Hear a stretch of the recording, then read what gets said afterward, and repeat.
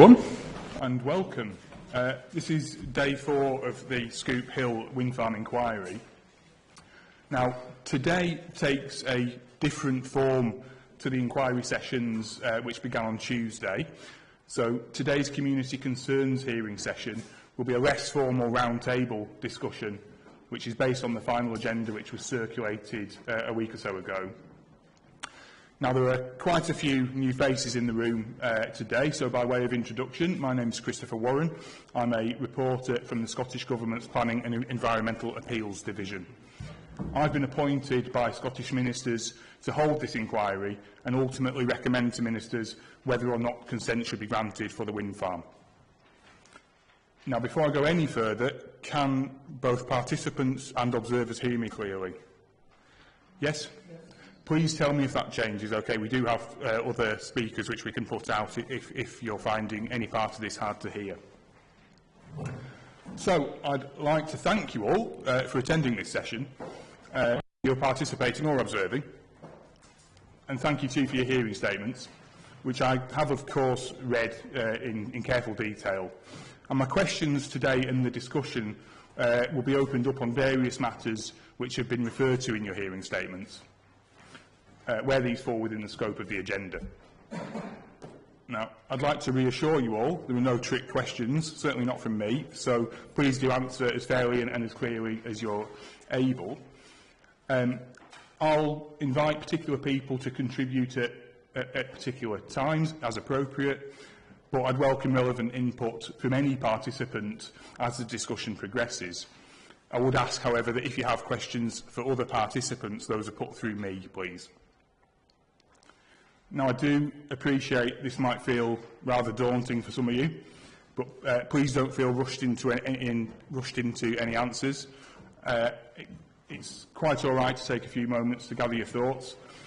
And I'm also sure it goes without saying, but whilst there are some strongly held views and differences of opinion in the room, I do expect everybody to be treated with courtesy and spoken to politely. Now, there's a few housekeeping points. This hearing is being live streamed on the DPA webcast site, and a recording of each day's proceedings can be viewed there. So, by participating today, you're consenting to the recording, storage and use of this material for webcasting, training and for the keeping of records that are accessible by the public. Now, in order for the webcasting to work properly, and in order for us all to hear each other in the room as well, we need to be disciplined with the use of microphones. So these need to be on when speaking and otherwise turned off. Now, don't be concerned that you haven't got a microphone directly in front of you. If somebody next to you can turn it on for you, they're powerful enough to pick it up. We can always move them if it's not quite near enough. If you do pick it up, please do pick it up by the base, not by the stalk, as I tend to do, because it breaks them. So that's just a really important point. We do have spares, but we don't want to need them. In terms of the practicalities of the room, there's a fire exit just onto this side here that goes out to the side entrance. The main entrance is obviously the main exit for us if we need it. Toilets, if you're not aware, are just through the door on the side here to access. So, in terms of comfort breaks and how long this session is likely to last, we have the room all day until 5 o'clock. We need to finish by 5 p.m. I don't know if we will need all day. I certainly anticipate it running beyond lunchtime. If anybody needs to leave and can't stay for the full day, please do feel free. You don't need to let me know, so feel free to just get up and go if that's what you would like to do. Finally, please make sure mobile phones are turned off or on silent. Now, for the participants around the table, you should all have a nameplate. I hope that's the case. If you could now keep that angled towards me, I angled them the opposite way so you could find your seat. That will help me. And if at any point you wish to speak, perhaps we could ask you to simply just stand your nameplate on end.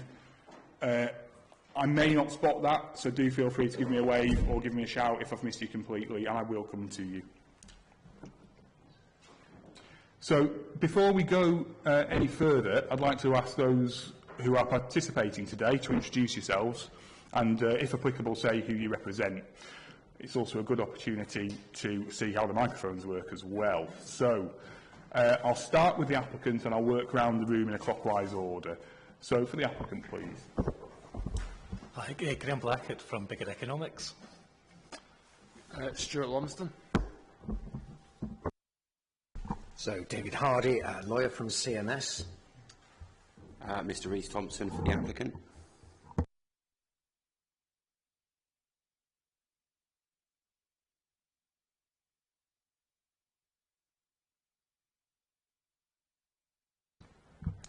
Alan Hill, retired, resident of Beatty. Ashley Lloyd, resident and interested very much in some of the more technical aspects of today. Thank you. Fiona Lessels, Secretary of Kirkpatrick Juxta Community Council. Frankie Bruno, Chair of Kirkpatrick Juxta Community Council, and I've lived in the region for almost 40 years. I also have qualifications in engineering. Thank you.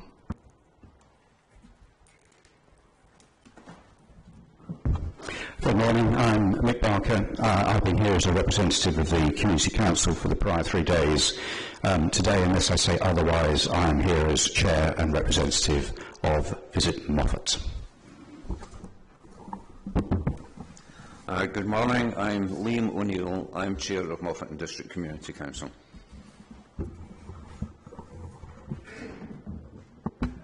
I'm Oliver Mundell, Member of the Scottish Parliament for Dumfriesshire.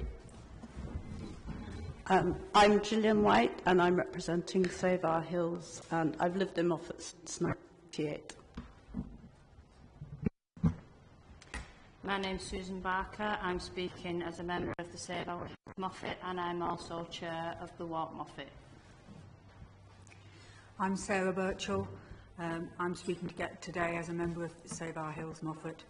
I've known Moffat all my life, although I wasn't born here, because my father, grandfather and great-grandfather all lived in Moffat. I've been farming here for 35 years with my husband, and I'm also a founder member and current chairman of the Moffat Farmers Market, which is a regular event every month. I have BSc in Economics and Social Sciences and a postgraduate qualification in organic farming. And I want to give evidence about how I see the proposed development affecting the amenity and well-being of Moffat. My name is Dave Smith. I'm the own Motorcycle Scotland, which is a motorcycle touring company for the whole of Scotland. I've been resident in Moffat for now 20 years.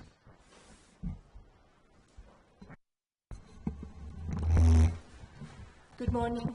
I'm Carol Williams. I'm Secretary of Save Our Hills Moffat, which is a constituted group set up in 2020 to support renewable energy projects fit for scale and fit for purpose in the lowland hills of Annandale. I am Terence Lee. I'm Chair of Save Our Hills Moffat. I've lived in Moffat since 1958. My background's in agriculture and horticulture. I've no letters after my name. My background is in agriculture and horticulture, but my vocation for the last 70 years has been as a freelance journalist, photographer and filmmaker. I've travelled to all parts of Scotland, meeting and writing about Scottish people from all walks of life, from lobster fishermen to clan chiefs. My work has taken me to 29 countries of the world, where I became deeply impressed by the importance of geography on the culture and mindset of the people of the countries that I visited. I think that gives me some relevance to the subject we're discussing today. I'm Peter Watt. I'm a resident of Moffat, and I'm one of the founding members of Save Our Hills Moffat. I'm Jim Patterson. I'm a resident of Moffat. I thought I'd retired when I moved here 15 years ago, but I still seem to be working.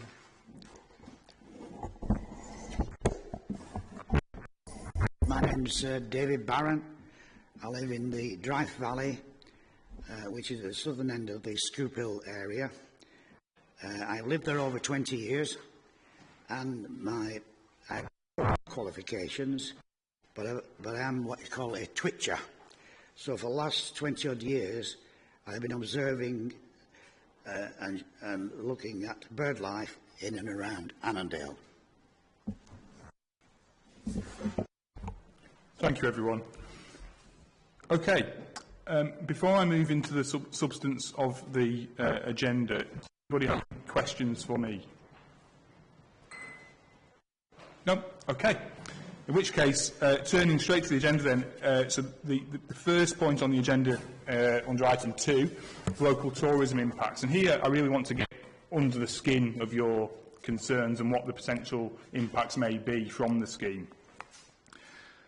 Now, perhaps to get us started, I'll actually come to the applicant and Mr Blackett.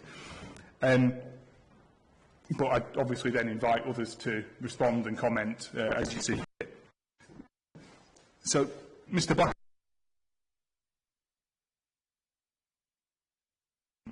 research wind farms.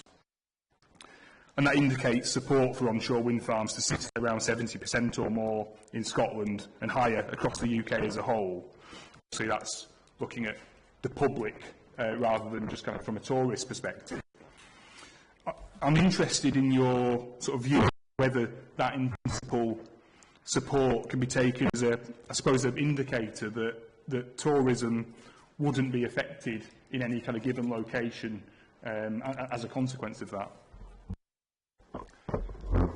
I guess I'd almost think about that the other way around. If there were lots of people, a high percentage of the population, who had some objection to renewable energy, then that might affect their decision making in other ways. So it's the lack of opposition rather than the high levels of support that's probably important. So if I turn that around then, so if it was around the 70% mark of support, if 30% arguably then by definition don't support onshore wind, does that equate into some form of percentage likely impact upon a location? It's not quite the same, because there's support and then there's neutral and then there's against. So the percentage who are against is very small. It's 2 or 3%, I believe the source says. So I guess if there were people who were discouraged to visit an area because of wind farms, then you would expect them to be the people who were, I guess, least keen on renewable energy. So it would be that group who we would look to particularly.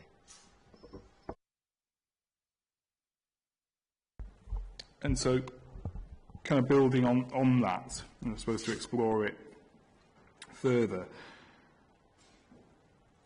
I suppose what I'd like to understand really is there a disconnect at all between one's support for the concept of onshore wind and possibly the sort of decision making that might be made for where people choose to visit or go on holiday, day trips. How does that mindset and that kind of sense of wanting to support onshore wind in principle, can that translate necessarily to the same in terms of individual day trip decisions of that type, recreational trips and so on? Okay, I think maybe it's worth explaining a bit about the context for which I quoted those surveys in the first place. So the starting point is to look at, what's the evidence? Is there any evidence there that suggests that where wind farms have been developed, there's been any impact on tourism? And there isn't evidence that has happened. So then thinking about, well, why might that be the case? And I think then we have to think about, so what are the motivations? What are the things that influence decision making in tourism? And they tend to be things like the general state of the economy, and therefore whether people have money to spend. They tend to be things like exchange rates, how well the areas are marketed, those sorts of issues. And clearly we've got a recent example in the last few years of something like COVID obviously making a spectacular impact on the sector in a negative way. So I guess having looked into the issue and said, well, there doesn't seem to be a link. Why might that be? And I guess that's one of the bits of evidence that might help to explain it. So, because the policy is generally supported, because renewable energy, I guess people understand the need for it for climate reasons and generally support the policy. That helps to explain why perhaps it doesn't influence, or doesn't appear, why there's no evidence that influences decision making. Thank you. So to bring in others, Mr. Mundell. So I'll let you say whatever you wish in response to that. But I noted as well in your statement, Mr. Mundell, that you'd referred to the sort of tourism industry in this area as being fragile. I think Mr. Barker, you've kind of intimated that as well. So I'd quite like to explore that. But Mr. Mundell. Yeah, I'm interested in what Mr. Blackett has said so far, because I think the evidence is there. I don't know, in terms of today, if you're wanting to references to core documents, but it was CD 019030, which is the bigger economics study on 44 wind farms. I think it's quite interesting. If you turn to the table on internal page 22, that certainly when it comes to the Clyde wind farm, which is in very close proximity to Moffat, a similar landscape type, there is in fact, accepting it. I mean, I've got a variety of questions around the methodology of this study, and I think it's problematic in places, but there's even under that methodology, you see a 16.2% drop in tourism jobs. People sat around this table, and in the audience today, will know those communities and know that tourism businesses have shut. Hotels, accommodation, and there has been a drop in visitor numbers. That's why those jobs have gone.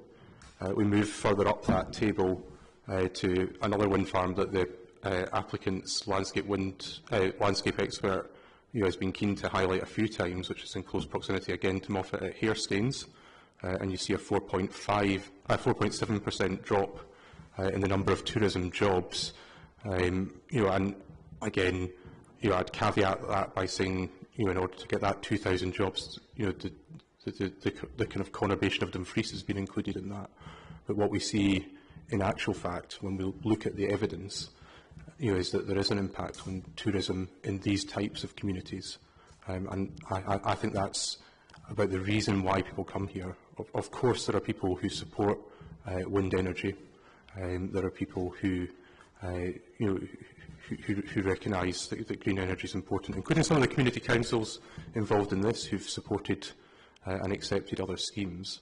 But I think it's about that reason why you visit and what you expect to see when you get there. And I think if you're coming to a regional scenic area like Moffat, that's famous for its hills, you're looking to see those uninterrupted and open views. And certainly, if you're coming to a dark sky town like Moffat, you're not expecting to see red aviation light. And I think that's the challenge here. I think people have got used to, certainly in Scotland, certainly in Dumfries and Galloway, to seeing a large number of turbines. But I think when you're choosing, where to spend your time recreationally, and choosing to have that experience of wildness, that experience of being away from man-made constructions, you're looking for something different, and I think that's why Moffat's proved so successful. But it's there's not big draws here. There's not when you look at the reasons to visit Moffat, the Greymare's Tail, the Devil's Beef Tub, their natural landmarks, the wildlife, which I know we're going to come on to elsewhere. these are the things you're coming for. It's not for particular visitor experiences. And I've heard before, from the applicant's witness about North Coast 500 and sort of other places that have been unaffected by wind farms, but there are much stronger tourism draws there.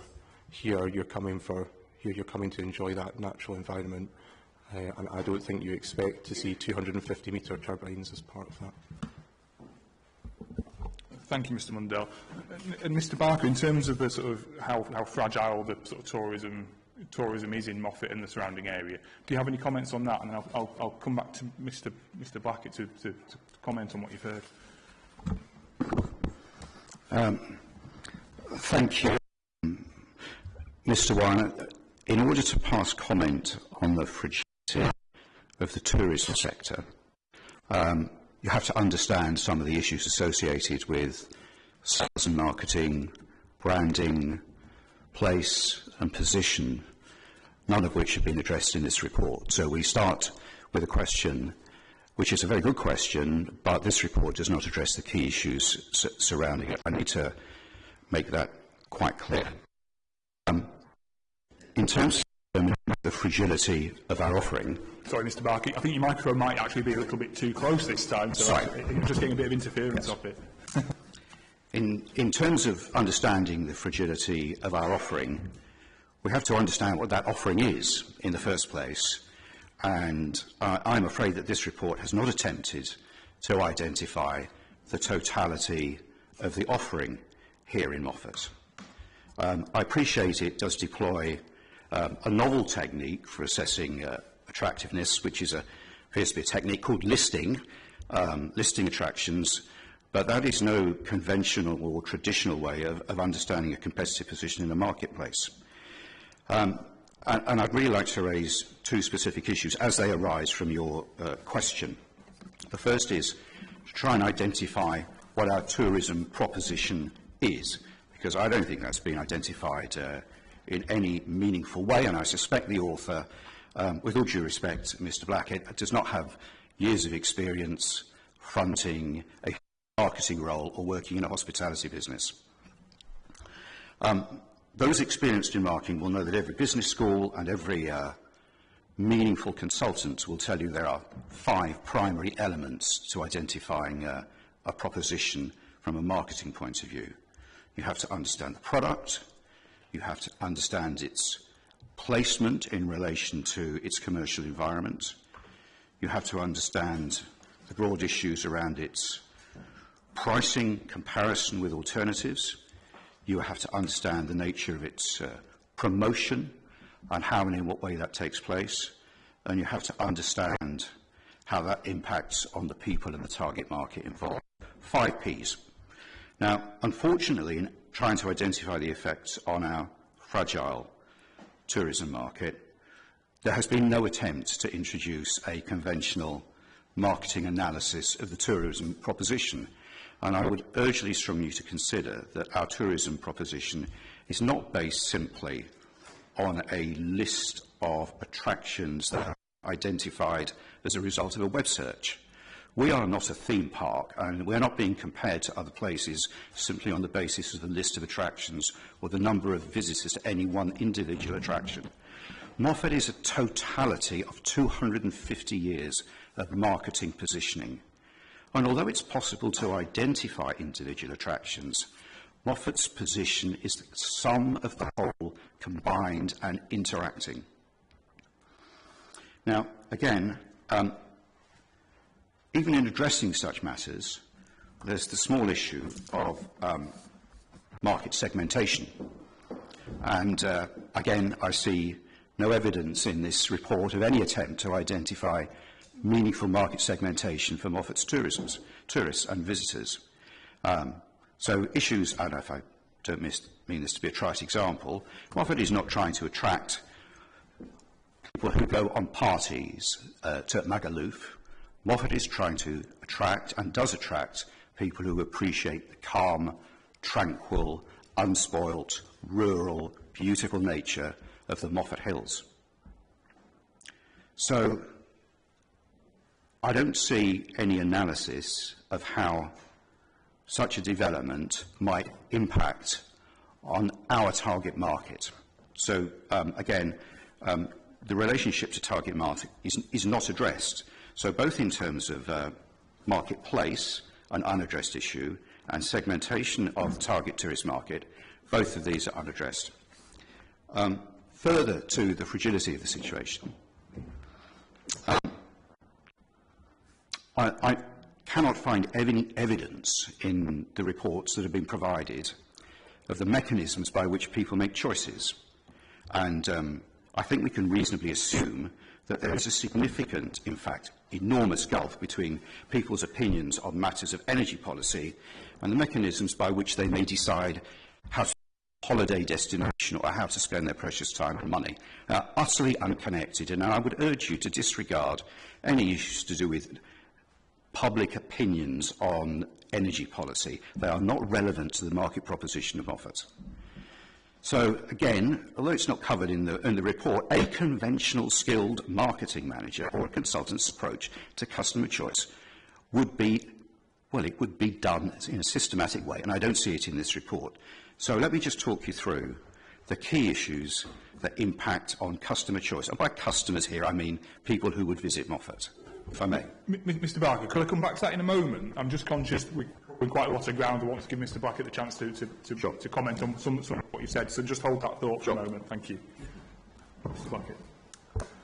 Okay, I think possibly there's two areas I think to address. One is the approach we've taken in the tourism impact assessment. And I think one is related to the study where we looked at 44 wind farms and what that tells us.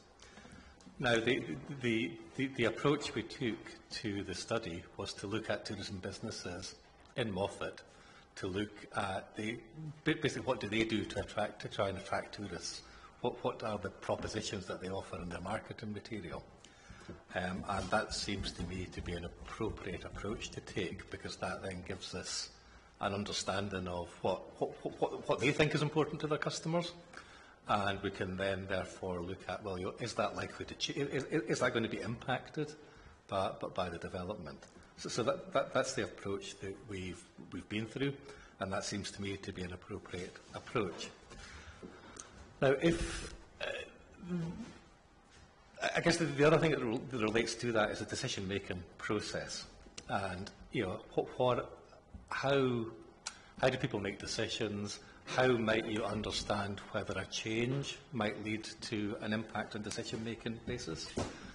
And that's a difficult thing to do, and it's difficult to do for a fairly fundamental reason, that people actually find it quite difficult to predict their own behaviour, if that doesn't sound like a bizarre thing to do.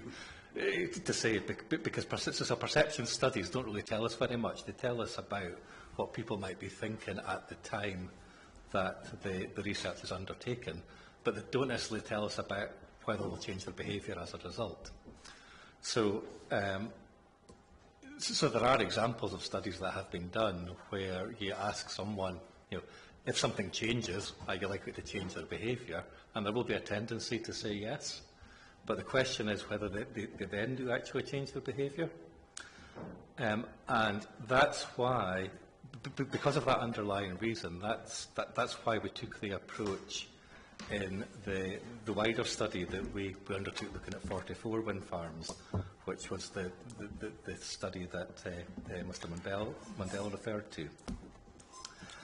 Because what we're looking at there is, so can we find anything in the statistical base that is available in the tourism sector to find anything that has actually changed? And I think Mr Mandel quoted a couple of wind farm examples. Now, what that tells us is there was a change in those areas around those wind farms. It doesn't tell us why there was a change. And therefore, what we did, and that's an important thing to think about, because what we're looking for is a pattern. So is there a relationship between tourism employment in areas where wind farms have been developed compared with other areas? And in that report was a couple of graphs on page 15 where we've basically plotted changes in the tourism employment against changes in renewable energy. And we've done that at the local authority level, as well as looking at a more local level. And so what we would expect here is, if there were a relationship between wind farm development and the tourism sector, we'd expect to see some sort of pattern. And there just isn't. What that suggests is that there must be something else going on. So whatever it is that's accounting for changes in tourism employment in these areas, it must be something else if it's not wind farm development.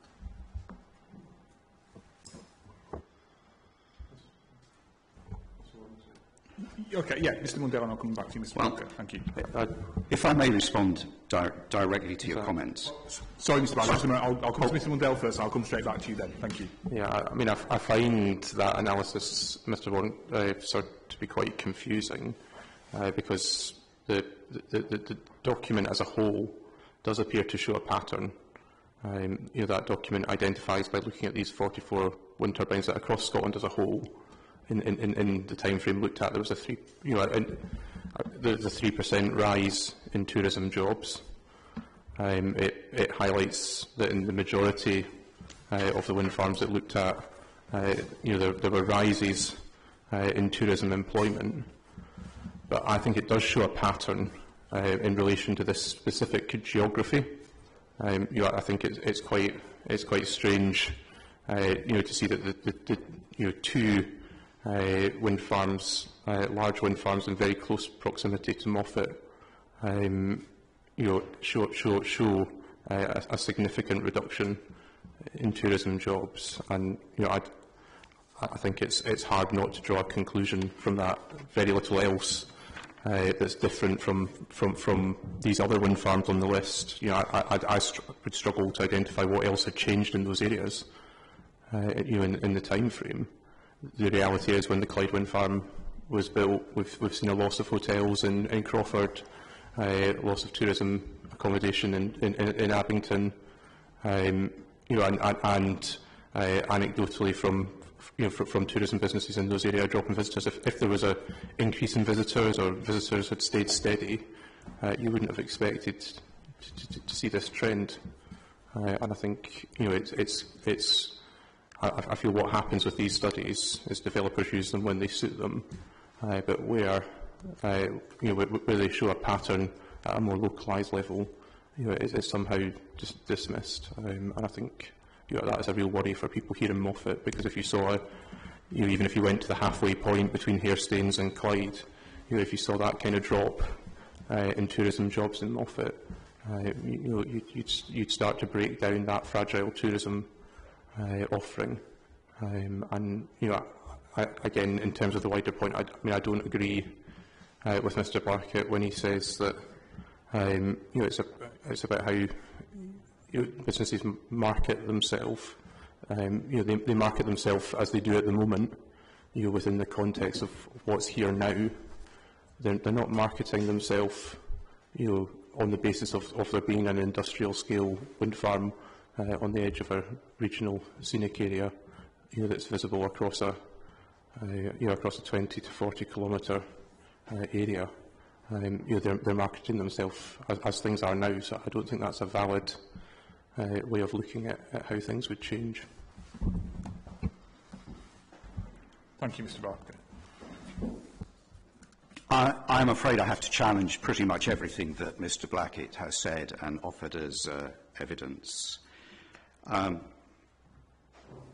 First of all, Mr. Blackett's statistical evidence relating to 44 and subsequently even more wind farms relates to a wind farm population utterly different to the scale, scope and proximity to our town that is proposed for Moffat. It identifies consequences at wind farms that were placed in positions carefully selected for their minimal impact on tourism, built with turbines of significantly less height and with significantly less in the way of turbines. So there is no reason to extrapolate any coincidental patterns between that historical data and what may or may not happen in the town of Moffat. And against that, I see no attempt to identify any form of causal link that may enable any business here or any other party to identify what positive actions they could be taking if we had some understanding of the relationship between the building of a wind farm and tourism subsequently, which we do not, and it's not offered to us in any way through this particular report. I was very disappointed to hear Mr. Blackett say that in his single-day trip to Moffat, he had a chat to a few businesses, and from that has extrapolated the entirety of an assumption about how Moffat can, could, or should be marketed and promoted, failing to separate entirely the issue of how an individual business might operate and the issues relevant to them and the issues affecting the totality of the economy. I'm also amazed that Mr. Blackett is saying we don't have to consider decision-making processes because we don't understand them. That demeans and negates the activities of hundreds and thousands of sales and marketing managers and billions of pounds that are spent to influence people's decision-making. Decision-making is able to be analysed and it is able to be influenced. And I have no doubt that I can explain to you how and where in the decision-making process for tourists and visitors such an industrial scale departure from our historical branding would have a significant impact. I'm also, like Mr. Mundell, extremely concerned about the process and the data and the assumptions arising from it.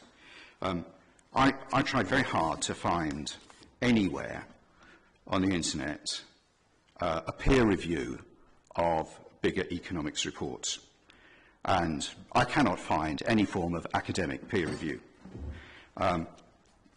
Bigger economics reports do refer to themselves quite often, and the third report that we have for this hearing references the previous reports. Academically, that would be regarded as a weak practice because we have no diversity of opinion. And frankly, should there be an error of assumption introduced in the first report, we're merely repeating it through the other reports. But I did manage to find one learned comment on the bigger reports from the John Muir Trust, and I think it's very relevant, if you will bear with me, if I may just reference that review. And it refers specifically to the data. Is it a document I've seen, Mr. Barker? Sorry? Is it a document I've seen? Has it been submitted to the inquiry? It's merely a quote. Okay. It's merely a quote. I'm not going to reference the whole document. And the quote says this: Bigger Economics has misused the ONS statistics for purposes for which they were never designed, and so fails to provide a reliable evidence base for its claimed trends in local tourism employment. Further examples of Bigger's misuse of ONS data are its failure to note that the design of ONS survey of VAT and PAYE registered businesses excludes many seasonal family businesses. Now, I'm not suggesting any intent to mislead here, but I can see that emerging in this data that's being provided by Bigger here. And let me give you as an example the data it quotes for employment in tourism in hair stains in the documents we have.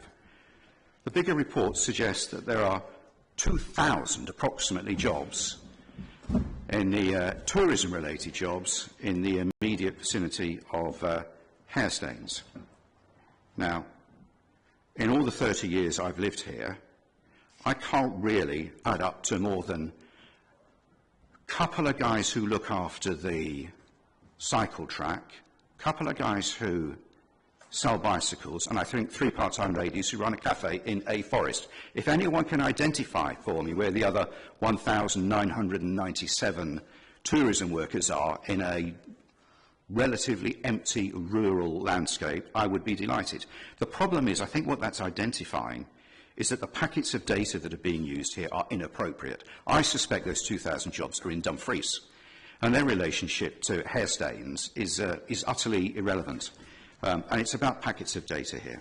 So I'm left uncomfortable with that situation as well. And both the points that Mr. Mundell are making and the points I'm trying to make here are that I am very concerned, Mr. Reporter, that you should take at face value the data that's being presented to suggest that there will be no impact on tourism. Because if I may go back to where you quite correctly stopped me earlier, where I was addressing the issue of how people approach decision-making when it comes to spending their time and money, every business school, every consultant will tell you there are 5 key stages to consumer decision-making. And with all due respect to our visitors and tourists, for a minute, we are in a very competitive sector, and we have to treat ourselves as managing this competitively in the context of customers of our proposition. So first, identification of need or desire. It would be universally agreed that that's the first step in customer decision-making, identifying need and desire. Second step is gathering information and assessing it. The third step is the evaluation of alternative options. The fourth step is to go through the experience of the purchase or experience, and the fifth step is to undertake a post-purchase evaluation. These will all happen in different ways for almost every single decision we make when it comes to purchasing a product or service. So, what's fragile and vulnerable in this context? Well, identification of need and desire. Well, I'm pleased to say Mr. Blackett has given us a macro view that says at local authority and national level, minor changes relating to tourism are not impactful. I'll happily accept that, other than that at a local authority level, if you happen to be a town on a border of 2 local authorities, it may be different. So, gathering of information and assessing. That's about referencing multiple sources. That's about looking on the web, that's looking at photographs, that's looking at the totality of a proposition. It's not looking at one individual attraction, it's looking at it in its context. And at the moment our context is a portfolio of attractions in a pleasant landscape. And I find it very hard to see how gathering of information and assessing the key critical step would not impact on people's views of the attraction of our community. Now, whether that happens when they're sitting in their lounge in Milton Keynes, looking on the internet, or whether they're actually travelling up the M74, working out where to stop for a cup of coffee, that gathering of information and its assessment is a key issue, and it has to result in, when people come to the third stage, evaluating alternative options, for the sake of our community, we need that evaluation to say, we want to come to Moffat. We want to be in Moffat because we appreciate and value what Moffat has to offer. So, evaluation of alternatives, and there are multiple alternatives for customer time and customer spend. Now, and I notice, again, in the context of this report, there is no identification of any form of competition for consumer spend here in Moffat from visitors and tourists. It's just not there. We then come to the nature of the experience. So to get to the point of having the experience and undertaking the purchase of a visitor trip to Moffat, the first 3 steps have to have worked well for us in a competitive situation. They have to have wanted to come here, they have to have decided that they can find us and they like what they see, and they have to have compared us with other things they can do. Then they get to the point of coming here. Now, over the previous 3 days, we have heard that intermittency is not an issue when it comes to the impact on people. Intermittency of view is not an issue. And yet, when I go through this document, the references to it having no impact are almost entirely based on line of sight when you're in place and have arrived here. Line of sight when you're here is way past the point where people have made decisions. What it does do is influence the quality of their experience when they're here, and what it does do is undertake their post-purchase evaluation, and post-purchase evaluation is about communicating to others. And I go back to my previous point from a tourism perspective. If we can see 10, 11, 15, 20, there's some debate about the numbers, but it's a high number of turbines from our high street. That's putting us in the same tourism category as Clydebank. So at every level so far, from what I have heard and what has been debated, I find no effort whatsoever for the tourism sector here in Moffat. Thank you, Mr. Barker. Mr. Bucket, in terms of that kind of comparison with other wind farms, I'm really interested in that as to whether that is a fair comparison, whether that data is valid for the context that we find ourselves in today. Could I have your views on that first? And I'm more than happy for you to respond to anything that you've heard there as well. Thank you. I mean, I think probably one of the key phrases that maybe helps with that is the term causal link. So, because that's what we looked for in this research. And the context for that is that bigger economics works in the energy sector and in the tourism sector. So we were interested in whether there's a link between the two sectors. And so what we were looking for is anything in the data that gives us that link. Now, it's difficult to do that at an individual case basis because there's always lots of other things going on. But you would expect over 44 different projects, if there was a causal link, you would see some sort of pattern. And the only pattern that we did see was that it was a weak one, but there was a tendency that areas with wind farm developments were actually more likely to have seen an increase than those without. Now, we're not saying that that's because a wind farm was developed in the area. It's because something else was going on. And it's probably part of the wider pattern of rural tourism, growing more than urban tourism in Scotland over these years, because clearly the wind farms will tend to be in rural areas.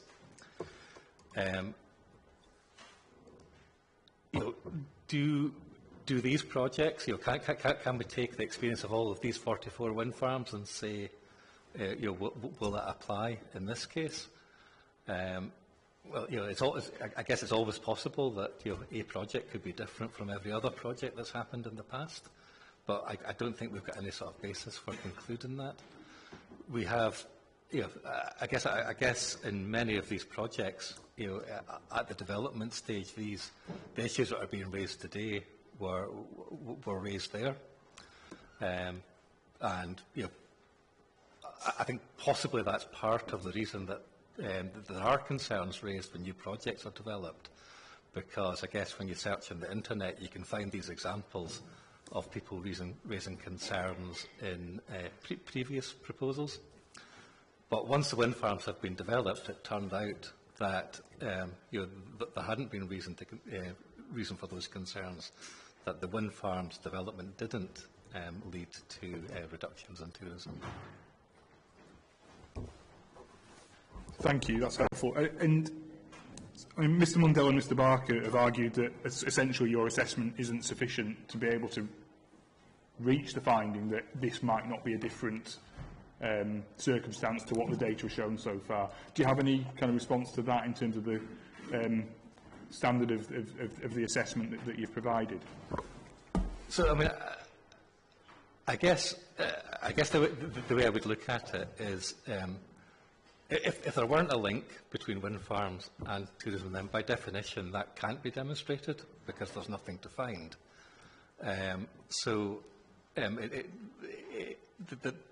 The furthest it's ever going to be possible to go is to say there's no evidence of a link. It's not going to be possible to prove there's no link. And essentially that's what the study did. We looked at the evidence in the places where it was most likely to be found for evidence of a link and found none.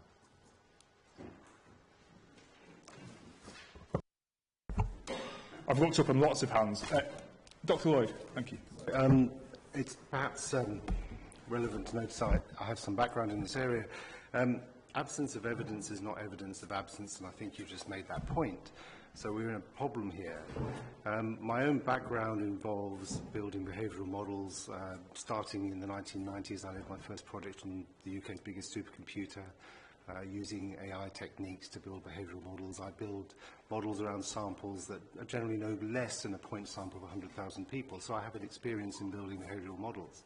I think there's a framing problem in the way you set your analysis up, and that is to look at what people are saying about Moffat now. It forgets that a large number of people keep coming back because of what Moffat means to them and has always meant to them, that we don't need to tell them anymore. Okay? Some of those people I can say, and I'm afraid I can't say this in public, I can't give you the evidence in public, I'm happy to give you the evidence off camera.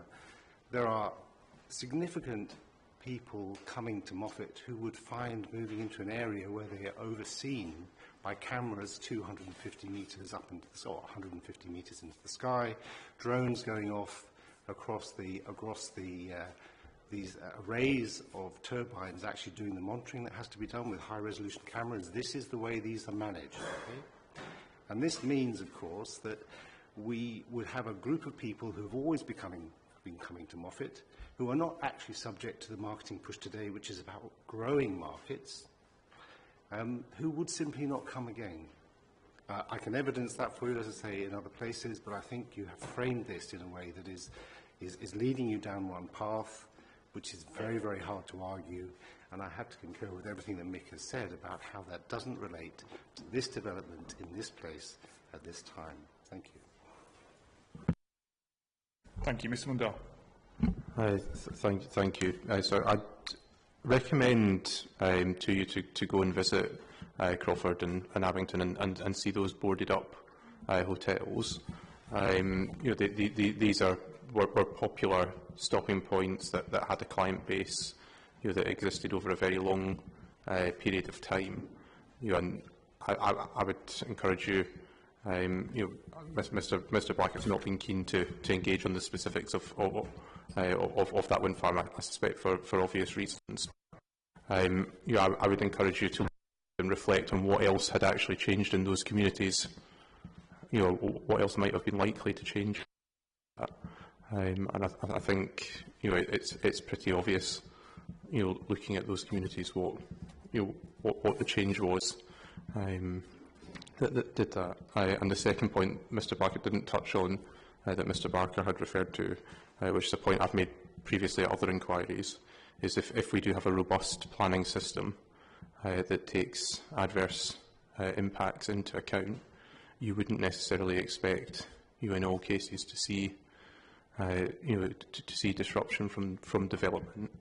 And again, I think there's a strong case here in Moffat to differentiate from that based on the points around the importance of the hills. That is the primary reason for visiting Moffat. And other than its situation, on what was the main coaching route to Edinburgh, the reason Moffat is here and has flourished is its setting. There are, as was been referenced in the discussions earlier in the week, there are several other communities you pass before you get to Moffat, travelling both north and south, but this is the first, in my view, major tourist town or stopping point you come to in Scotland, putting Gretna Green aside. And I think that the reason that industry and interest has developed in Moffat is because of its setting. So I think there's a strong planning case for protecting that and protecting the special features of the RSA. Thank you. Mr. Barker. Just to give you an idea of the leap of faith that you are being asked to accept from the data in the report to the circumstances that apply at Scoop, the average power output of the wind farms in that report was 56 megawatts by my calculation. I'm willing to accept someone can do this somewhat differently, but it is in the order of a tenth of the output of Scoop Hill. And the average number of turbines per farm was just 21, which is a third of the number of turbines. And as I said previously, they're at significantly lower height and situated in remote areas.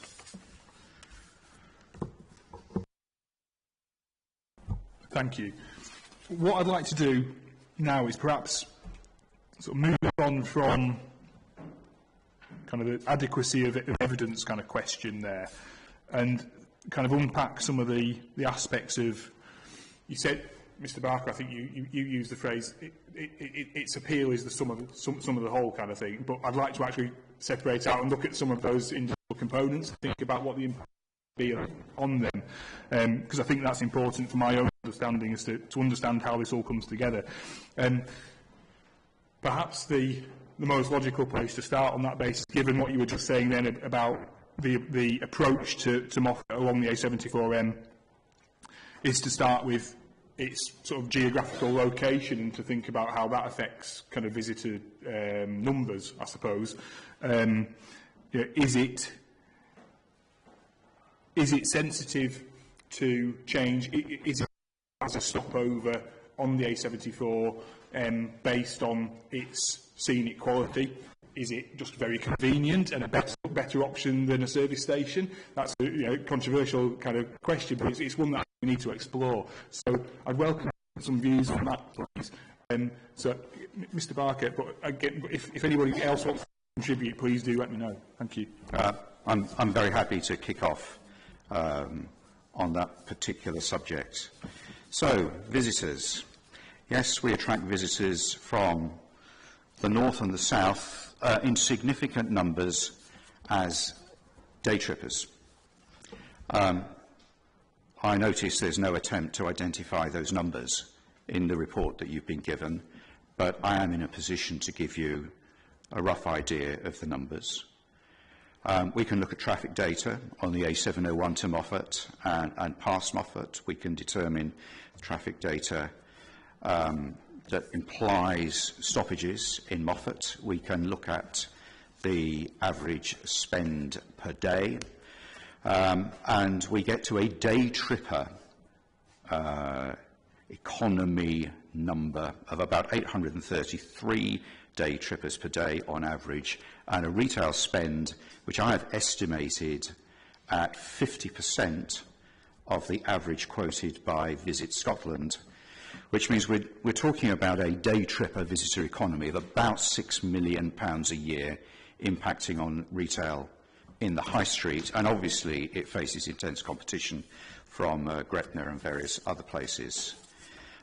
You then get to the issue of people staying overnight, which is probably a far more significant spend and number.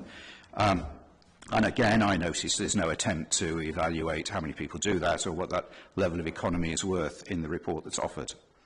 So let me give you some data. And with regret, some of these numbers, which are real practical based on here, are actually quite different to some of the numbers in the report. So we have approximately 7 hotels with 126 rooms. On average, they have about 65% occupancy and average of 1.75 guests per rooms. We have roughly 59 operational B&Bs. It goes up and down a little bit. You can find them on booking.com and Airbnb. I'm told 77% occupancy, roughly a 3-day season, which incidentally compares with 5, I think, quoted in 5 jobs in that quoted in the report. We have roughly 7 hostels and large guest houses with 161 beds between them, 1 guest per bed, roughly 43% occupancy. We have 3 campsites with 3 pitches.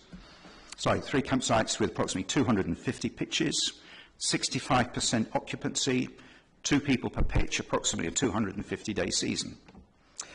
That means that the totality of our visitor experience is some 51,000 people staying in hotels and I've not gone as far south as Lockerbie, I'm only talking about reasonable distance of Moffat. 24,000 visitors per year staying in B&Bs, 23,000 visitors per year staying in hostels, and 81,000 camping and caravan stays in the town. Now, I'm willing to accept all sorts of micro and macro adjustments to those numbers, but I'm heading towards 180,000 guest overnight stays in the area. You can form your own view, given the size and scale of the country, how many of those are likely to be impulse stays, and I would venture to suggest it's very, very low, and those stays will be taking place as a result of the things that I identified earlier to do with gathering information and assessment and comparing alternatives and deciding this was not only a convenient place to stay, but a very nice place to stay as well. As further information, Visit Scotland says the average tourist spend per overnight stay in Dumfries and Galloway is £273 in totality.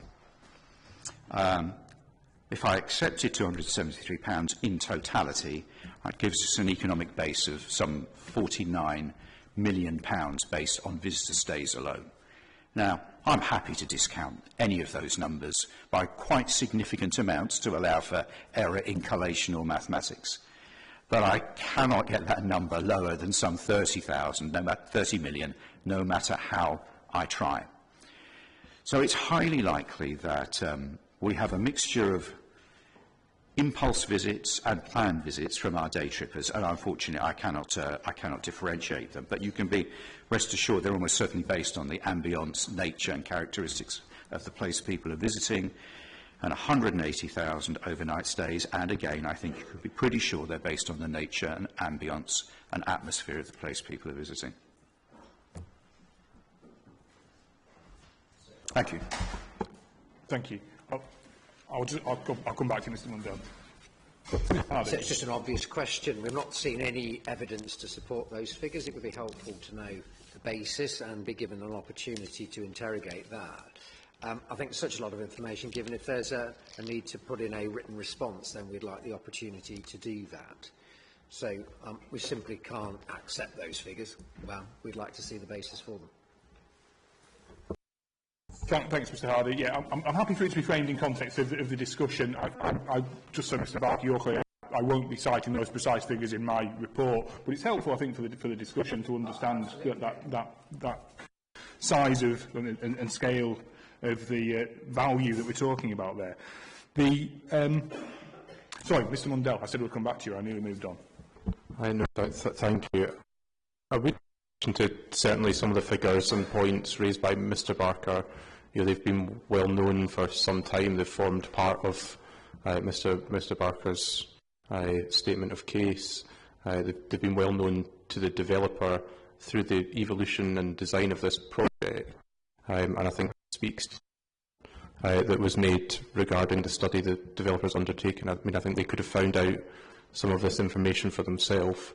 You know, and presented that as part of the case, and I think there's a reason they've sought not to do so, and you know, that forms the basis of a sense within Moffat and the wider communities affected by this project. You know, that there's an attempt to underplay, you know, or suggest that tourism, you know, isn't a legitimate concern with this development, and I don't think that's consistent with National Planning Framework 4, which specifically highlights tourism and specifically highlights support for rural communities.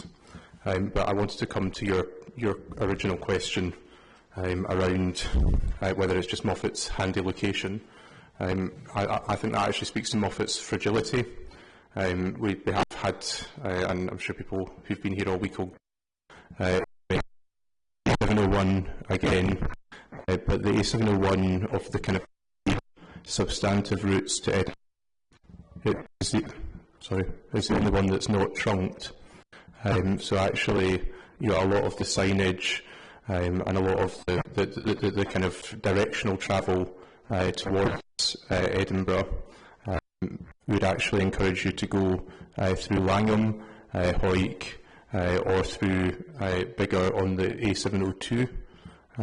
So, you know, I think trying to get people to turn off at Moffat, you know, we're already at a competitive disadvantage with other similar, you know, what I would loosely call border towns. I mean, Biggar is in South Lanarkshire, in Clydesdale, but it's more similar in character to communities in the borderlands, if you wanted to look at it that way. And I also think, you know, people who've lived in Moffat for a long time, you know, as is the case everywhere, have seen travel patterns. I think people undertaking long journeys, now drive for longer without stopping, or tend to move towards motorway service stations. In the past, there are a number of coach trips that came through Moffat, the number of coaches and people travelling on bus holidays. There's a change in how people use their cars and travel about. And again, that's put more pressure on Moffat. And that means, if you drive an extra hour from Moffat, you can be pretty much at Glasgow.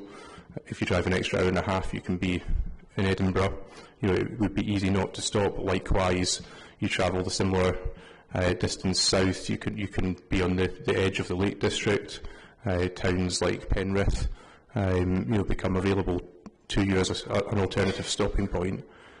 So, whilst being on the motorway corridor, is a huge advantage in that there are those thousands of passing cars, as we talked about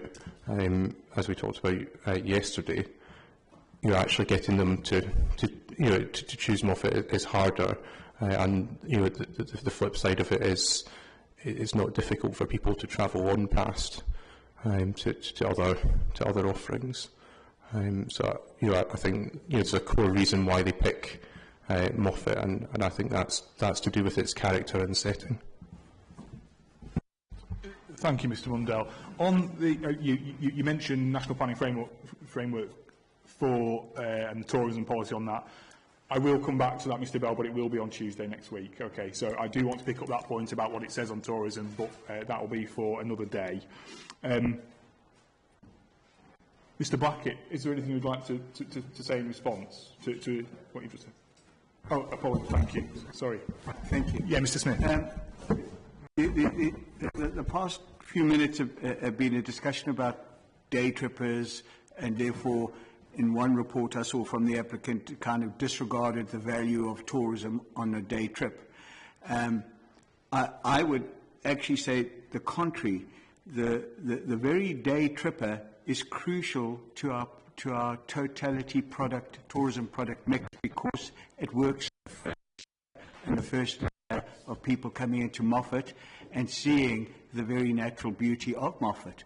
So rather than being disregarded, it should be compounded, the value of it, and added interest to it, because I know personally from my own business that not a week goes by that I don't have 3 or 4 of my guests, not one week in summer goes by, where 3 or 4 of my guests say, I've been driving up and down this motorway for 20 years. And I've never stopped in, because, you're just so close to Edinburgh, you're so close to Glasgow.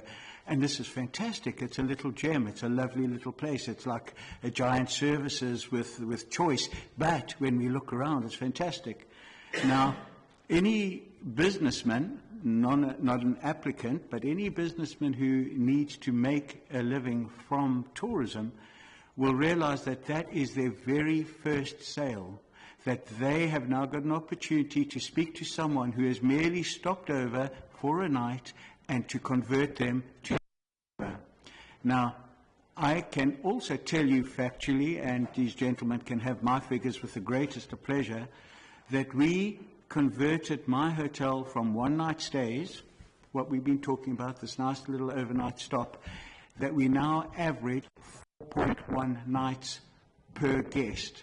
Average. That means some of my guests are staying 7, some of my guests are staying 3 or 2. Well, the value of that and the importance of that is that every single one of those people came from one-nighters, stopping over. And the reality then of when they got here, depending on A, your business and your product and how good you are, and B, the beauty of this gentle area that we keep talking about, the subtle beauty, this unblemished beauty, is how we can retain them for 2, 3, 4 nights. Now, take it, and it is subtle. We haven't got anything iconic. We haven't got Skye. We haven't got Loch Lomond. We haven't got those.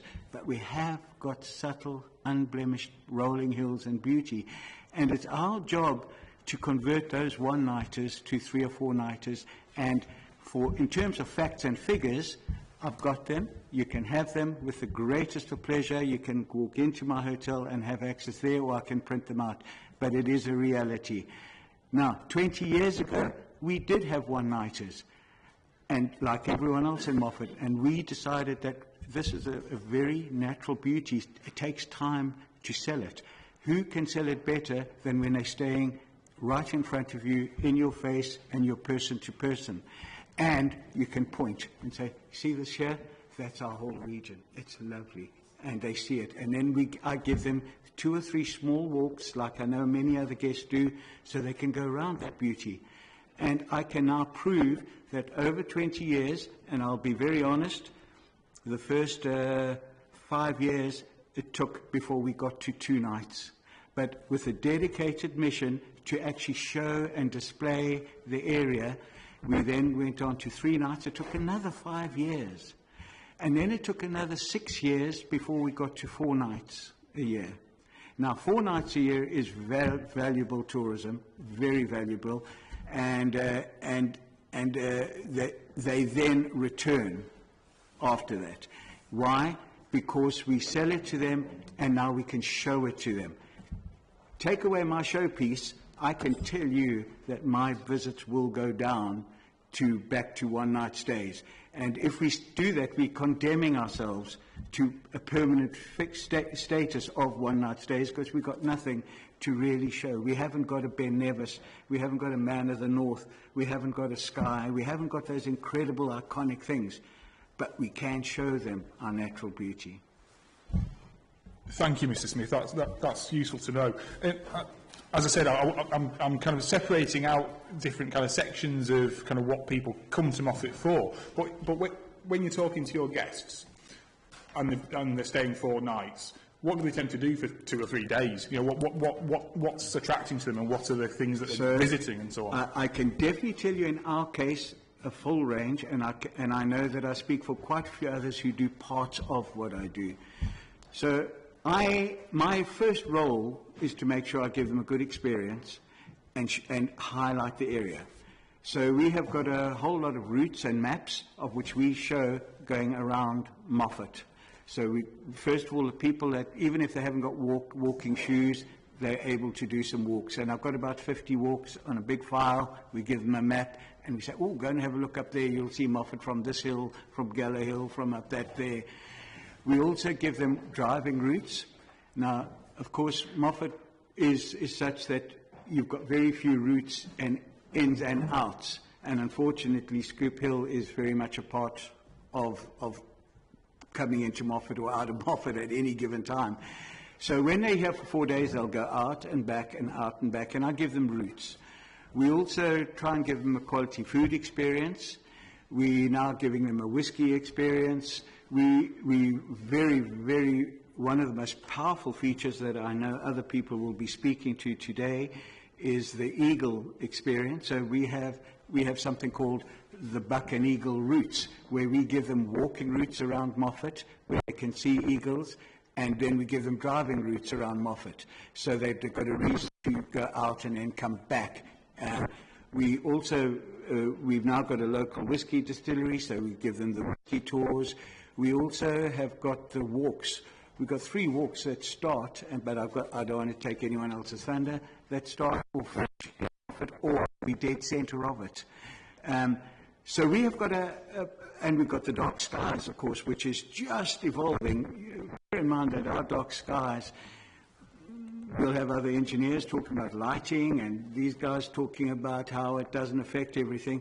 The reality is that we are going to have tours as we build up, bearing in mind that our dark skies town was and our telescope came just before COVID, and it was a tragedy, because had it before COVID, if it had been earlier, we would have been more established.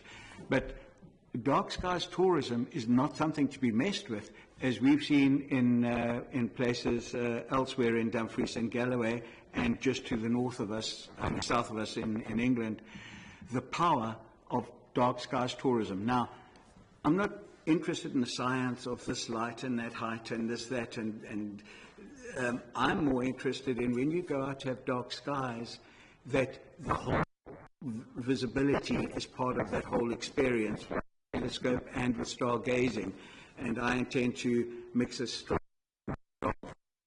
where you need the whole sky and the whole experience. If Scoop does come along, I'm dropping that. It's gone. It's of no interest to me anymore because, and again, I'm not talking about science. We are talking about the passions of our beautiful area and our offerings. And Mick very eloquently said we are a sum total of everything, and our brand Moffat cannot and should not be compared to their mass studies and their mass data. So it is very specific, very unique to Moffat, and I repeat that we've got a very gentle scenery which will be besmirched, whichever way you look at it. Am I personally anti-wind farms? No, not a chance. In fact, I've been involved in helping 2 other wind farms with dispersing their money and supporting them. I haven't got a problem. I haven't got a problem. What I have got a problem with is wrong place, wrong town, wrong time, and wrong visibility for the people that live in this area who don't seem to be getting a lot of say in how they live. Thank you. Mr. Blackett, I would like to give you the opportunity to comment on kind of the geographical location of Moffat, and then if there's anything else that you would like to respond to Mr. Smith with, then please feel free. I'll then, I'm keeping half an eye on time, so I'm sure people are getting ready for a short break at some point soon, but I do want to then kind of cover, just so you're clear as to what I'm intending on doing on tourism points, probably come on to thinking about in terms of the scenic quality, we've talked over the last 3 days about the long-distance routes, for example, and kind of key summits and core bits. So probably pick up on that point next. I'd like to understand kind of which are the important routes and kind of how that contributes to tourism in the area. And then I'll kind of work through those kind of key components that make up the sort of tourism proposition in Moffat. But anyway, that's just a bit of a heads up. Mr. Blackett, thank you. Okay, I mean, I think in terms of, the word used was convenience. It's probably already been well covered. And I would agree with much that's been said. Other than Gretna, it's the first sort of town if you're coming up the motorway way. And I guess first tourist town, I think, was the phrase that was used. I think that's a reasonable description. And similarly, if you think about distance from Glasgow and Edinburgh and the Central Belt, it's a reasonable distance in terms of travelling for a day trip. So I think that's I would agree with those points that have already been made. And in terms of encouraging people to stop at Moffat rather than Annandale Services or BTUC so how does that kind of play in? Is that something that you have a view on? I appreciate it's kind of scientific in that sense. No, again, I think probably these points have been made, and I would agree with them. There's some wider trends happening here. As Mr. Mundell said, people are perhaps driving further in a day, so it is more challenging to attract such visitors. Thank you. Is there anything that we'd like to say in terms of what Mr. Smith had outlined? No, other than it sounds like an exemplary tourism business that's doing all the things you would hope a tourism business did to develop the market. Okay, that's helpful. I think that might be a good opportunity just to pause and have a 15, maybe slightly less than 15-minute comfort break.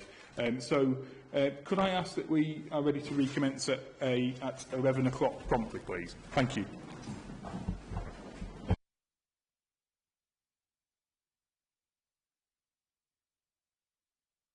Like I said, I would like to kind of think about the opportunities for walking and visiting hilltops and scenic routes and so on in this area, and how that kind of factors into the tourism proposition that Moffat has. Ms Barker, can I come to you, please, first to start, because I'm conscious that that's your kind of focus for Save Our Hills Moffat. Thank you. So I'll just give you a bit of background of myself. So I've lived in Moffat for the past 8 years, and I was drawn to the area obviously for its outstanding beauty, amazing countryside and the stunning hills. We actually bought a bed and breakfast 8 years ago to encourage people to Moffat and enjoy our countryside, and like Dave said, we encouraged our one-night stays and tried to extend them into 2 and 3 nights and showcase what we had here in Moffat. So we sold our business for personal reasons, but during the time that I had the bed and breakfast, a few of the other bed and breakfasts in the town, we got together and we resurrected Walt Moffat. So Walt Moffat was about 15 years ago. It decreased and it went to bide, and we decided to bring it back to life. So our aim was to take visitors and locals around our countryside, showcasing our beautiful town and our hills. So over the past 4 years, our ticket numbers have trebled, and we're extremely proud of what we've achieved. And most of our walks in and around Moffat, and our walk that sells out first completely within hours is the Dark Sky Walk. We have people on waiting lists to watch it. It goes to the observatory and obviously takes in all the dark skies. We also do strenuous long walks around our hills, and we have visitors from all over England, and we have them from Europe, Sweden, and they come especially for our Walk Moffat weekend, which is 3 days at the end of September. People come to meet new people, to make friends. They come to see explore our countryside. And Walk Moffat wouldn't be so successful without the volunteers and the community that we have here in Moffat. And the walks that we choose walks that don't go around a wind farm, and we choose walks that won't see a wind farm. I'm going from a personal perspective now. I'm an active member of the community, and I love walking. And there's lots, and I've walked many places around Moffat. I've walked Scooped Hill, I've walked Hurtstains, I've walked Clyde Wind Farm. And when you walk around these wind farms, the experience is taken away from the scenery and the surroundings. You walk around them hills for peace, quiet, tranquil surroundings and scenery. You don't get that from a wind farm. The experience reduces. The large, the noisy, the domineering. And even though, especially at Clyde, you're encouraged to walk around these wind farms, when the winter comes, these turbines are dangerous. There are signs at the beginning to say, during cold temperatures, they're dangerous.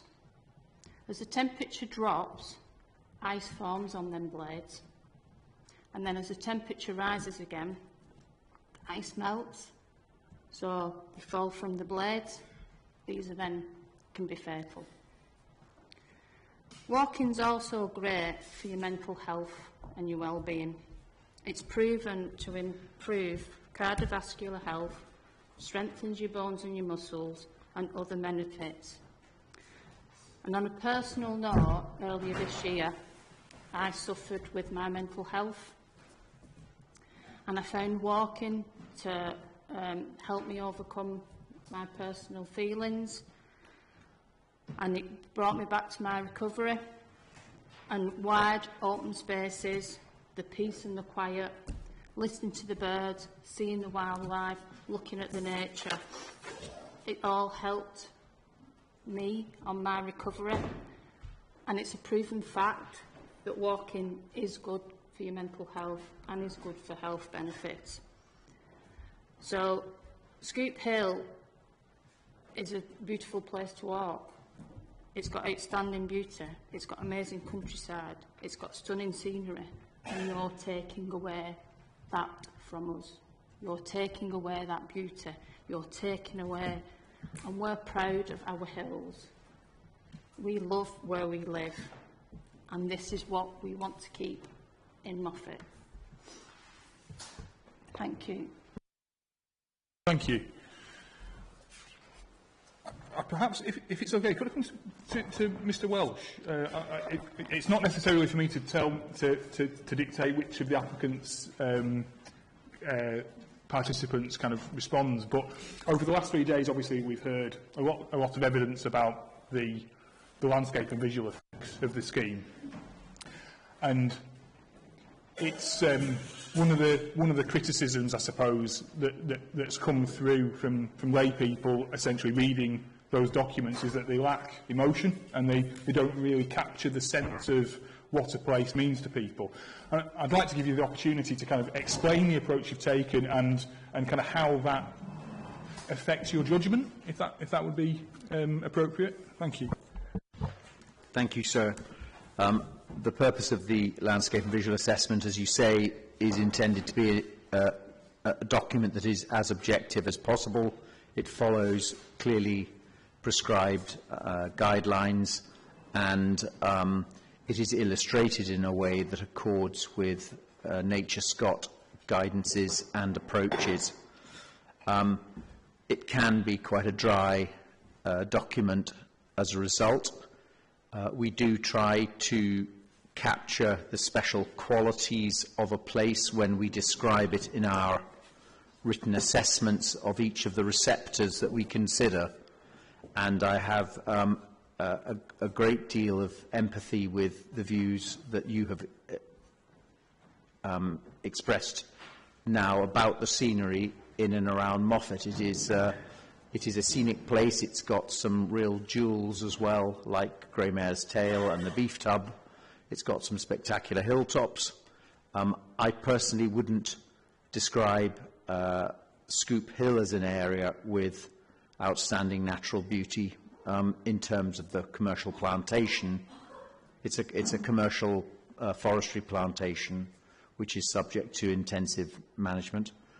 But we have assessed all of these elements as part of our landscape and visual impact assessment, and we found that there will be some significant landscape and visual effects as a consequence of this proposed development. We do not draw conclusions on the acceptability of those. That's a matter for the planning balance, but we've identified, we believe, accurately the extent of landscape and visual impacts, and we've been advised this week that we have been overcautious in respect of some of that assessment.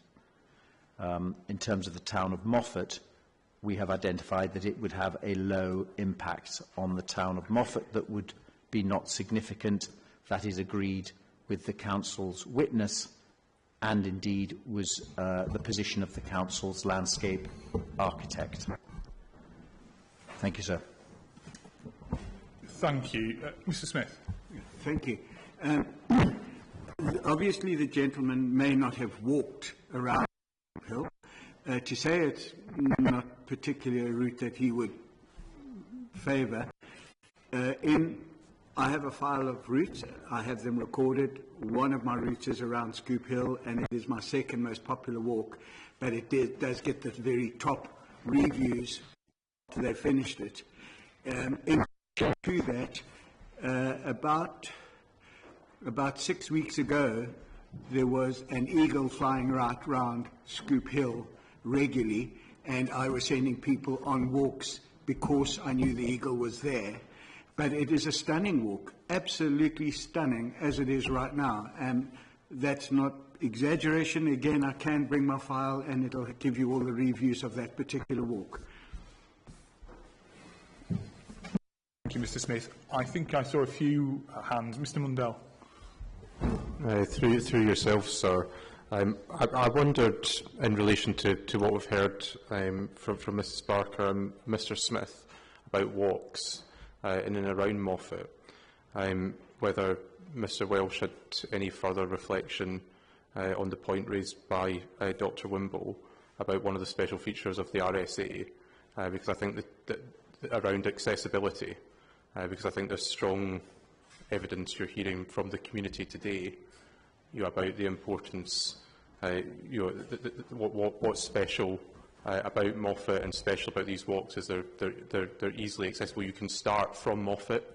You don't have to drive somewhere else for some of them you do, but there are many walks that start and end in Moffat, that you can undertake on foot, that are accessible. They're not walks for experienced climbers, you can really enjoy an area of regional significance. That I suspect, when you look at the Grey Mare's Tail, when you look at the Devil's Beef Tub, the reason they're not areas of national significance, isn't because they're not stunning. It's because they're small pockets.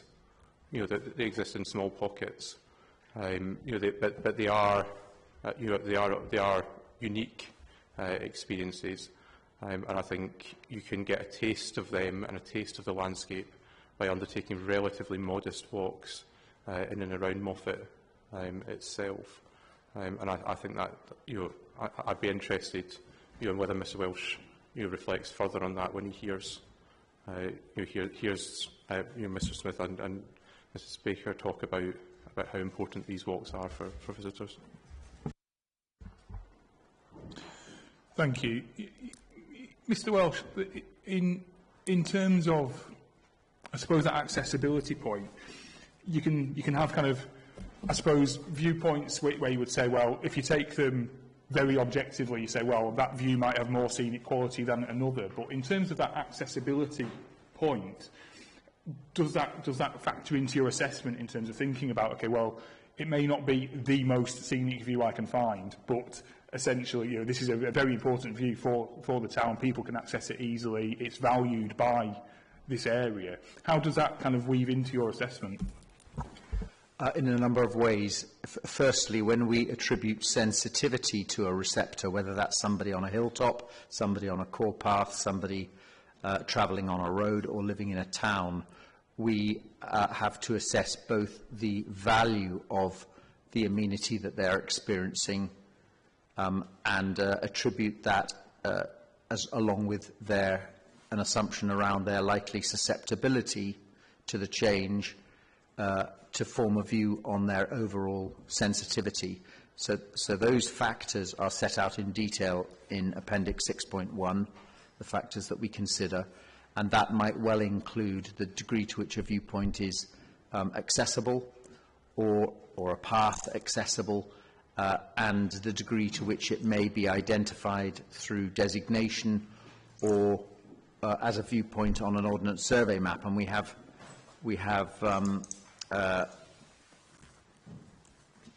two of those, to my recollection, in the study area where Grey Mare's Tail is clearly a very special location, and I would accept it's very unique, and so too is the Beef Tub, and both on the Ordnance Survey map are identified as viewpoint locations, which is quite an unusual or not an uncommon attribution from Ordnance Survey.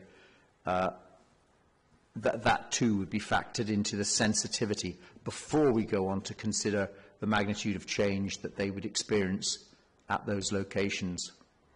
I would add, sir, that I have walked extensively in this area. I've lived in this area for 31 years now, so I would contend I have a very good personal knowledge of it. I've walked the ridges up to Hart Fell. I've been to Grey Mare's Tail. I've passed the Beef Tub on a weekly basis. And we have carried out an objective assessment, and we do not affect either Grey Mare's Tail or Loch Skene or the Beef Tub.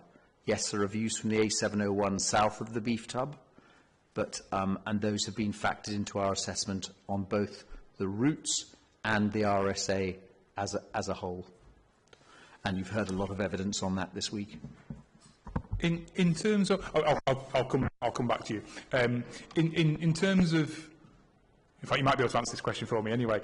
In terms of Hart Fell in particular, I've not heard much reference to it over the course of the last few days. It's one of the sort of representative viewpoints that I've been given.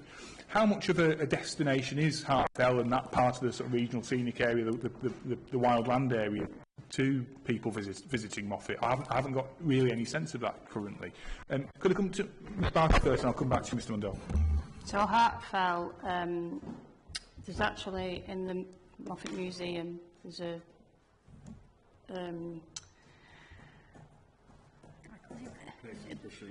Yeah, you can actually go to the museum and it tells you all about Merlin. So Merlin was in Hartfell, he lived in a cage for 10 years and lived there in hiding.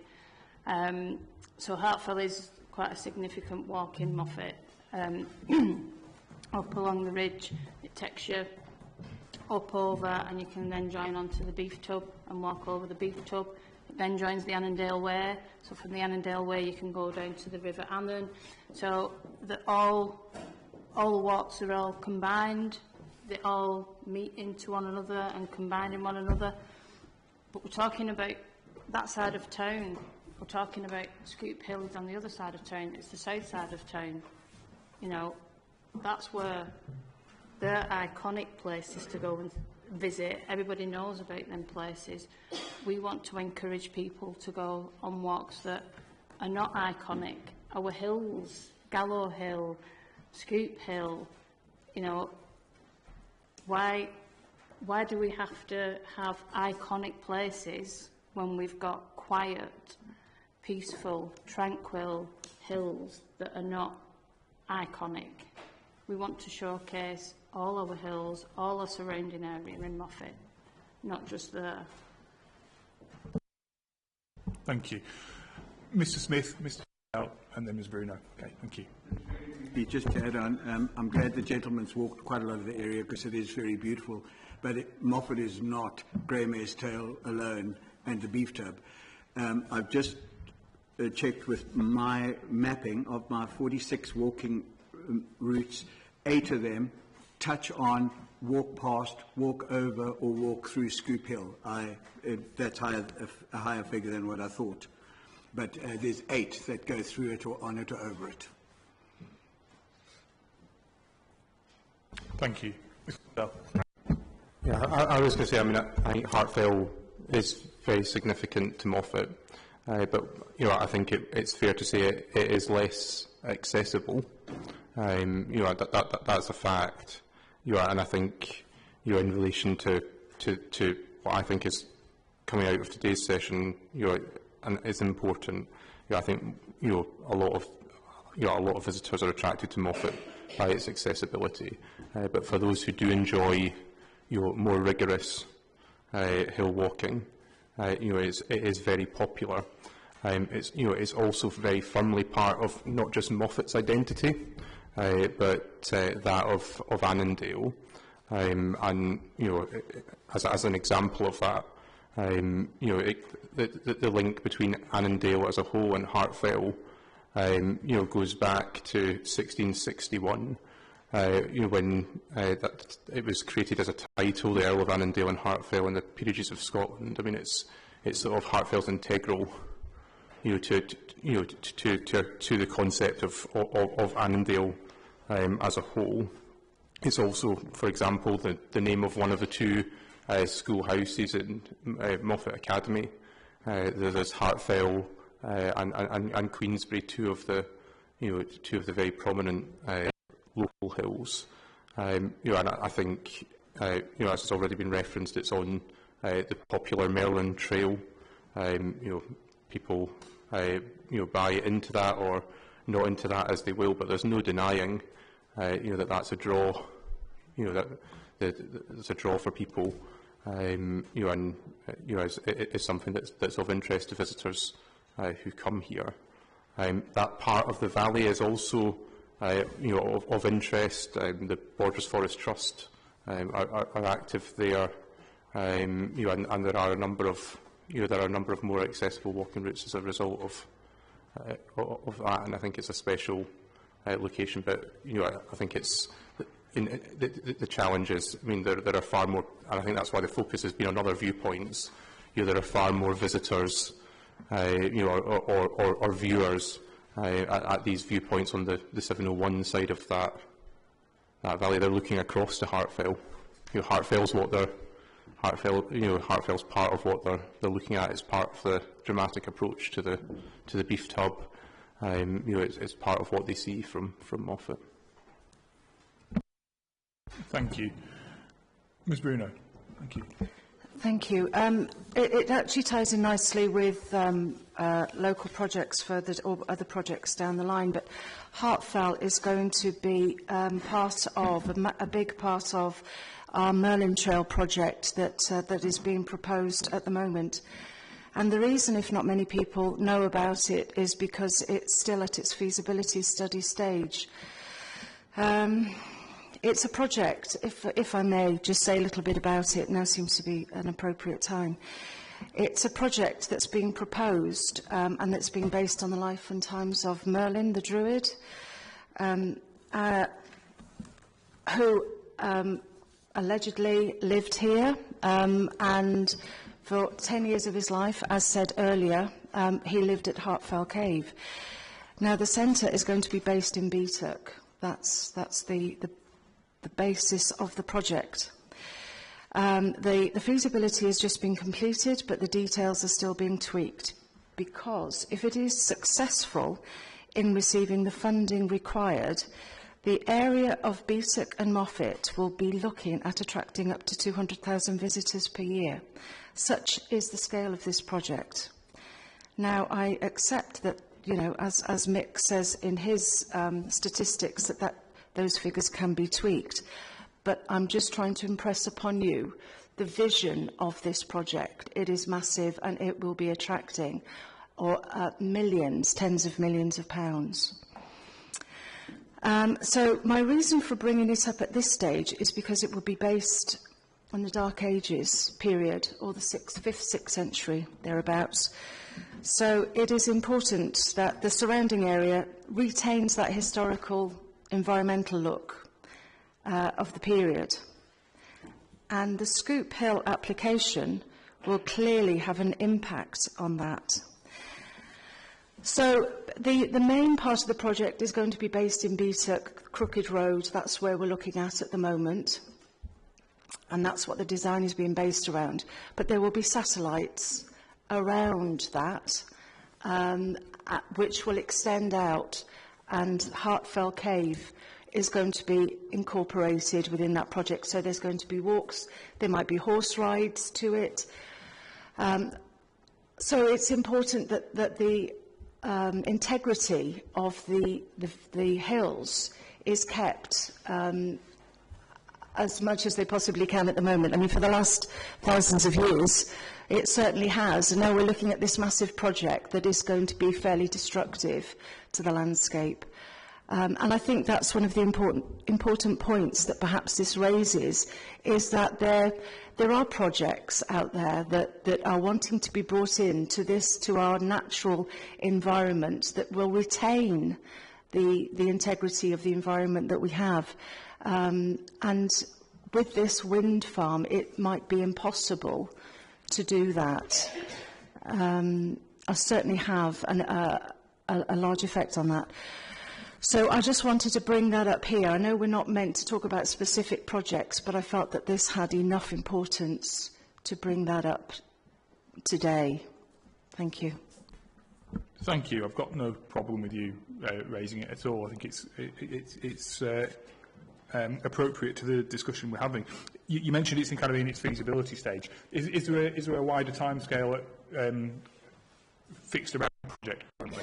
Is that awaiting the outcome of the feasibility study? Yes, we're taking it to the Scottish Parliament in April. We've already set a date. I think it's the 3rd of April, 2025. When I say that the feasibility study as such has ended, but it requires to be tweaked. Figures need to be tweaked. Design aspects of it need to be tweaked. It's all about people actually walking the landscape and things like that. Figures need to be tweaked, etc. So in terms of it going to the Scottish Parliament, is that a funding question that's being asked, essentially? It's to actually get them on board and to make them aware of the large scale of this project, and yes, then the end game is full funding. Mr. Mundell.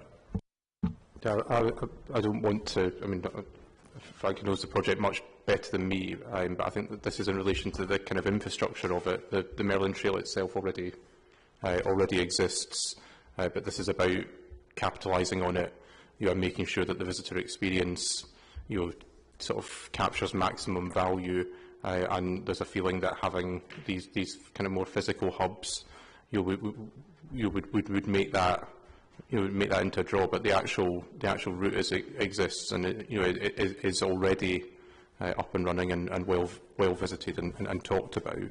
And the second thing, that this project is something that's captured the interests of local elected representatives at Dumfries and Galway Council level.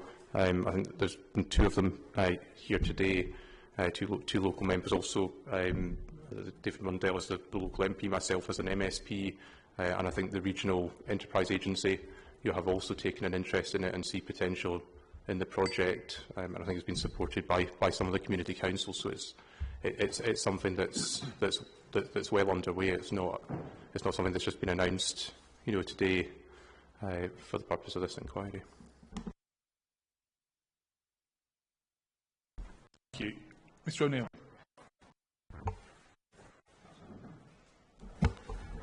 Just in relation to that, Mr. Reporter, from recollection, there is to be a visitor centre also constructed, which I understand is around £20 million. I stand able to be corrected on that. However, that is only part of the infrastructure that will be in place, and it will attract a lot of visitors to this centre, and consequently these people will reside in and around Moffat while they're going to this visitor centre.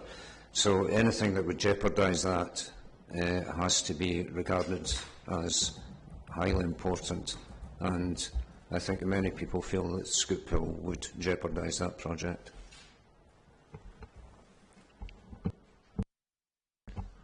Thank you. I'd like to give the applicant an opportunity to comment, if they wish, on anything that they've heard so far. And then in a moment, I want to, sticking on the subject of tourism, I want to think about the Eagle Town status. So we'll move on to that in a moment. But, Mr. Hardy or others, is there anything that you would like to say at this stage? Just one point of clarification on the popularity of Hartfell. I would agree with Mr. Mundell that I think it is quite a challenging walk. There is an area where people park near the beef tub at the forestry entrance, and I would say I've never seen more than 4 or 5 cars there at a busy time, and I think it's because it is quite a strenuous walk. And I think Hartfell has more prominence, as he suggested, as a visual feature or a backdrop in this core part of the scenery in the RSA that you look towards more so than actually visit. I would say it's not just an hour or two stroll from your car. It's appreciably more than that. Just so people are aware, I have climbed Hartfell, so I know it very well. I did that walk from where you described and did the loop. It definitely took me more than 2 hours. Well, I can just object a bit to that.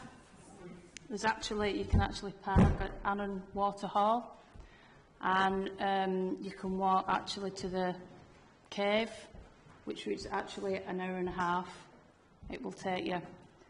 That takes you up to the cave where Merlin, and takes you to the spa, the little water spa where you can go in the little tunnel and see the water. So actually you don't have to. You can go from Coehead and park at Coehead and walk through the forest tracks there up to Hartfell, and you can park at the beef tub. So there's actually numerous places you can actually park and go to Hartfell. You don't have to go to the ridge, and you don't have to have it as a long walk. You can just go to the spa, which will take you an hour and a half. That's helpful. I didn't know that. Before I move on to discuss kind of the Eagle Town kind of concept, is there anything else on kind of routes, walking routes, cycling routes? Mr. Smith. if we actually take the gentleman's words there, he's never seen more than 4 or 5 cars there. We're a little small town dependent upon tourism, and we are not the major tourist venue in the whole of Scotland, as we well know.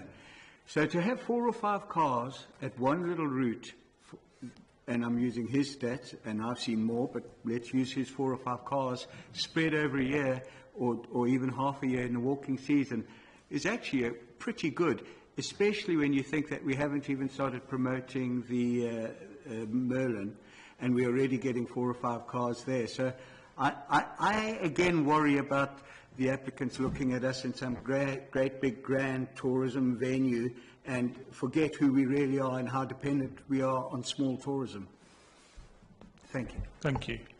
Yeah. Ms Birchall, thank you.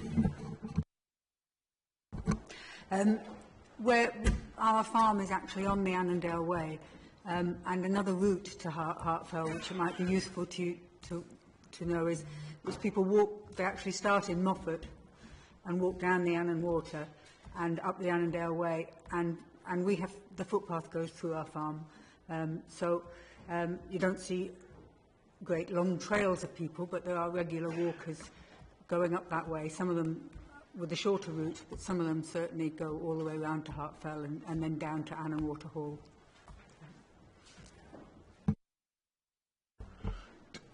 Mr Barker. If I may just make one final point on this, I would please urge you to avoid addressing this under the concept of listing and identifying how many people go to which particular location. Every single part of the attractions of our local environment have a cumulative effect together, and to try and identify the number of people at any one point underlies the significance of that point to the totality of the marketing proposition of Moffat. Thank you. Thank you, Mr Barker. Yeah, I recognise that point, and that's why I was careful when I said I'm going to separate out different parts. I think I need to do it just to understand those individual concepts, or components rather, but I recognise that they do come together. On the Eagle... Mr Hill, did I see you wave? Please, just a couple of small points covering Agenda 2. Not one particular area, just an overall view of what's on there as the criteria, and in answer to some of the points being taken on both sides. I'm trying to be pragmatic, if you will. In regards to the tourism side, I used to own a small venture holiday home in Beatwick itself, and this was from 2016 to about 2019, beg your pardon. And we were surprised at the amount of people that wanted to come to Beatwick to use our holiday home, and that was with Sykes cottages. So it was for a week minimum. We never accepted anything under a week. So we had people come to the area for a week, and they tended to use Beatwick as a centre and move out from it. Not Moffat on its own, but the surrounding area, and even take the bus to Edinburgh or Glasgow. Nobody mentioned wind farms. Not any feedback. We encouraged feedback from every visit we had, every holidaymaker. Nobody mentioned Clyde, Hairstains or Minigat. Not one mention of it. And we had many different types of visitor, mostly from the south of England. That was the majority of our holidaymakers. Nobody mentioned wind farms. But everybody mentioned the quietness of the area and how they enjoyed being here. We had very few repeat visitors. Now, that wasn't because of the standard of the accommodation, because it was 4 to 5 stars on Sykes. It was mainly we do, you come to an area, you take it in, you enjoy it, and you go somewhere else. That's what I do myself. Very rarely have repeat visits to any particular time for a lengthy period, meaning a week to 2 weeks. In regards to the B&B clientele, there's no real information on that. Yes, you're having 1-night stays, you're having 3-night stays, but these days there's quite a lot of B&B clientele who are homeless. And I don't think that information's come across here either. How many of those clientele in Moffat and the surrounding areas are what we label, because labels are quite, people like to use them these days, are B&B clientele, so to speak. In regards to the landscape, Mr. Smith always gets it dead on. There's no doubt about it. If you want a description of Annandale in particular, Mr. Smith is the one to take note of. No doubt about that whatsoever. But for a landscape not to change is verging on the ridiculous, because this landscape has changed mainly from the beginning with the sporting estates that still exist in regards to grouse shooting, driven grouse shooting, intensive farm, industrial farming, and the commercial forestry that exists in the south of Scotland in particular, not just Annandale. So there's always change. To say it doesn't change and it's unspoilt is not an argument really to come from, in my personal view. Moffat itself is very well placed, as has been mentioned by everybody. It's the kind of Y, it's the Y junction for which part of Scotland you're moving on to, whether it be the east in Edinburgh, up the 701, or the west using the M74. So yes, it's very well positioned for making a decision of where you go next and for an overnight stay. No doubt about that. And the traffic flow information data, I'm very suspicious of all data. It can be moulded to your own view, so I'm suspicious of it, especially towards the traffic data. I've heard this before. I mean, what you have going through Moffat is forestry traffic, which is increasing all the time, farm traffic, you know, how many people have went behind a tractor, and traffic going from A to B, the Selkirk Road, going up the 701 in particular. Not every one of them is stopping in Moffat. If they were, they'd be parking on the pavements. So it's not a very good argument in regards to traffic flow that people are actually visiting Moffat. Visiting, to me, means for recreation and relaxation, not passing through. The Merlin one is beg your pardon, is a new one on me, but I thought it would be brought up. I didn't know there was a Merlin trail or anything like that. I had no idea that existed, so my apologies for that ignorance. However, I do know a little bit about this Merlin phenomenon. And the designation of Merlin basically comes from Old Britain, Welsh or French or Cornish folklore. Scottish folklore is a new one on me. I didn't know it existed. I knew an individual called Merlin was run out of town, basically, in something like the 12th century, as a madman and an idiot by a few farmers, and threw them over a crag into the burn below, and he was impaled by a stake. Once again, that's all folklore.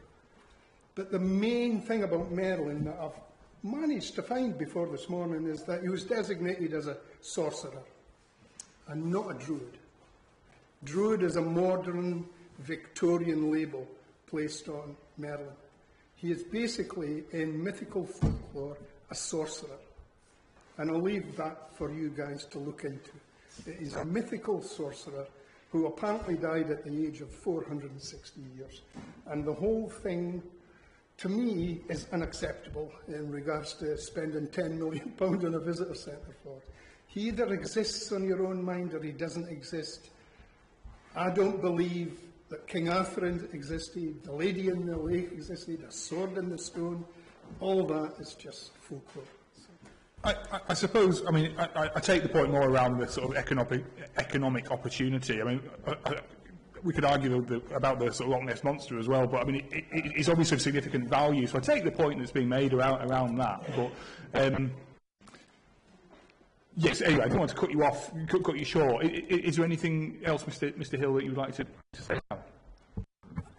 No, I'm not a walker anymore. I don't walk the hills anymore, but I do cycle gravel. Cycle and use the roads in and around Annandale. I used to do the same over the Langham area because that's where I'm from, and I utilise the forest tracks a lot and the country roads a lot. And to me, View Hill in particular over towards Langham, Minigap, Hairstains, Clyde, they're just another part of the landscape to me.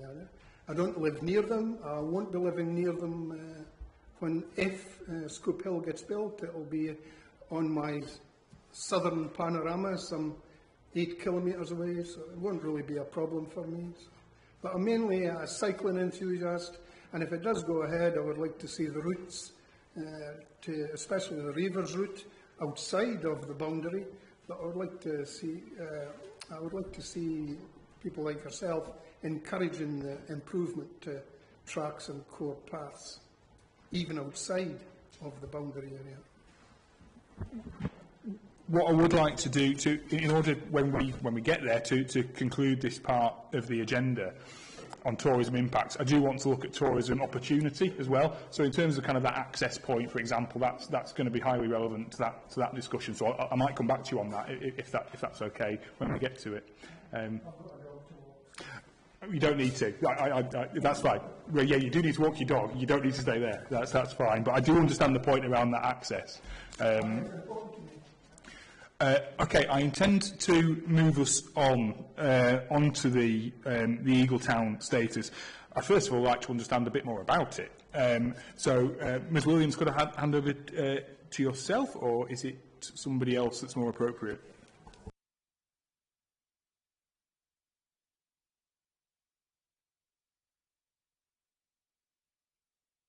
I should say, I'm framing this in the context of kind of, again, I suppose, economic opportunity, the sort of tourism proposition of being an eagle town, rather than focusing on kind of ornithology in its strictest sense as a discipline.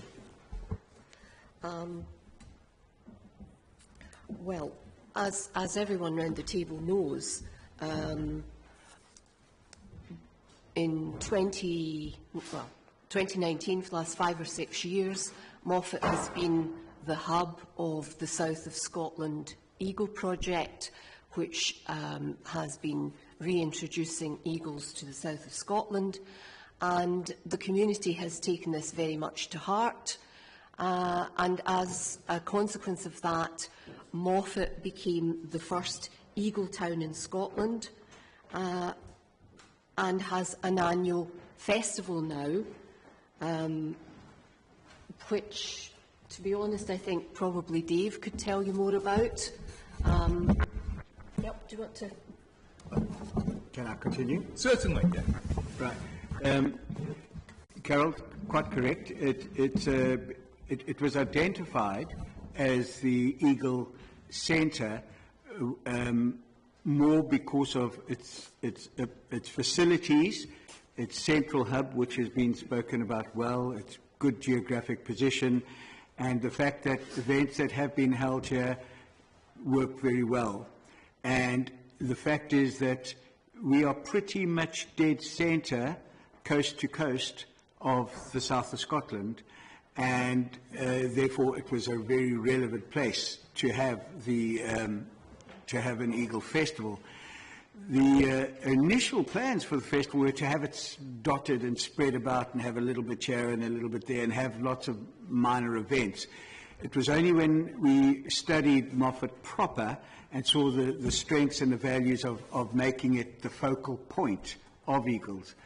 And because we were dead centre, we were in all likelihood going to attract a lot more eagles than any other place around, both in Moffat and its immediate surrounds. For whatever reason, it was identified and the first Eagle Festival went on.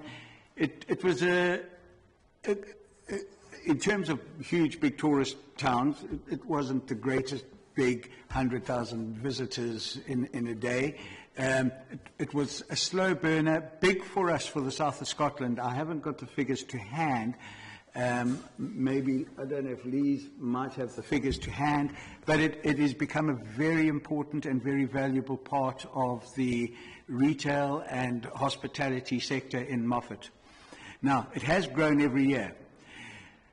Sadly, as of the end of 2024 festival, the Eagle project, which is funded, is now stopping its funding, only because their project has come to an end. They were very successful with the Eagle introduction, and the festival was always an adjunct to their core project, which was the introduction of Eagles. It became very focal and the centre point very successfully, but by withdrawing from the Eagle project, in other words, no more Eagles to be introduced, one, because the project was so successful, but two, because they've run out of money, they are going to go elsewhere. In all likelihood, they are extending their project, we know, to the north of England, and that's both in the Lake Districts and in Kielder area. Sadly for us, I can tell you that those places attract huge money. When it comes to funding, they snap their fingers and they will get it. We are determined to retain the Eagle Festival to the extent that we've already made dates for next year. We are now going to be going solo. In other words, whatever funding we find will have to be through ourselves. I understand someone came to see me from the project and indicated that, well, no problem at all, we'll fund the festival.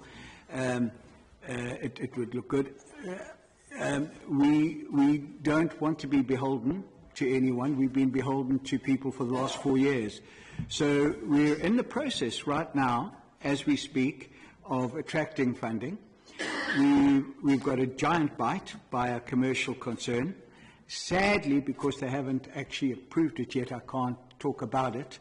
But it is on record with the small committee we have. And it would be sufficient funding to pay for the project and grow it. That was the whole purpose of me approaching them. And it is looking good. They have got two problems as we speak. One is their own forecasts of their own money going forward, but they think they'll get around that. And the other one is that they don't want any controversy of any kind. And they've picked up that there's some controversy on this particular project, sadly. I have tried to say, well, no, don't worry about that. The Eagle will continue, whatever, and they're not happy. I am merely reporting back. I don't believe they should have a fear, but they have. And who am I to argue with them? I have done my best because I want the Eagle Festival here. That they want to know the outcomes of exactly what we're speaking about.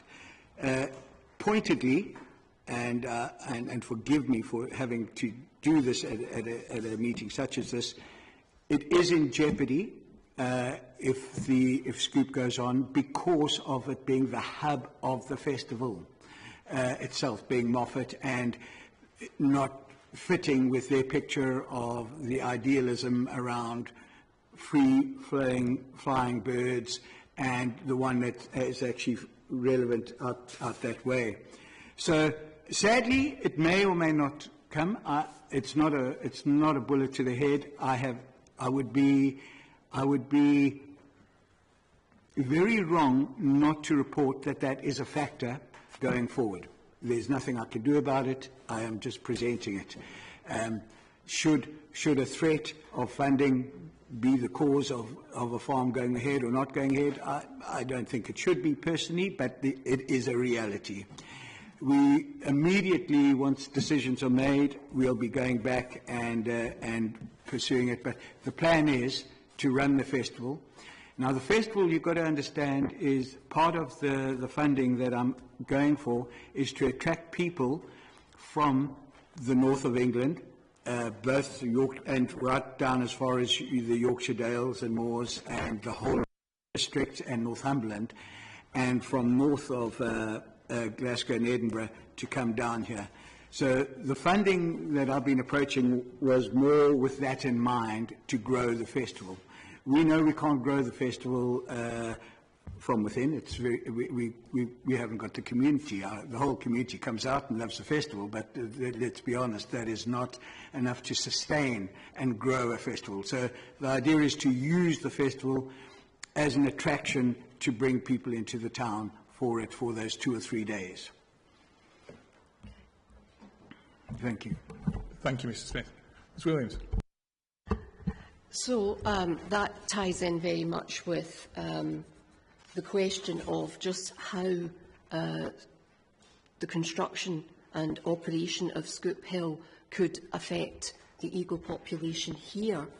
Now, we pointed out in our statement that already Moffat has attracted a new nature operator who is based on the Isle of Mull and who is now offering tours in and around Moffat, all based on visitors who are coming and want to see the eagles. Anyone who has looked at the tourist spend on Mull, which is attracted every year by visitors wanting to see their white-tailed eagles, would be astonished, I think, at the economic benefit. Now, clearly, the economic potential of eagle tourism in Moffat sits very poorly with the proposal to construct 60 massive turbines in the surrounding landscape. We know, we acknowledge that both NatureScot and the RSPB have withdrawn their objections to the first iteration of Scoop Hill. However,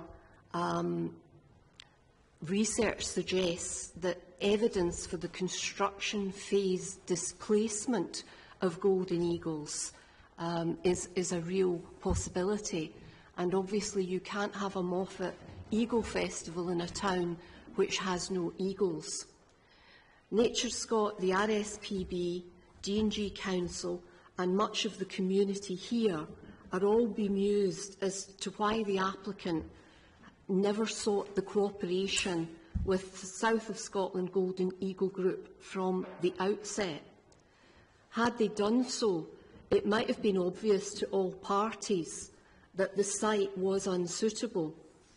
And had they respected the National Planning Framework for mitigation hierarchy, whose first principle is not to mitigate, the first principle is to avoid, one asks why they never considered that Scoop Hill was not appropriate for this kind of development. Thank you. Thank you. No, that's helpful. I'm aware of the submission that you put in regarding a bird strike where an eagle's been killed. It appears by a turbine, which I suppose indicates some degree of risk regardless of what's assessed. I suppose that the question, without wanting to get into an ornithological discussion, in broad terms, I'd like to give the applicant an opportunity to explain the kind of compatibility of this site and why the risk is considered to be below that kind of unacceptable threshold. I don't really know who to direct that to. Is it Mr. Thompson? Or?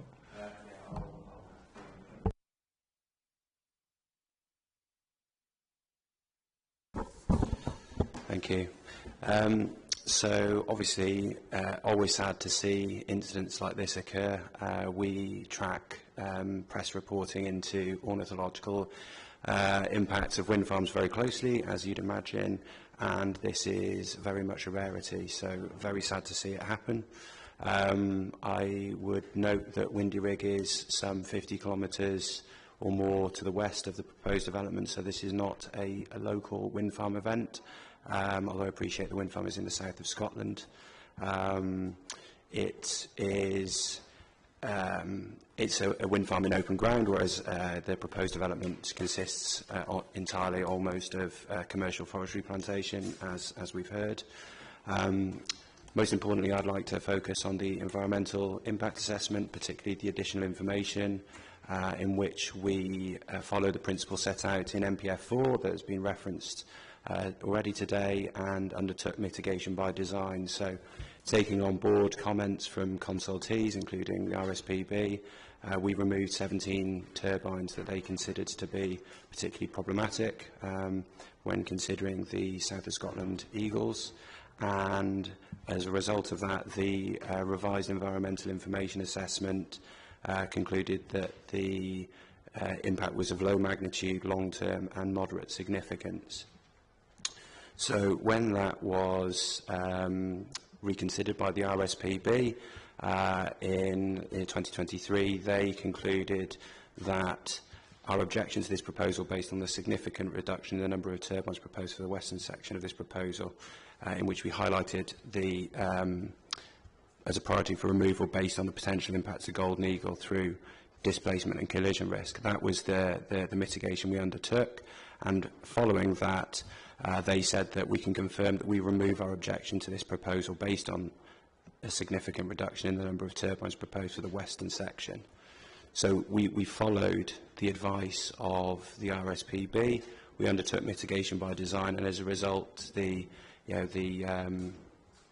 independent assessment by the Royal Society for Protection of Birds was that the application was acceptable in the context of eagles.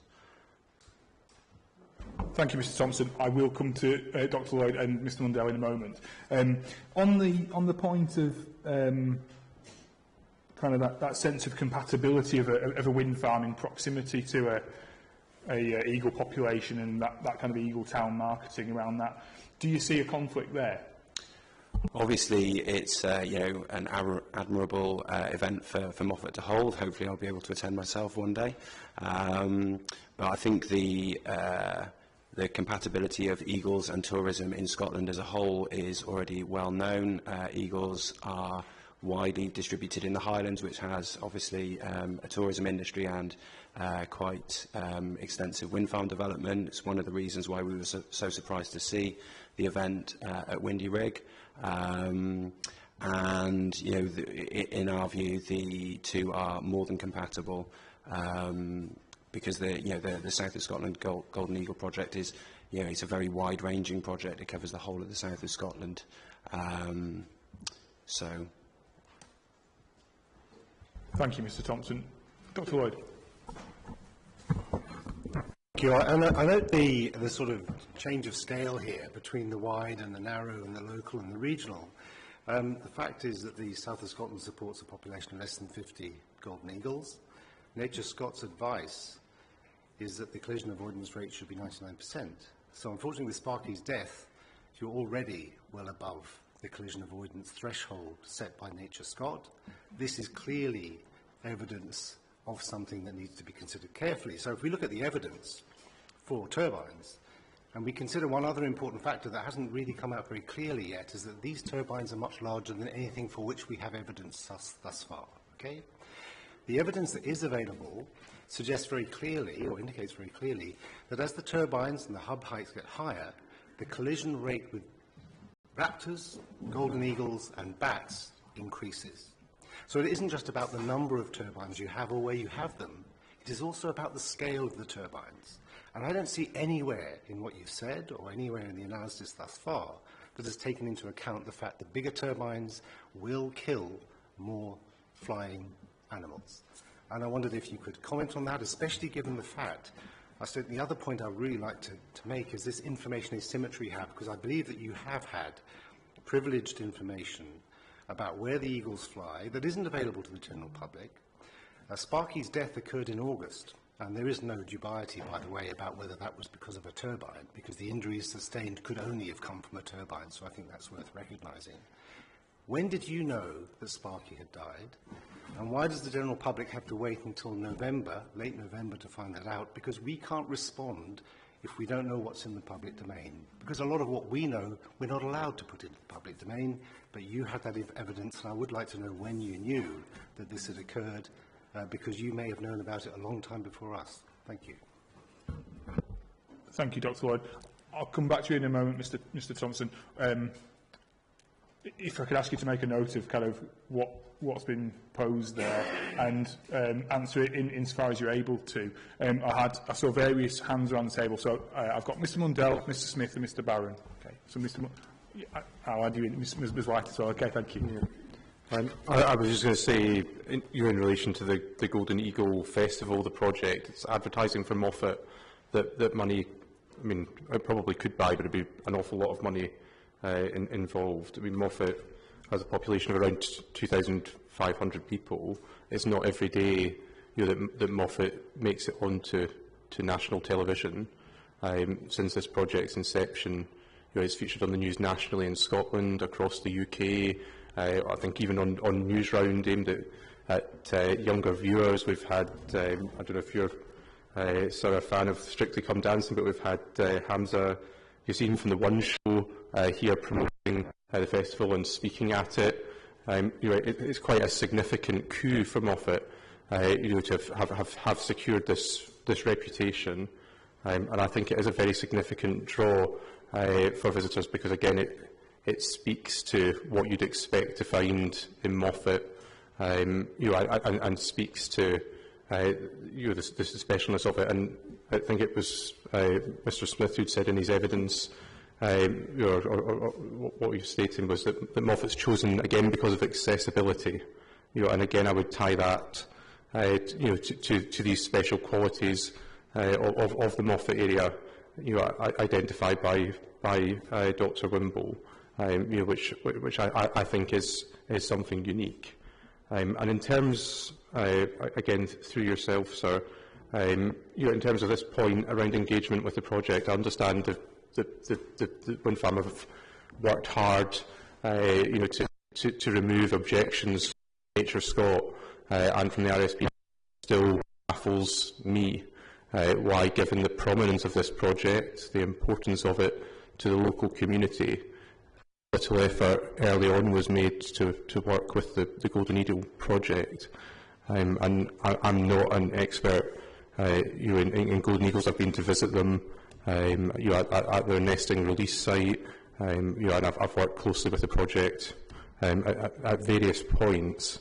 But my understanding is, from people working on that project, although there are reasons that make it difficult for them to speak out as publicly as they might like, but these are birds that are in their infancy. They're newly released. They're moving into a breeding cycle. They're choosing places to nest and position themselves in the longer term. And it doesn't come without risk. I'm not saying that. I think the bigger challenge, is that one round credibility for Moffat as a Golden Eagle town if you have something like this on your doorstep.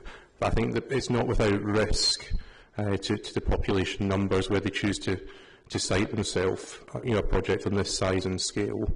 And whilst there are other habitats, we are in a landscape locally. I think Mr Barker made the point yesterday. I mean, there are 300 turbines already in the proximity of Moffat, so you're starting to seriously eat into the available habitats for birds that are choosing somewhere to settle. Thank you. Mr Smith. Thank you, sir. Very briefly, Mr Barker earlier this morning literally gave us a good, very solid, very down-to-earth masterclass on marketing. And we, of course, haven't got the ability to have lots of paid researchers whose job it is to get this application through, and whilst I don't hold that against them, we just haven't got that facility. Now, having said that, if we were to market this festival, the Eagle Festival, and I was taking photographs of Moffat and its immediate surrounds, I don't think it would take any brain surgeon to realize that if we put the turbines in the background of our Eagle Festival, that would be a direct deterrent of the festival and what we're trying to achieve. In it, by its very nature, it's wildlife, it's freedom, it's the regal majesty of eagles. And I would, even to these gentlemen that say it's very low risk and very low negative comebacks, whatever they did say. If I gave a number of photographs, 6 photographs, and said, choose the ones that we're going to use for our marketing campaign, would one of them have a bunch of turbines in the background?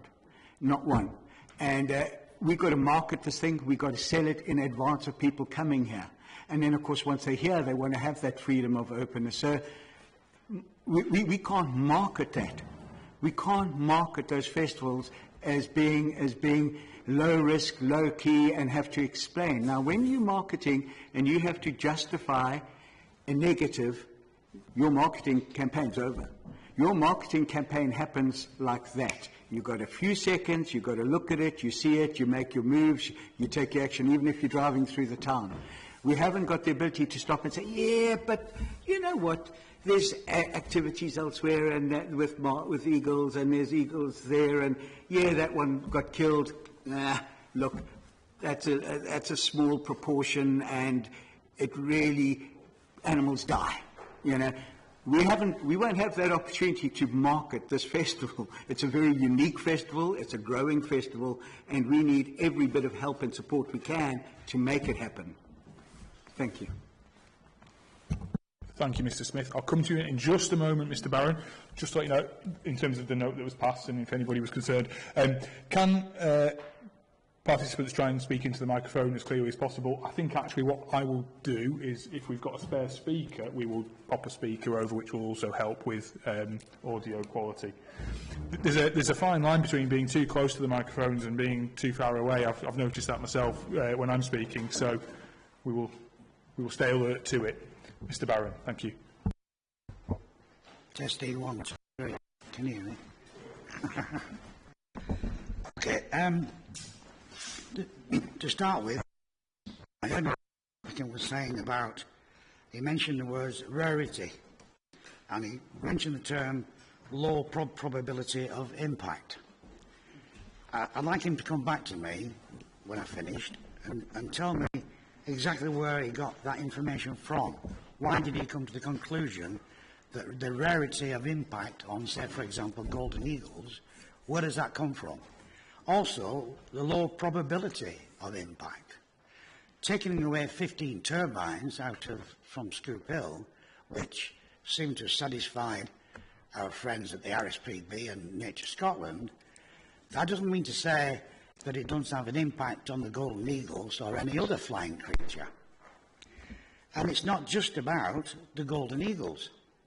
Golden eagles is a significant part of the Moffat field, the Moffat tourist field, and no one should get away from that fact.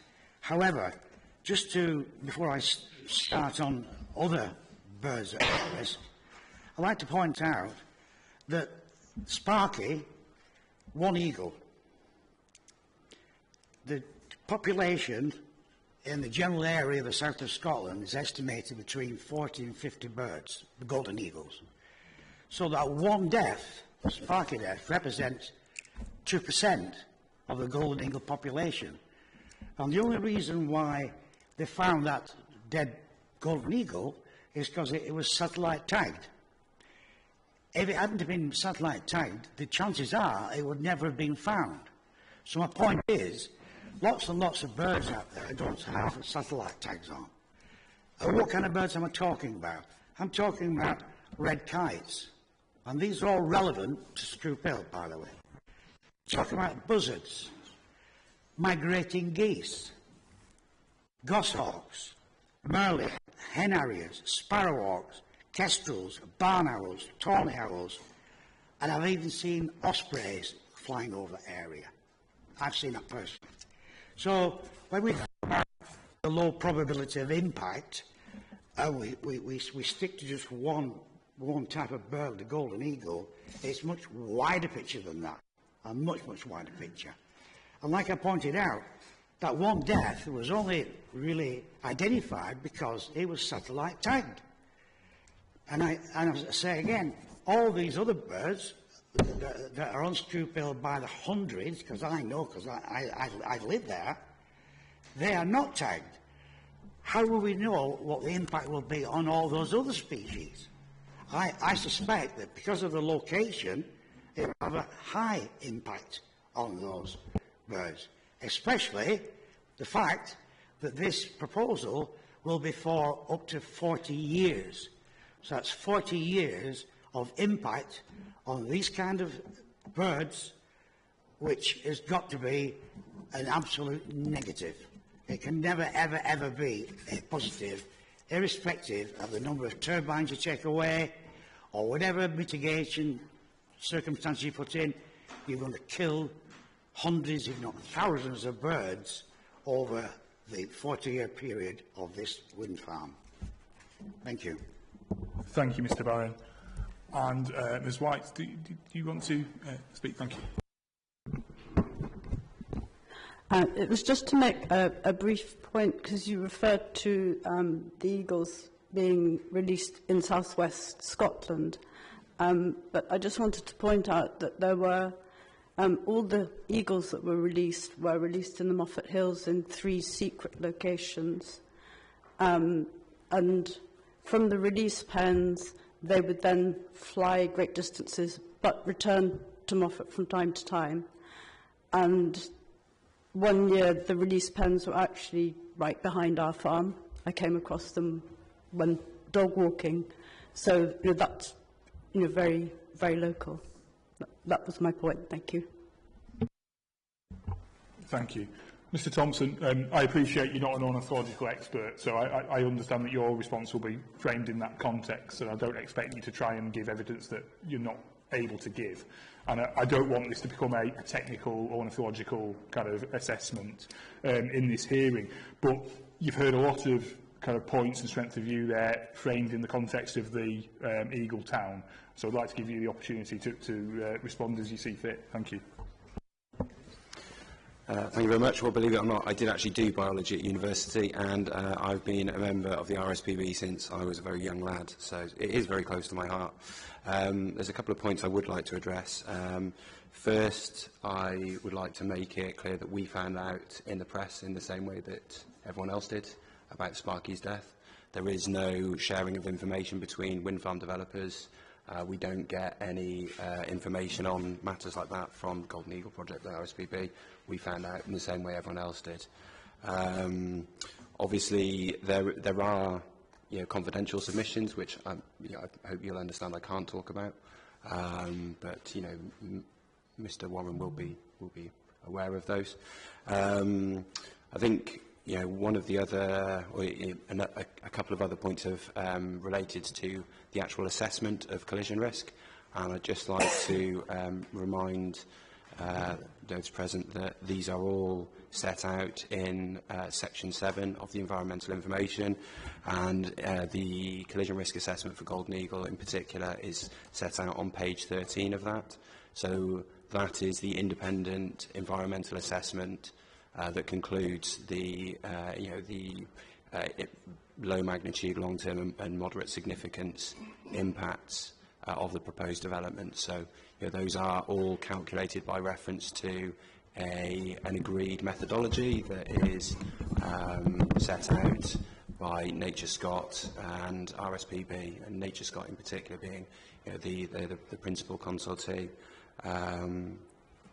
So I think that whilst I very much support the work of the town in relation to the Eagle Project, it's acknowledged that there are wide-ranging animal with dispersed territories across the south of Scotland. That as a location to hold such an event, it is very much supported on my part. I think to look agnostically at the impact on the eagle population, we would revert to the fact that the RSPB and Nature Scott both accept that the proposed development will not have a significant impact and should not be objected to on the basis of eagle impact. Thank you, Mr. Thompson. I will move us on in a moment. Mr. Hill, thank you. The Golden Eagle project is a fantastic opportunity for Moffat. Of that, there is no doubt at all. I just hope we don't go forward just looking at golden eagles, because, as was suggested, there are many other raptors in this area that I've personally seen an increase of, osprey in particular. There are many osprey breeding sites in Annandale now, and especially on the proposed entrance to Scoop Hill. There's an osprey nest very close on a granny pine, should I call it. So I hope you're all aware of that. But they can seem to manage with all the traffic thrown at them so far in that area, M74, West Coast Line, road traffic, farm traffic. They manage it very well because, as a general guide, other than when I was in active service, I had to approach danger, but mostly now I avoid danger and I give our raptors the same intelligence as it being a natural instinct in regard to avoidance of danger. As the Golden Eagle Group themselves stated in a press release, that they found it very surprising that a golden eagle was killed at Whinnyrig. And they will be looking at the evidence in regards to that, how they think it may have happened, but nobody can appreciate how a wild raptor makes its decisions. Thank you, Mr. Hill. I intend to move us on, and just in terms of, if you're wondering kind of when you might get a lunch break, and just taking stock of the agenda, I'd anticipate we'd need another 10 or 15 minutes under this agenda item. I then intend to take a break of about an hour for lunch. And I'd anticipated that this would be the longest agenda item, so I feel we are still on track, so don't be unnerved by the fact that we haven't moved too far on the agenda just yet. So I mentioned to Mr. Hill that I would like to touch on kind of tourism opportunities, and I'm asking that question very much in the context of what I've already heard, so don't be dismayed by that. But in submissions, I have seen wind farms can provide tourism opportunities, visitor opportunities. There have been previous references, for example, to visitor centres, which I appreciate aren't being brought forward as part of this scheme, but references have been made to the likes of Clyde Wind Farm and Whiteley Wind Farm and the facilities there. But I suppose I'd like to just kind of understand the breadth of opportunity and what that could look like and what's needed for that to be kind of maximised if the wind farm was to go ahead. The things I've jotted down, if it's a helpful kind of talking point, I've noted access, kind of ecotourism and kind of the messaging around branding in that sense with a wind farm close by. There's that sense of climate change being a threat to biodiversity. So we talk about the Golden Eagle project. Is there a flip side to it? But I understand the point around not being apologetic in marketing too. So with all that kind of in mind, I'm looking across towards the applicant to begin. And Mr. Thompson, you've waved, so I'll come to you. Thank you. Thank you. Yes, so it is a matter we are in discussion with the council about improving the path network within the wind farm. You referenced Whiteley, which has now seen over 750,000 visitors since it opened and is a very significant destination in the south of Glasgow region. There are wider opportunities in relation to things like mountain biking and gravel cycling, which have been advocated today. Would certainly be popular with me. And these are matters that we're in discussion with the council about in relation to proposed development, as well as the pump track in Moffat, which is a separate matter, but and not particularly tourism related. It's still of benefit to tourists coming to the region with children. And in terms of those discussions with the council, what does that mean in practice in terms of kind of how that might come forwards? Presumably, obviously, it's dependent on the scheme getting consent in the first place. But then, what would be the mechanism behind that, so people can kind of understand how that might kind of come forwards?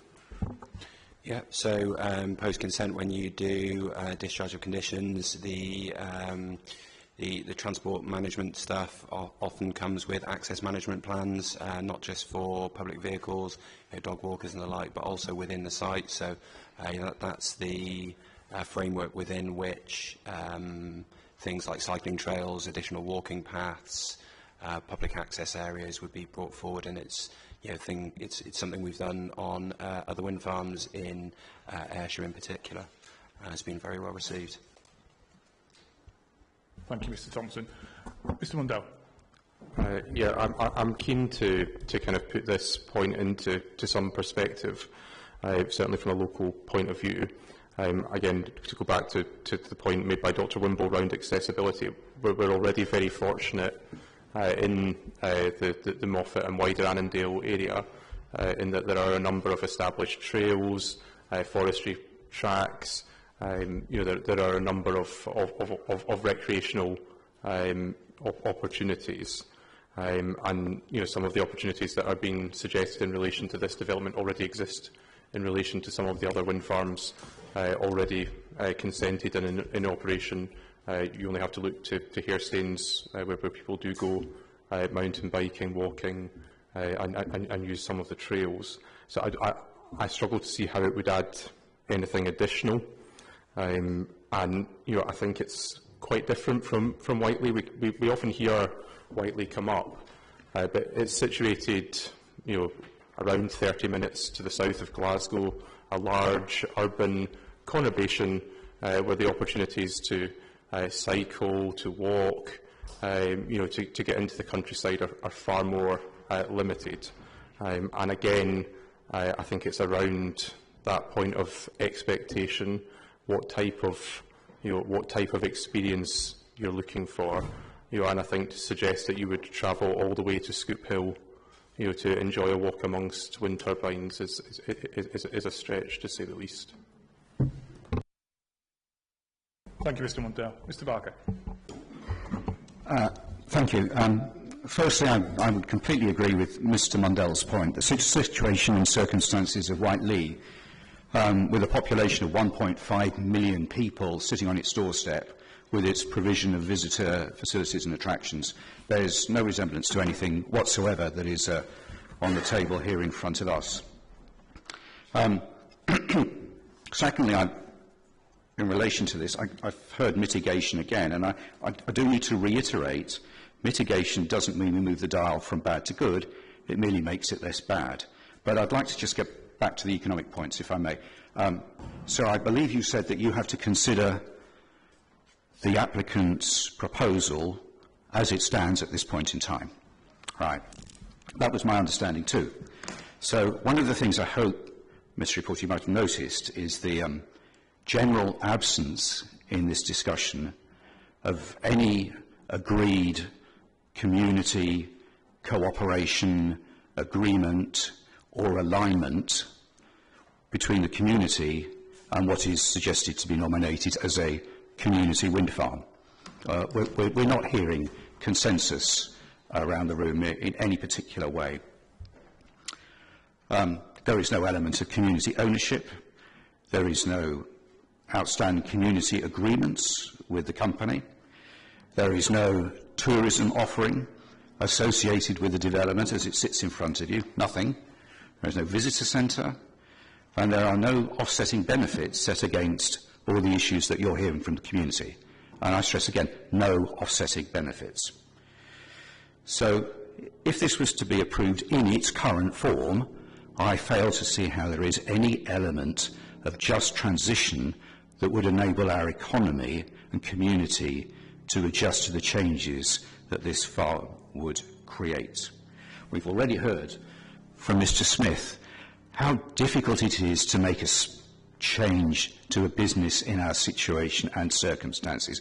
It took years of work to adjust his pattern of stay. So if this was to arrive, given the absence of economic support to the community, we would face, as small businesses, as a small community, social, structural, infrastructural and economic challenges, frankly, which would last for years of transition, years. So we don't have buy-in to build this between the community and the applicant. And whilst I recognise the applicant may waft in front of us the idea of better cycle paths, that's hardly economic reconstruction from damage caused to our society. So I would like, please, to ask you if you would note, in the proposal as it stands now, not to speculate that there may be some altruistic small or minor benefits associated with paths or access, but to please understand, economically, as this is presented to us, it is without just transition. There is no economic proposal or benefit associated with this for the community of Moffat whatsoever, to the best of my knowledge. Thank you, sir. Thank you, Mr. Barker. I'm just looking around the room to see... Mr. Smith, yours is stood on end, but is that deliberate? No, OK, that's fine. I'd like to just come back to the applicant, and then I'm going to conclude on this section. Mr. Hardy? I'll just make a comment. Of course, you know this, but it might not be evident to members of the community that community benefit funds, which are very, very substantial in economic terms, are part of this project. Now, the reason that that is not being talked about in the planning application is, as you know, they are not lawful material considerations. So there has to be a careful balance, because as part of lawful decision making, it would be an error in law if they are referred to and relied on, but that is not to say that they do not form part of this scheme. So I find that the suggestion that there are no economic benefits when there are when the size actually of the economic input from this wind farm is massive, to be rather surprising. Mr. Thompson. Just one very quick point in relation to Mr. Barker. I'm aware that you have been in contact. We've been in dialogue in relation to a tourism proposition. It's been very recent, so correspondence has been September through October. So it is something that is very much on our minds, and we'd like to continue that. But it's, the funding request has been quite late in the day, so we just need some time.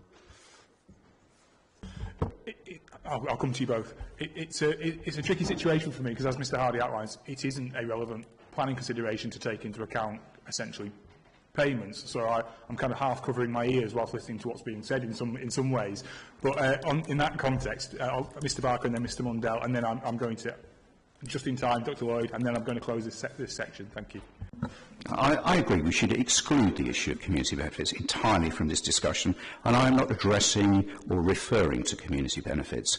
I'm talking about funding for economic, social and structural transition. That's not a benefit. That's a massive pile of hard work that's going to have to be undertaken with a huge degree of risk by the community of Moffat. And I go back to my previous point, with all due respect, sir, that, Ms. Warren, I believe you have to take the application as it currently stands. And although I agree with you, as you pointed out, there are potentials for economic benefits from wind farms, and there are examples from around the world where wind farms have become significant visitor attractions. However, as the application currently stands, they do not exist within this application. Should you decide to approve it in its current form, I hope that you would find a way to take into account the workload, the effort, the cost and the change, above and beyond anything to do with community benefits, that this community would take into account. And I would reference the precedent set by Highland Council, who, having nothing to do with community benefits, are requesting the equivalent of £7,500 per megawatt to support social and economic regeneration as a result of wind farm installation. Thank you, sir. So if I may, I mean, it seems to me this is quite important, albeit we do have the tension. That is just a misunderstanding, I'm afraid, of the law, of the application, and really where we are. What we've heard is criticism that there isn't provision for economic growth and fostering of the good things that are going on in the community. And Mr. Barker seemed to be under the impression that community benefits were somehow attached to the tourism offer of the wind farm. Of course they're not. The community fund, which is huge, is designed to deliver all of those prongs of sustainable development. That's environmental, that's economic, that is social, that is the tourism, that is all that's good about Moffat. So it's unfair, it seems to me, to hear the criticism about what you're not doing, but actually they're not taking into account the things that are being done. So the other point about the Highland Council, again, is a mistake, I'm afraid. There is an unlawful, and in terms of what the Highland Council have been seeking, an unlawful request to do things. That's a matter for the Council. But aside from that, it matters not, because what is being done in this case is of a transformational nature. So it has to be put fairly. Thanks, Mr Hardy. Mr Mundell. Thank you. I think there's a couple of points to make here. Firstly, these are not, well, I think it's fair to say, these are communities with wind farm experience. All of the community councils represented here today know about wind farms. The communities impacted by this proposal know about wind farms. So I think it could be gently suggested, without going into a space where we can't go, that if the community benefit was attractive and seen to, to counter the damage done by this proposal, then people wouldn't be here on a, I speak for others, not myself, because obviously I'm paid to be a representative, but these people are here in their own time, giving up significant amounts of it through this process, because they don't think the proposition stacks up for their community. And likewise, the elected members on Dumfries and Galloway Council, who took the decision, looking at this proposal in the round, to object on landscape and visual grounds, they also know about community benefit. They're well aware of that too. And I think the question in this case, you can throw as much money as you like at Moffat, but if you take away the things that make Moffat Moffat, that make Moffat special, that make Annandale special, then what do you have left?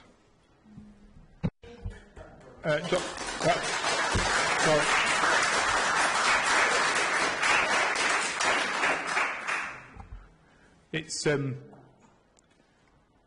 these discussions are always challenging, and there's a lot of strong views and so on.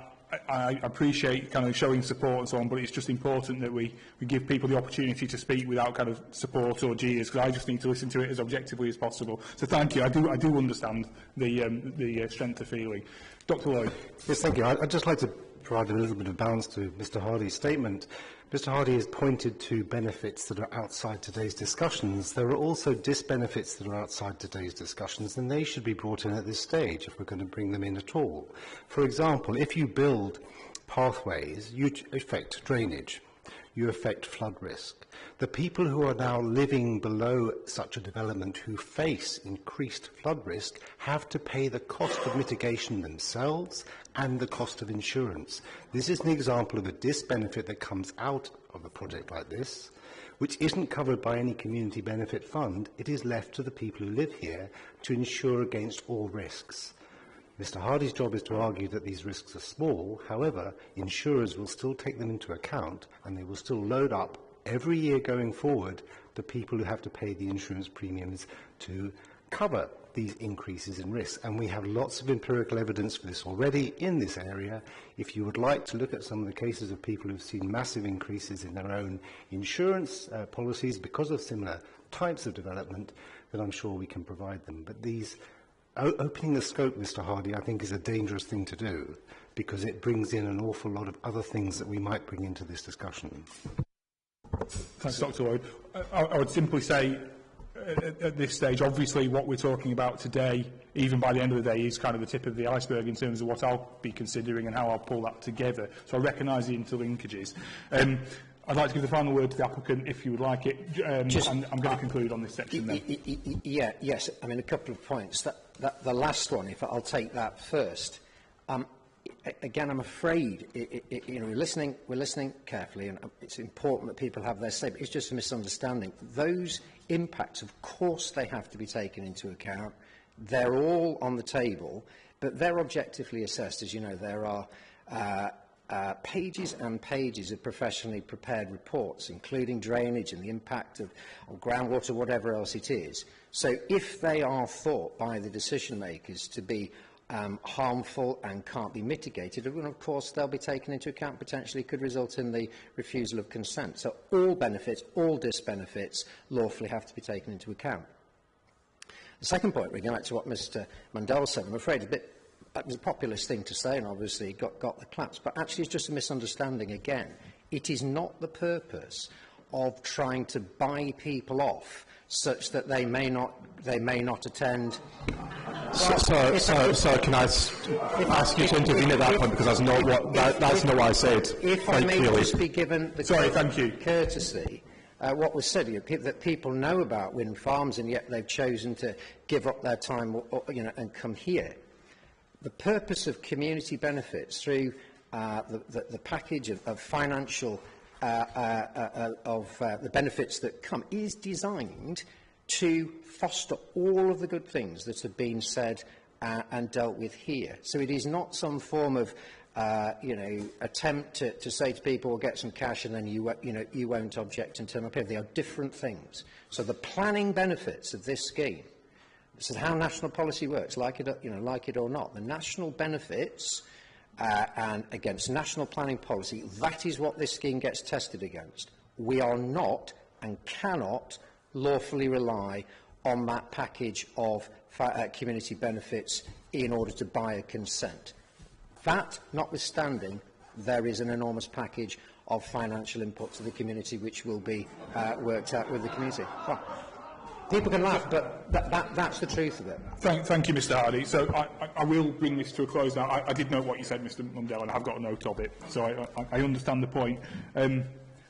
I think everyone's probably ready for a breather, aren't they? So shall we take this as an opportunity to have a lunch break? So it's now just coming up to 12:40, so could we be ready to recommence at 1:40, please? Would that be okay?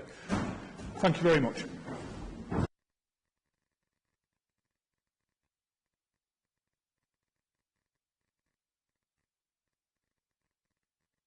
In a moment, please.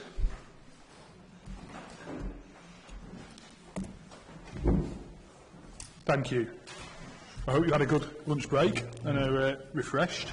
I'd like to move on to item 3 on the agenda, please, which is in relation to nighttime effects. This item, I think, draws upon some of the discussions that we had yesterday in terms of the landscape and visual effects of aviation warning lighting on turbines and how they're seen in the night sky. Dr Lumsden, you had the benefit of being here yesterday, which is helpful. So you heard that discussion. Part of that discussion was around whether or not there's some kind of disconnect between Moffat being marketed as a dark sky town and essentially seeing red lights on the hillside, on the Moffat Hills above. And that then comes back, I suppose, full circle to this morning and thinking about kind of the marketing aspects of that. But I suppose what I'd like to concentrate on now is kind of how, I suppose, getting under the skin of how noticeable we could expect those lights to be. And we talked about perceptions and how different people perceive different lights in different situations. So I think if we could ask you to give us an overview of your knowledge and position on that, that would be very helpful, please. Okay, so just to give some background here, obviously all my work tends to rely on knowing, as Mr Patterson just said, tends to rely on knowing a particular type of light to give you some kind of context. And this is probably not the light that will be fitted, so just keep that in mind as a caveat. But then once you sort of have this light, you can work out the angle you view it at, how far away you are from it, and then how much the atmosphere is like between it. So this is what's called visibility. So visibility here is not what the landscape and visual people mean. I mean visibility in terms of just how far you can actually see. So for today, for example, with the clouds around, the visibility might be 20 kilometres or something like that if you went up high. These lights are supposed to run at 10% of their maximum brightness, except when you get below 5 kilometres visibility. which is actually quite poor visibility. You would know it if you saw 5 kilometres, at which point they go up to their maximum. And the rule of thumb here is that you see that maximum light being obviously more brighter than when it's running at minimum, only if you're within about 5 kilometres. Here, you're just beyond that sort of border. It's about 7 kilometres, I think, to the nearest lights. So here you would see the lights just low down on the horizon, obviously on the hillside. I think I would agree with what Mr. Patterson said. Just if it's truly dark, you can't really see the hills, particularly from the town. The lights of the town itself basically limit your ability to see really, really faint things. So that sort of sense of a landform is just too faint. You would see it if you went outside the town. So these things would just appear to be up there in the sky. The predictions that I've made for all the different lights, so the ones that are predicted to be visible from the town, I went for the viewpoint, which is at the, sort of just as you're leaving the town, just by the walkway and the river. That's quite a nice dark place. I've been there. It's somewhere where you can certainly perceive Moffat in the foreground, but it's not a dominating feature. I would just like to stress again, I wrote this in the report, I think Dumfries and Galloway Council have done a really good job of reducing lighting across the whole area. I think that's something we should actually make a case for. So these would be lights that are just there. They would look, the comparison, I do 2 comparisons, one of which people feel happier with, which is the sort of like subjective type comparison, and one of which is a much more accurate one, which is to compare them to how stars appear. And so these things would be typically middling sort of stars, as it were. So not the brightest stars, but stars you could easily see from Moffat. Okay? The exception, obviously, is they're red. So even red stars don't look red in that same sense. These things just look red because it's one colour you're looking at. They're not bright, though. There's no sense of glare from these things. There's no sense of them basically obtruding. They will be visible. That's definitely true. So if people want to try and compare what you might expect, and you're not worried, and you're thinking that all the visualizations and stuff that people do are things that you can't sort of like get head around, I would just encourage you to go out and look at the night sky. Obviously, the brightest thing in the night sky at the moment that's coming up is Jupiter, just after sunset. Not that. It's nothing that bright. You want basically things that look like stars. And ones you can see easily, but not the brightest ones, that's what they'll appear like, according to my calculations. So. Thank you, Mr. So in terms of those brightness calculations, that's working on the assumption of a 200 candela, so that's at the dimmed level in good visibility. Is that right? Yeah, because at some level you would always want to do that, because you can't, unless you're close to the wind farm, you're not going to see the bright lights anyway. Once the visibility starts to close down, the brightness of these things really drops dramatically, and so you wouldn't see them. So that's the other thing. Perhaps just more briefly mentioning why they're actually red in the first place. These things are red because they're actually, bizarrely, because it makes them more visible, because they cut through, because the visibility in the red is actually better than blue, say. So although you might notice this one colour, it's basically there for a safety reason. On the other hand, the good news is that red light doesn't scatter. I know we touched on this yesterday, Mr. Passion. That red light doesn't scatter as much, so you don't get that same effect of possible sky glow like you do from blue lights, particularly. But yeah, 200 candela, because that, or rather, I think the one I modelled was actually I think its maximum was 250 candela, because that was an actual light that was used.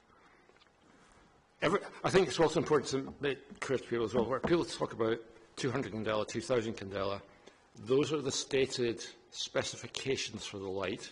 It's not necessarily what an individual model light is. Like Mr. Patterson showed yesterday, some of these can vary. They should never go below the regulations. There are sort of like suggested maxima as well, so they should never be more than about a factor of 50% above either, give or take.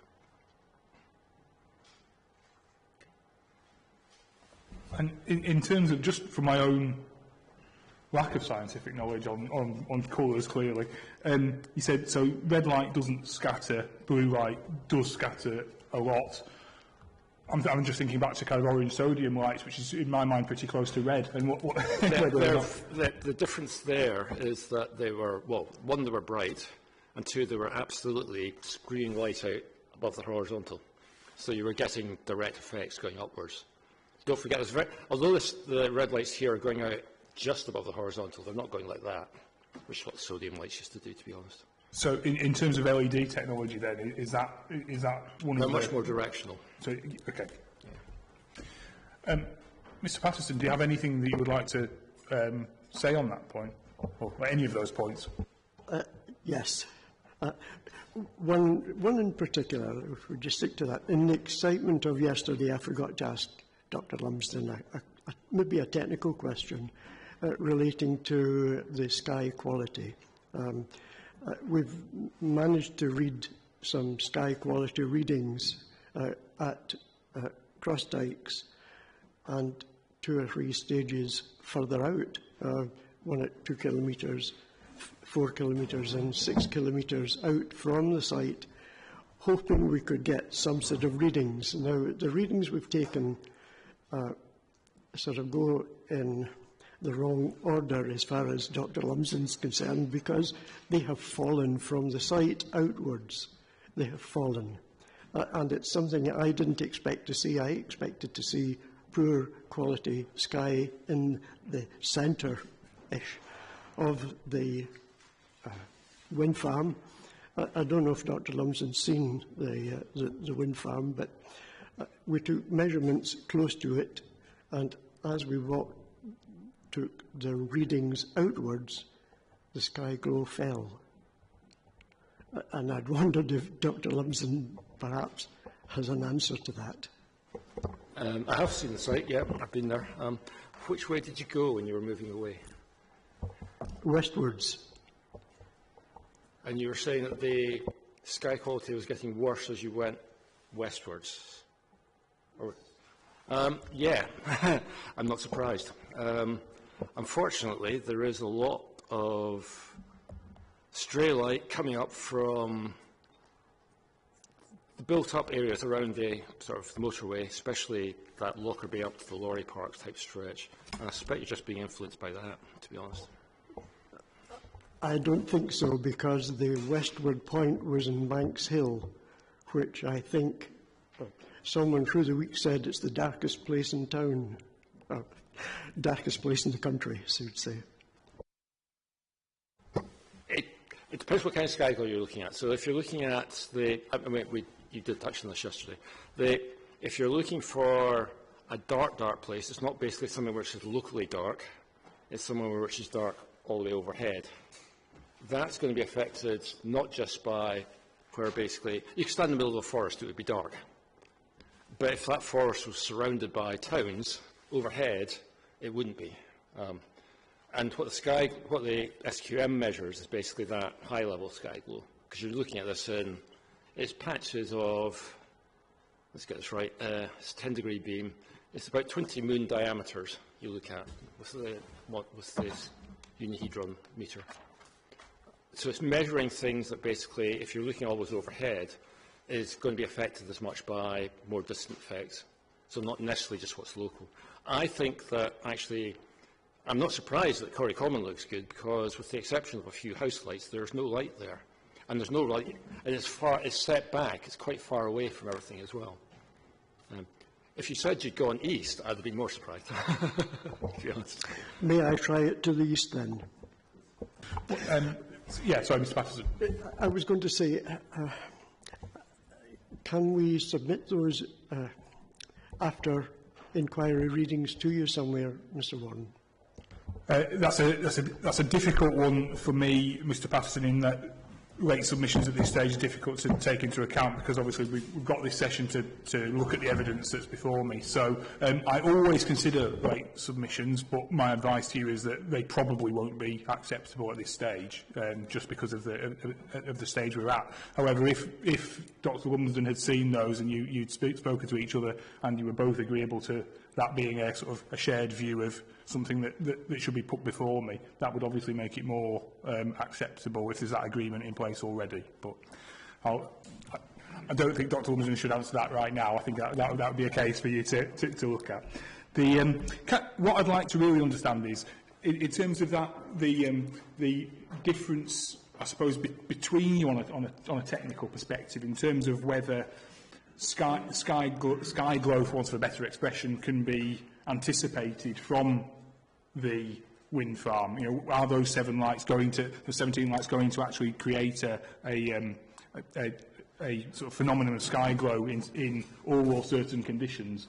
I want to understand how much difference there is between you both. Mr. Patterson, I might start with you and see whether you feel how far away are you, do you think? I don't know. This is the first time we've looked at this, and I'm learning quite a few things from this exercise, actually. So, in terms of the submissions that Dr. Lumsden's put in, there's nothing in there that's jumped out at you as being inaccurate. So you're taking that as not inaccurate, but I do find it rather difficult to try and imagine what a brake light looks like 17 kilometres away. I'm having difficulty looking at it 10 metres away at the moment. No, that's fair. I should just perhaps say to that, that's my attempt to be the subjective for people who don't do technical details. The figure 4 is the one for people who actually understand the numbers and all the rest of it instead. So. Sorry. And Dr. Lumsden, in terms of what you've seen in terms of the submissions from Mr. Patterson, could I have your comment on that? Sorry. My only real objection was basically that all the technical analysis was done with the 2,500 candela level. And I suspect if you reduced it to the 10% level, you would find that the effects were less, to be honest. But otherwise, we're not actually doing things that are very different. The only thing I'm adding in is the distance and the atmosphere. That's the only real difference. Dr. Lloyd, thank you. I'd like to say that Dr. Lumsden's work is work that I admire, and that's perhaps not too surprising because I was chief investigator on the international bid to support Australia's participation in the Square Kilometre Array, which is something you'll know very well, the biggest scientific instrument of its time, and a really exciting project. And you will know that something like a turbine is incompatible with something like a Square Kilometre Array because of what it does to the baseline radio frequency. There's also, it seems to me, in this argument, very much a split between looking right up at the sky at celestial objects and what most people do is when they look across a landscape.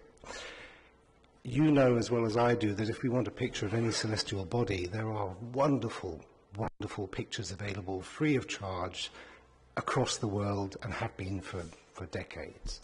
But what most people do when they like the night sky is they'll set up a camera with a long exposure and they'll take something in the foreground that gives some scale. So if you look at every picture of a supermoon that's come out in the last year, you will often see, and certainly I think 90% of the ones I've seen, something in the foreground to give that scale. I submitted pictures of Hagshaw Hill where I took the same exposure between flashing lights and with the flashing lights running, and you can see that these absolutely blow out any image of the night sky behind those turbines. And I think that this is removing something that the amateur photographer, the person who comes to be a tourist, rather than the professionals, which you both represent, the amateur tourist, the attraction of being here is you can set up on a hill, you can look across those hills, you don't see much in the way of pollution, you can take a long exposure and you can get the Milky Way, you can get the brighter objects, but you can get an awful lot. With a half-decent camera today, you can get a wonderful view of the night sky. And that ability to put foreground and background is what draws people to these places. And unfortunately, if you put navigation lights of the sort that you're describing these will be visible. And I think one of the other things that hasn't really been brought out is the nonlinear response of the eye.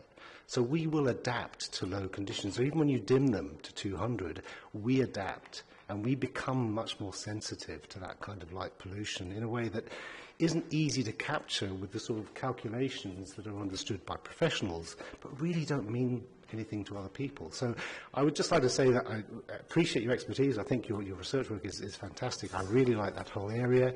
I think, though, that you are looking at the sky as a professional, and I, at least, as an amateur photographer who's done things like provide shots for the Moffat show, I at least know what it's like to be a poor quality photographer sitting on a hill in the middle of a cold night, just gazing out amongst the stars and trying to take those long exposures that will become impossible for certain views should this development go ahead.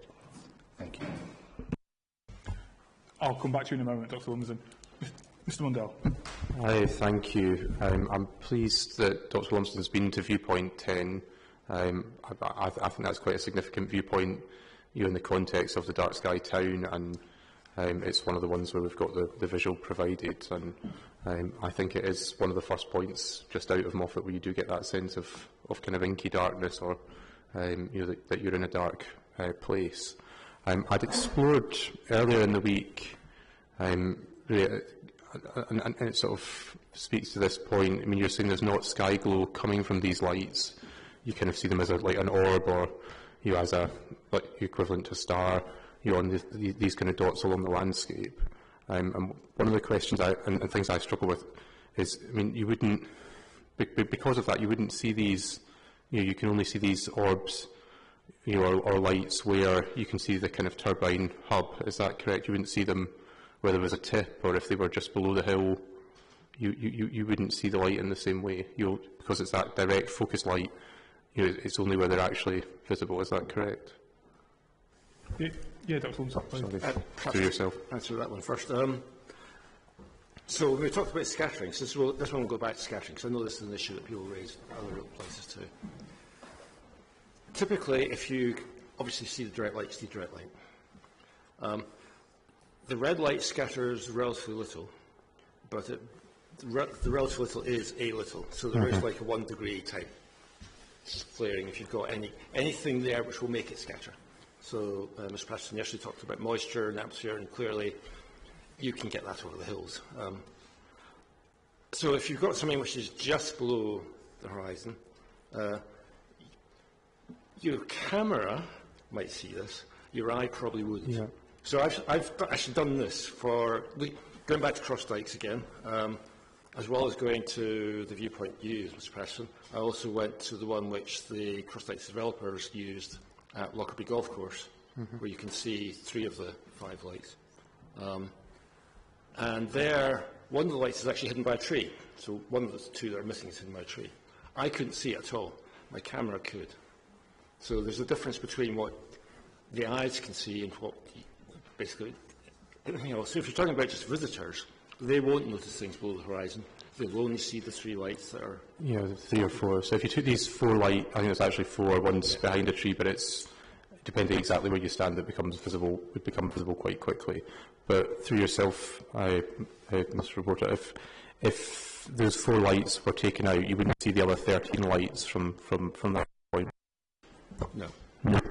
Because I think, and that's maybe more for yourself than for Mr. London. Dr. Lumsden, I mean, my point here really is, if you took out the turbines with visible hubs from the scheme, you could have avoided these red lights appearing in Moffat, on the valley floor at all. And that doesn't seem to me to have been taken into consideration in the site design, given that they don't scatter far. And by my count, you can sort of quibble over a couple of them. There are only 5 or 6.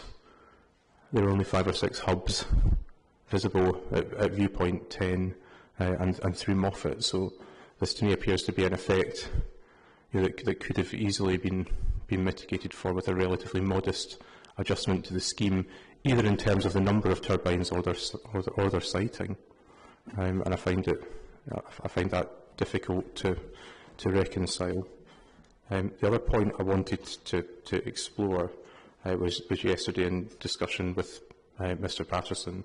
Mr Hardy had talked about how humans will perceive it, and I guess we've had a bit of that, today when you're talking about stars in the sky or sort of other bits and pieces. But would it be correct, to come to the view? I mean, these lights are specifically designed to be seen and to be seen at distance. Is that, to be asked Dr Lumsden whether that's a fair analysis? Yes, certainly. I mean, I suppose by definition are designed to be seen, they're aviation warning lights. But I suppose it comes down to as well the viewing angle. And so I'd like to understand more about the kind of viewing angle and how that affects brightness. And I recognise that you've got the kind of mitigation aspects built into the lighting. So could you perhaps just touch on that? Okay, so the lights are designed to be directional. So they go all 360 degrees all round. But in terms of the vertical angle, they're designed to be seen by aircraft, of course. They're aviation warning lights. So if you imagine, there's my sort of vertical plane. A bit of the light, most of the light is actually coming out just above that. It's not supposed to be any. You don't need to have anything coming down here. Now, you can't physically build a light like that. You just can't do it. So you inevitably get some down spill. So the vertical angle mitigation is actually just a natural sort of phenomenon in terms of the light. Different light manufacturers try their hardest to do different things. Contarnex, who actually produce both the light specifications that I use and Mr Patterson used in our reports, they're well aware of this issue in the UK. We've talked to them about this. They know they're trying to reduce the down spill, so the light when you're looking up at it, as opposed to above it. And so that's what they're trying to do. There are still the regulations they have to meet, but they're trying to reduce how much you get when you come down an angle. Whether or not a particular type of light will actually meet what you would ideally like to have, it depends on the manufacturer, obviously. And that's not something I can really, I'm not a manufacturer of lights. All I can say is I've seen some of them, up close, and they do definitely work in terms of that kind of angle. So you get that mitigation really is just physics. It's just basically, perhaps right to this. Imagine you had a little torch, sort of like a little flashlight type torch. If you look at it and shine it on a wall, you'll see a beam in the middle, and then it sort of like fades off very quickly. That's essentially all these things are doing. You're shining a beam slightly up above the horizontal, which is red, and so you still see it below, because it can't do anything else. There's bound to be some light comes out there. You can't shield it in any way. It's not like you can put a big mask out there, because it would actually, to be able to, someone actually once suggested this, but to be able to do that, you would actually chop off the turbine blades to actually get there. It's just be so big. So it's basically the best they can do. And this is why some of the developers are now talking about this ADLS scheme instead, basically the switching on and off type scheme, because we're pushing physics to the boundary now in terms of what you can actually physically do in terms of reducing the downwards light.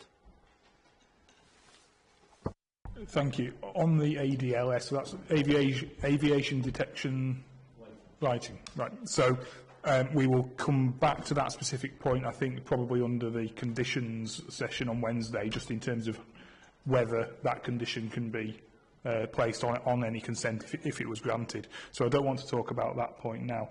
Dr Lumsden, did you want to comment at all on what Dr Lloyd had outlined? Briefly, yeah. I'm a photographer too. I don't disagree that you can do many wonderful things with your camera that you perhaps can't see. I think that so many people don't really appreciate that because you take your camera, whether or not it's your phone or a fancier camera, you go out and take a picture in the daytime, and it looks a lot like what you can see with your eyes. And that's just not true at night. The camera basically doesn't work the same way. Our eyes respond very differently. You can see with your eyes things which are much fainter, more obviously, compared to the bright things, whereas the camera is just very linear. It basically tries to scale things from the faint and the bright. It doesn't know to do anything else. To come to your point, in terms of taking pictures here around the hills, these lights, because they're a bit like stars, they're not going to give you that real sense of glare. I've actually seen a rising moon behind aviation turbine lights up in Murray, and actually the moon is just so bright compared to them that just they make sense in that scale. So because you're far enough away, you're not really getting a dominant effect there in terms of the lights. If you went closer, yeah. Just say that the pictures were submitted and they're available for you to review, but if you take the same exposure and you've opened your aperture, it just saturates and halos, and it really does avoid you being able to see that dark, faint sky behind it.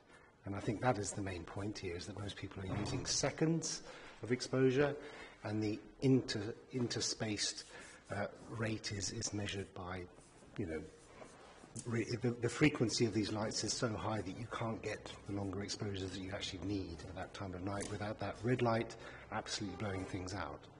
And so they are, when you're up in the hills, you're up at the right sort of level to see that cone, and it is more visible than it would be certainly inside Moffat, but certainly when you're doing the photography, you're up high. And so you are really, really at the point that these lights are supposed to be working. And so that is the evidence is there. I think it's incontrovertible. As a photographer, you would not choose to be trying to take a picture of the night sky or any celestial object with red flashing lights in front of it, especially with a long lens. Sure, Dr. Lumsden. One quick point, they're not flashing. So remember that you have the turbine blades going around, so they do flash. So what I had to do on that particular case, they're not flashing lights, so I used the turbine blade to occlude the image, the light, so that I could compare the same exposure with the lights off and the lights on, because, as you say, they weren't flashing, but my perception was that they were because the turbine blade was occluding the light. And that's what most people, or many people, see, which is the twinkling lights you referred to, I think, in your own comments. I did, yeah. I asked a question possibly yesterday about the fact that you could see at Cross Dykes, when I visited Cross Dykes on Tuesday night, that you could see, as the blades passed in front, you could see a sort of flickering of the lights. I recognise what you described there. Mr. Barker. So I think this might in fact be a question of you.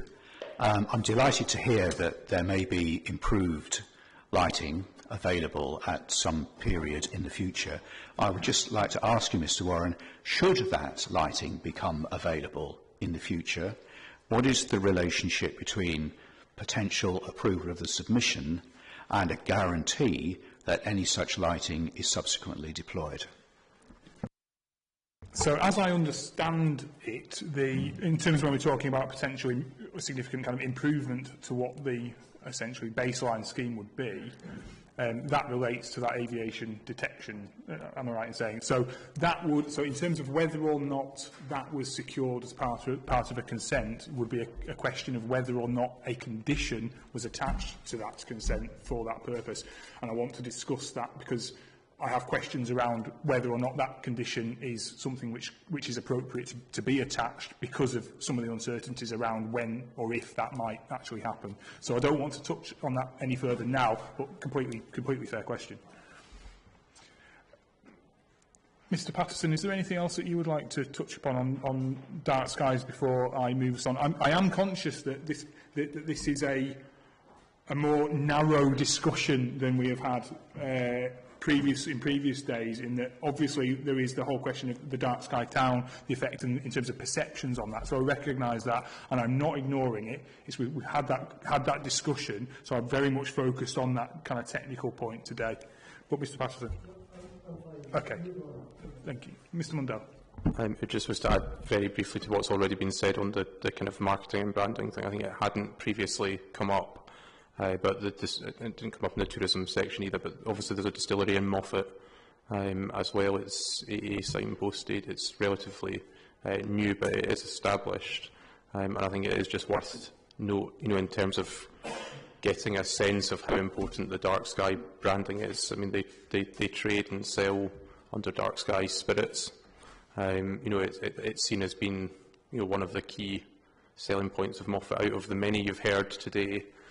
For a large-scale, commercial business that's seen, a very significant investment, both with support from the public purse, and through private investment.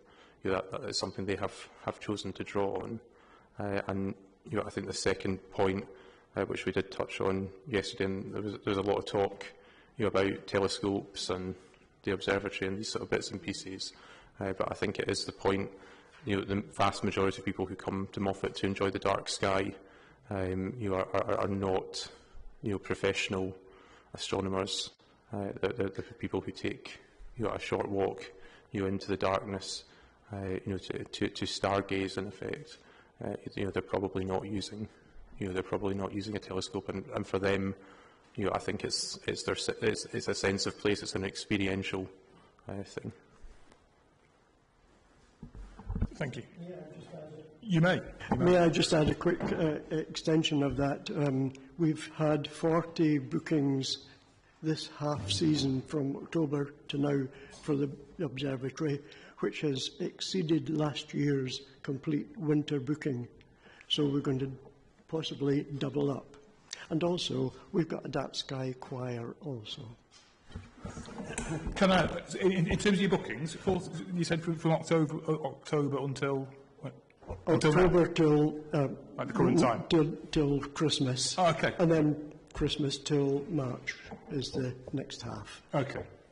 Yeah, I should clarify. I'm not saying that people don't come to the observatory and they don't, but it's the tip of the iceberg. It's at the specialist end, and there are people who come here from far and wide within that specialist field. But there are, an exponentially greater number of people who come from as just a wide, geographical distance, who come for that, what I would call a less kind of professional experience. Thank you. Ms. Bruno. Just very quickly, both Fiona and I are actually in the Dark Sky Choir, so it really does exist. I didn't doubt it, but thank you. Before I move us on, Mr. Hill, sorry. Unfortunately, I missed yesterday. I wasn't invited at yesterday's commentary, but if I have to be honest, I would like Mr. Patterson to challenge my comment. When I wrote to the ECU, I mentioned the fact that from where I live, just south of BTIC, slightly more elevated than the observatory, maybe by 20 metres or so. The 360 from where I live, I would say at least, especially looking south and east and southwest, at least 10 degrees from the horizon has light pollution. The least affected is probably the west-northwest, but certainly east, south and southwest has a high amount of light pollution, at least 10 degrees from the horizon. Thank you, Mr. Hill. And is that, so obviously on the west side of the A74M, is that the main source, or is it because you're looking over towards Moffat as well, you've got the town in front of you? No, I'm west of the M74, Mr. Walker. The best night sky is to the west, northwest. That's the best. The rest of it is basically almost 10 degrees from the horizon of light pollution. So your aviation lights are well below that. Thank you.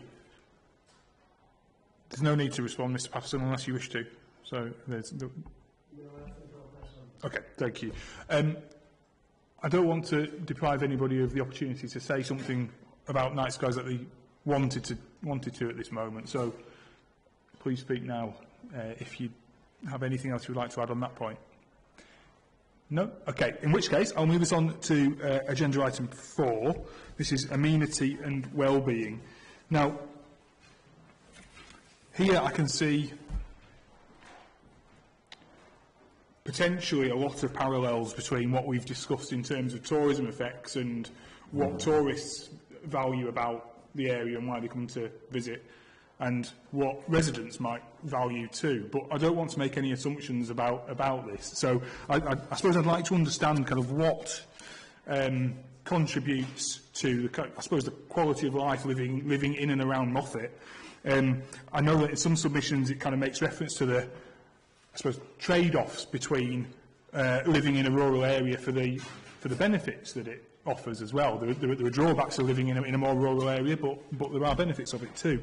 So I suppose I'd like to just get a feel from it in your own words as to kind of what that means for you. So I'm not at this moment, and I will come to you, Mr Thompson, about amenity points as well, but I'd like to just get a feel for kind of what that means. And I'm not looking at anybody in particular, so I'm more than happy for any contributions. Yeah, Mr Lee.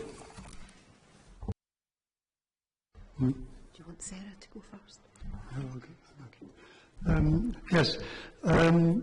So far today, we've heard some good technical arguments coming from a commercial body and answered by people who are not of the same opinion in the main. I'd like to thank, I don't know how much input you have in arranging these things, Mr. Owen, but we are very grateful as a community to have the opportunity of having a community hearing. And I would like to speak from the perspective of the community. So what I'd like to say is that you have heard that there have been 2 surveys, that the majority opinion of the community has been assessed as being a majority view against this development. I'd like to just put 1 or 2 points that I've heard from, as a result of the discussions we've had with people and the meetings we've had, that people have problems with. I'm not looking for a debate about them. I just want to highlight them as a prelude to going on to the wider subject of the community view, not a commercial view, but the overall holistic view of a town which is going to be most affected individually by this development. So one of the concerns that people have is the risk factors associated with some of the practices which the developer intends to incorporate within their development. I'm very conscious, and I think other people are too, of the unintended consequences that arise from unresearched or not thoroughly researched, or situations which are based on compliancy to regulations which don't actually stand up to when put into practice. So I'm going to talk about the precautionary principle, which in essence is to protect the public and the environment from harm. I'm sure the legal people here, and I'm not one of them, will say, yes, but in practice there's always a legal argument we can come up with which justifies the actions. Well, there's 3 areas that come to mind that have been highlighted by members of the public, and we've discovered through our own research that give us great concern. One of them is the impact of this development on the weather. Now, each kilowatt of electricity requires 1.3 horsepower of energy to produce. The development is going to produce at optimum, which is not going to happen, but taking it at its optimum capacity, I think is 430 megawatts, which I think is a huge amount. I've got the figure here, 548,000 horsepower of energy out of a wind system or a weather system. Now, that we fear is going to affect local weather. And the research we have done confirms that. I'm not going to take up time because I don't have an in-depth knowledge of the actual figures, but I can, you can look them up for yourselves. But it beggars belief to justify an extraction of that quantity of energy out of a weather system that is not going to affect local weather. And that's confirmed widely if you go on to university reports from America, and not so much in in this country, because I've been in touch with the Met Office, I've been in touch with Scottish Government, and I've been in touch with CWL, that very little research has been done, meaningful research, mainly because there hasn't been sufficient time to have real statistics, because we haven't been operating these big turbines long enough. But I think there's a consensus that it will affect local weather. Now, weather is something that if we start tampering with, has huge ramifications. We're talking about one wind farm taking a lot of energy out of a weather system. There are dozens and dozens of these wind farms, and that is going to affect the weather. And it's going to affect tourism, because weather affects tourism. It affects agriculture. It can actually affect national policy, because if you get a country tampering with the weather, another country on a national scale is going to say, what are you doing? You're affecting our weather. It's a major problem.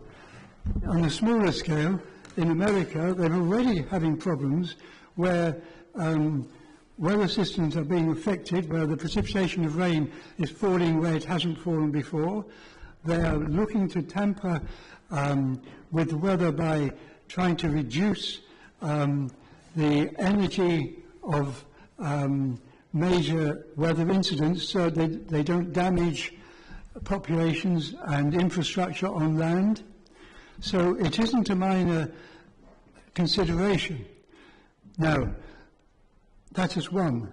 There's Sorry, Mr. Wade, can I just pause there for just a moment? So it's perhaps a more detailed point than I was anticipating in terms of understanding kind of the impact on the area in terms of kind of living here and so on. But I'd like to just pause and give the applicant a chance to respond if they wish to.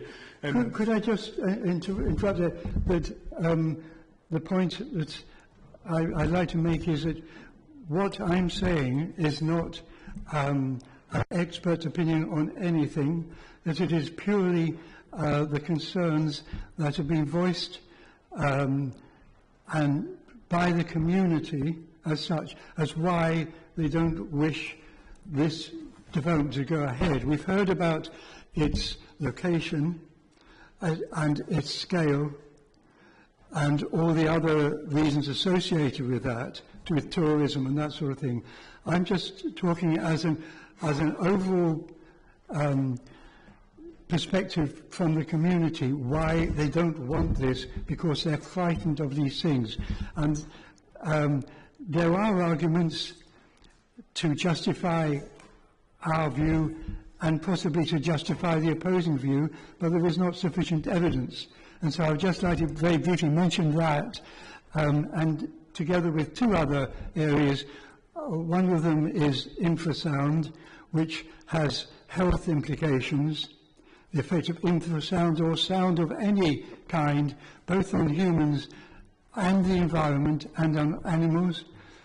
And thirdly, on the BESS situation, which I think is on the agenda for further on, which again, the threat that we've heard voiced on national radio and television, the capacity of other terrorist or aggressive countries of the world can now target such things as BESS, battery energy storage systems, which at the level, the scale that are being spoken of as regard to Scoop Hill, will make a prime target and could be taken out to within feet by missiles and this sort of thing.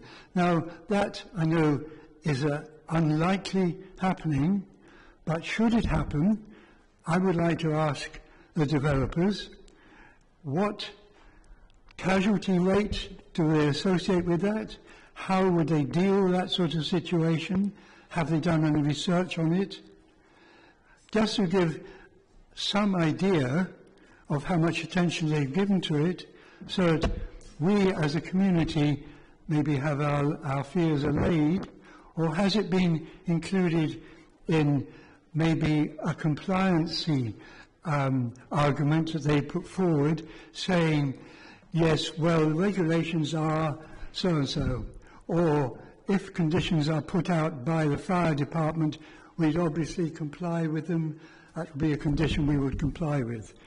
Okay, Mr. Leakes, yeah, so on the point of the battery storage, I will come back to that in the next agenda item. So I would simply ask the applicant to note the points that were just raised then, and and we can pick those up then.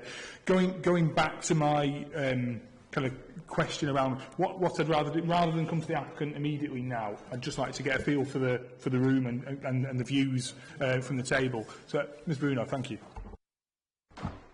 Yes, can I just put forward the point of view of Kirkpatrick Juxta of BTEC. We carried out our survey, as you know, as we were asked to do, and we got quite a good response back, about 20%, which we think is pretty good for BTEC, and 85% of our community voted against Scoop Hill. So I just want to list what they said, really, and I know it's up there for everybody to see, but those who aren't aware, and they're not particularly scientific reasons, it's just the feelings of the community. So, and not in any particular order, okay? Don't need them, they're an eyesore. Don't need them anymore. Dedicated turbine or two for BTEC so that we can truly benefit from the free energy. 4, concerned about the impact on the biodiversity. 5, don't like the look of them. 6, don't want them. 7, how green actually are they? 8, the lights at night will intrude onto the observatory at Moffat. 9, villagers should be compensated with either solar panels or money towards energy bills. 10, a visitor commented on how they would spoil the views and especially the lights at night. 11, build them somewhere else, less pristine. 12, too many. I'm nearly there. 13, enough wind farms in the area. No benefits to the area or environment, only benefits the energy companies. 14, will affect our status as Jewel of the South. 15, terrible for the wildlife, and the roads cannot handle the additional traffic. It will ruin the scenery. We already have our share. 16, birds of prey, geese and swan will be affected. They have massive concrete bases, not very green, and the blades are put into landfill, not very green. 17, it will be bad for tourism. 18, what community incentives? 19, believe that this area of Dumfries and Galloway has sufficient wind power. The village of Beatock is feeling hemmed in by those we have already. 20, BESS units are fire risks. They are flooding risks. They have health effects. They will spoil our area of outstanding natural beauty. They will have effects on our wildlife. Also, they could be a target in case of a foreign invasion. Take out our power. 21, unsuitable in a tourist scenic area. Dumfries and Galloway is saturated with wind farms. 22, which we haven't raised already, but we already produce more electricity than we use. The only people getting anything from this are the wind farm companies. There was one that actually did quite a long response. It's just a few sentences, if I may read that out, and that's the last thing. I have concerns about the proposed development. The local area has numerous wind farms. The damage to the environment constructing these farms must outweigh any green benefits. Covering so many hills with concrete cannot be environmentally friendly. It is much publicised about climate change causing flooding in the future. Its rainwater cannot penetrate through the ground in a natural way because of concrete. There will be increased flooding in the valleys. Also, in an area so reliant on tourism, spoiling the hills with wind farms will mean there is nothing for tourists to see. We've been told often of the benefits of wind farms. I personally have not noticed any. Electricity is more expensive than ever. I would strongly suggest to whoever thought of these ideas to strongly reconsider. Thank you. Thank you, Ms Bruno. Yes, Ms Barker. Thank you. Well, other people have dealt with very effectively, I think, this morning about the economic impacts I think that the development is likely to have on Moffat and the area around it. And what I'm wanting to talk about is the non-economic effects and the benefits that the open hills bring to Moffat and the wider community. And I consider that the amenity and well-being of Moffat and the surrounding communities would be very seriously impacted if this development was to be allowed. And first I need to tell you something briefly about Moffat as a place to live and the community of Moffat. You'll have gathered, I think, from this morning, and you'll see from what I say, that it's a particularly vibrant and positive community. It's a great place, great community to bring up children. Families with children often choose to move here because of what it offers. Amongst other factors quoted are that the school has an excellent reputation and the place has ready access to outdoor activities of all sorts. It's a good place to spend your working life. It's easy to commute from. The number of cultural and social events in the town make it an interesting and sociable place for adults of all ages. It has a large number of active local groups which promote and support the community spirit of the town by organising local events, festivals and clubs. The clubs cater for many interests, including music, film, theatre, local history, arts, crafts, sport, fitness, allotments, tree planting, astronomy, local biodiversity and lots more. And it's a happy place to grow old. Local volunteers provide clubs for seniors and meals on wheels for those less able to get out and about. And a community like this is precious and it deserves respect and protection. It has a strong sense of its own identity, Moffat, and a strong sense of its history. And that history includes the traditions of hill farming and respect for the hills that go with that. And the hills where the development is planned are important to Moffat's sense of identity. In fact, when I was buying a paper this morning and telling the lady I was buying it from, Sandra, that I was coming to this inquiry today, her immediate comment about the development was, and about the effect on the hills, was Moffat is the hills. So that's how much it is part of Moffat's identity, the hills around it and the hills to the south. That sense of identity is important to social cohesion in a community, and it's integral to what defines Moffat for visitors and for residents. The proposed development would have an enormous effect on the identity of Moffat and district because of that. It's already been established that it would impact views from Moffat itself, as well as from the Southern Upland Way, the Annandale Way, the Reivers Route, and from main roads as well in the area. It would also completely change the character of the hills themselves and would diminish their impact on the surrounding area. And I would argue that the impact of turbines on the landscape can't be judged solely by technical presentations, but from professional landscape architects. The sensitivity of towns that was mentioned earlier in discussing the assessment of their impact. There's towns and towns, and some people in towns concentrate on their towns, but in Moffat, the surrounding countryside is important to the identity of the town. And so I'd argue that the sensitivity of people in Moffat is probably quite different from the sensitivity of people in another town. That's one example as to why I don't think presentations from landscape architects are the sole way of judging an impact. It's also a matter of innate judgment about the value of the place. The hills have a capacity to inspire awe, which shouldn't be underestimated. The calm beauty of the hills benefits people who see them both from a distance as well as those who walk there. And the sense of space and peace is there for both, and it's been talked about a lot this morning already. The soil, ecology and plant life of the hills are all part of what make the hills beautiful, peaceful and awe-inspiring. And the ecology here has been developing over thousands of years and is something we need to be preserving and not damaging. The depth of silence that exists on the hills is something invaluable. It's been clearly demonstrated by others today that this peaceful landscape is an economic asset to the town because it attracts visitors. But it's also an asset to the mental health and well-being of people both locally and nationally, and the development would destroy that peaceful aspect.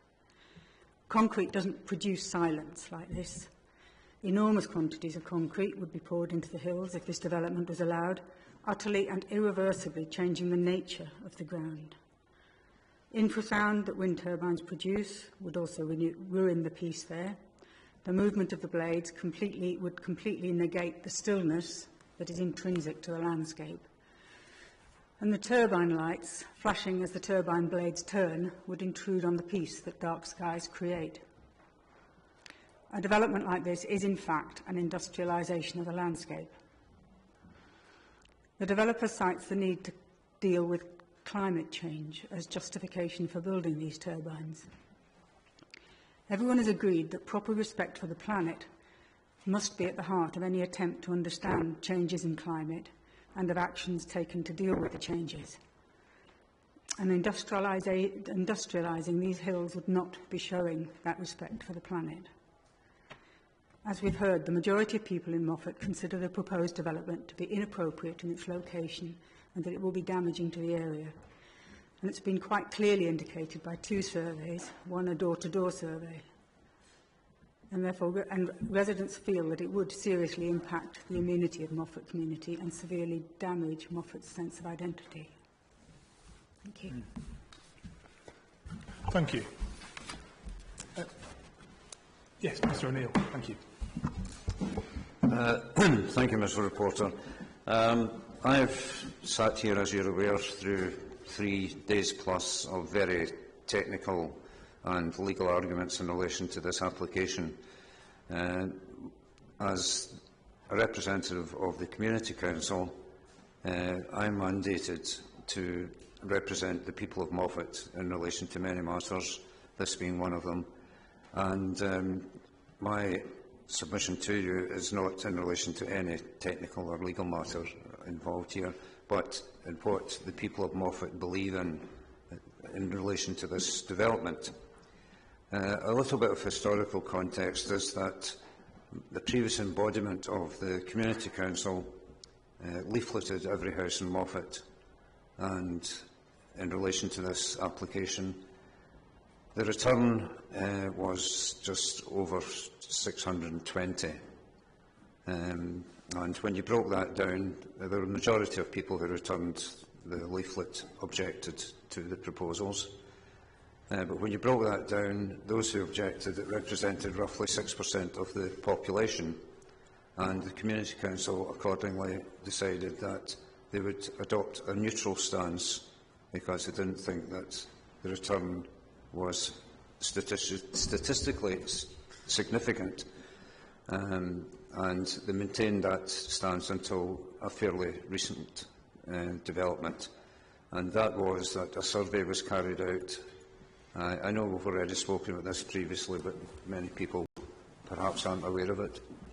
A survey was carried out. There were 10 people involved in groups of 2, going to every house within the 30-mile-an-hour limit in Moffat. I'm just thinking of the number of hours. It was over 6 days, and personally I was out for about 5 to 6 hours each day, knocking on doors.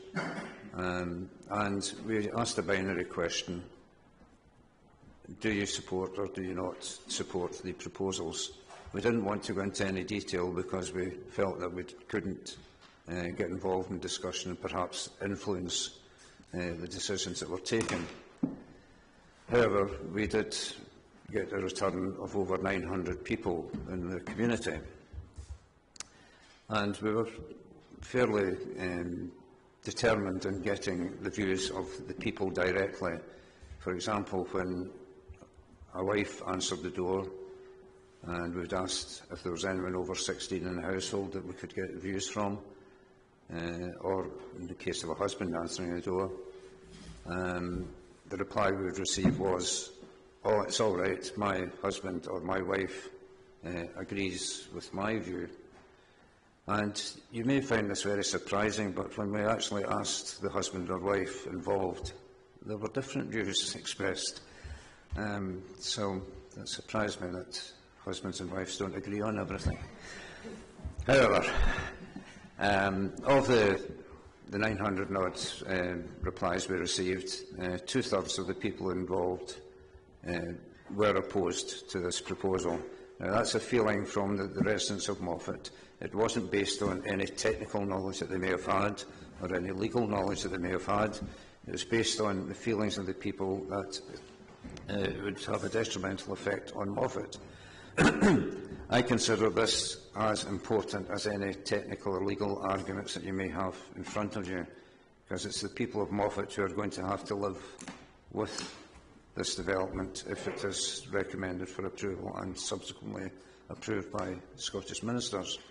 So I hope that you can give the same strength to this argument, that the people who are going to be affected by it, their views are just as important as any other matter, and that you take this fully into account in your recommendation.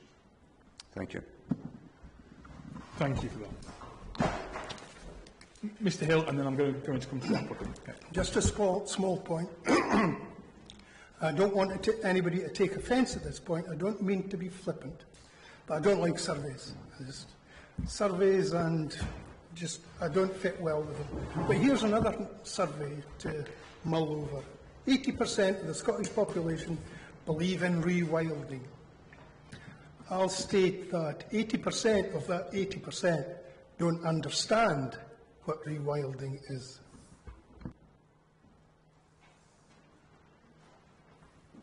Thank you. Mr Thompson, there's a lot in that, I appreciate, and I'm not looking for you to respond to what you have heard in full there. So I want to sort of be clear on that. I suppose it would be helpful for me to hear from the applicant's perspective how you feel you have struck the correct balance in terms of the impact upon Moffat and the surrounding area, in terms of just the sense of the presence of a wind farm nearby on the hills. You've heard what people have to say about it. I appreciate in your statement that you've been quite focused in terms of this point around kind of well-being and so on. So I don't need to go into that necessarily. I can take that as read. But I'd like to give you the opportunity to kind of respond. Just before Mr Thompson says things, and I've listened very carefully, just try and keep this short, because I think there are some things that need to be said. Whether, very early on, there's been a lot of points raised, whether there is no objective evidence in relation to upsetting the weather from onshore wind farms. So that is absolutely do not accept. There is a consensus on that. In relation to infrasound, there is a lot of research on that. Infrasound is not problematic from onshore wind turbines. It dissipates very, very quickly. So that is not a health concern. That's demonstrated not to be in the scientific materials. BESS, it seemed to me that the interest was actually in a sort of remote terrorist attack. So not in the kind of intrinsic safety of battery, of battery chemistry. What would happen if there was a missile attack? The answer is no, we haven't assessed that, but you can't. So that isn't a reason to look at refusing this consent. The fourth thing was that in relation to the points in the general response on matters that members of the local community had raised. I listened very carefully. The vast majority of that, and I hear it, of course, is that we don't like wind turbines. We don't want wind turbines, we think they're ugly, or whatever it is. Whilst that's important as a subjective viewpoint, this is not a plebiscite. It's not a, do you like wind turbines, do you not like wind turbines, show of hands. We are acting in a framework which is policy-led, development plan policy and national policy, and the other matters that have to be weighed up. And I think that brings me on to my final point, and before Rees says anything, and it's this. Actually, Mr Mundell was very fair yesterday in saying, well, there isn't really much to argue about if a developer goes to that part of the area where turbines would comply with policy, because the council itself, of course, has got a sensitivity study, or had a capacity study, now a sensitivity study, which identifies the host LCT as one of the two areas with the highest capacity to accept, or the least sensitivity to accept turbines, which it now looks at up to 250 metres. So, all those turbines, and I think it's something that's been striking to the applicant during this week. Whether that's Mr Mundell, and whether that's the 30 turbines or 30, whatever it is inside that area, whether or not it's Dr Wimble who said actually about 34 to 36 turbines, that's acceptable because that would fit. Janet Swales, who's the council's landscape officer, in her consultation response, as you know, said between 47 and 51 turbines in the original consultation response would be acceptable, and the developer here is here at 60. So the point I'm making is that nobody who has expressed an opinion fairly, I mean, if you want to say no turbines, that's a separate matter, but if you want to actually look at the documentation, the starting position is the common denominator is that 30 to 35 turbines are acceptable to all parties because they are located where the council says that those turbines should be, and that's within the host LCT. So I think for those people who say, well, we just don't want any turbines, that actually would put them at odds with the council-prepared documents and indeed the locational guidance which an applicant is expected to follow. So if the concerns are that there are going to be amenity impacts, whether that's on, on mental health and well-being and sport, outdoor recreation, all of that would actually be in conflict with that locational guidance from the council, because there would be turbines there anyway if we're following the proper process. So it seems to me the debate, if you like, isn't about the principle of turbines on Scoop Hill. The debate is actually about those additional turbines. I see Mr Mundell's got his hand up. As soon as I speak, wants to respond, he will say, but there's sufficient wrong with the scheme to justify refusal. I get that point, but my point being the common denominator is actually that the bulk of these turbines are located exactly where the council say they are. So, I don't know. I will come back to you. So I would like to give Mr Thompson the chance to add anything if you would wish to. Now, Mr Thompson. Oops, sorry. So, yeah, a couple of points I'd like to raise. I've been coming to Moffat for nearly 7-8 years now. The Scoop Hill application was submitted in November 2020. Obviously, there was a lot of preparatory work that went into it before that, so I've been coming here for a very long time, and I've not heard, Wales being out and about the local population having any grievance with the existing wind farm population. So, that's just my first observation. We've been consulting with the community here throughout the application process. So COVID obviously had an impact on the physical element of that in the first instance. But since restrictions were lifted in 2021, we've been hosting community events here. And in fact, in this very hall in the summer of 2021, Rebecca and I hosted an exhibition which a number of parties here attended, including Mr. Lee and Mr. Hill, but actually I found to be surprisingly quiet. So, the concept that the community was against Scoop Hill is not borne out by my experience in that public exhibition. I'd probably wager that there were more people in the hall right now than turned up over that entire process. So then turning to the community prospects that wind farms bring to their host communities. It's something we've been doing for over 20 years, working with local communities, ensuring that we have a Buy Scottish policy that benefits local contractors. It's small businesses, fencers, foresters, plant hire operatives. Our last wind farm in Ayrshire, 56% of the workforce was comprised of local individuals, and the construction companies they hire from the local workforce. So there's a direct local economic benefit to members of Moffat community.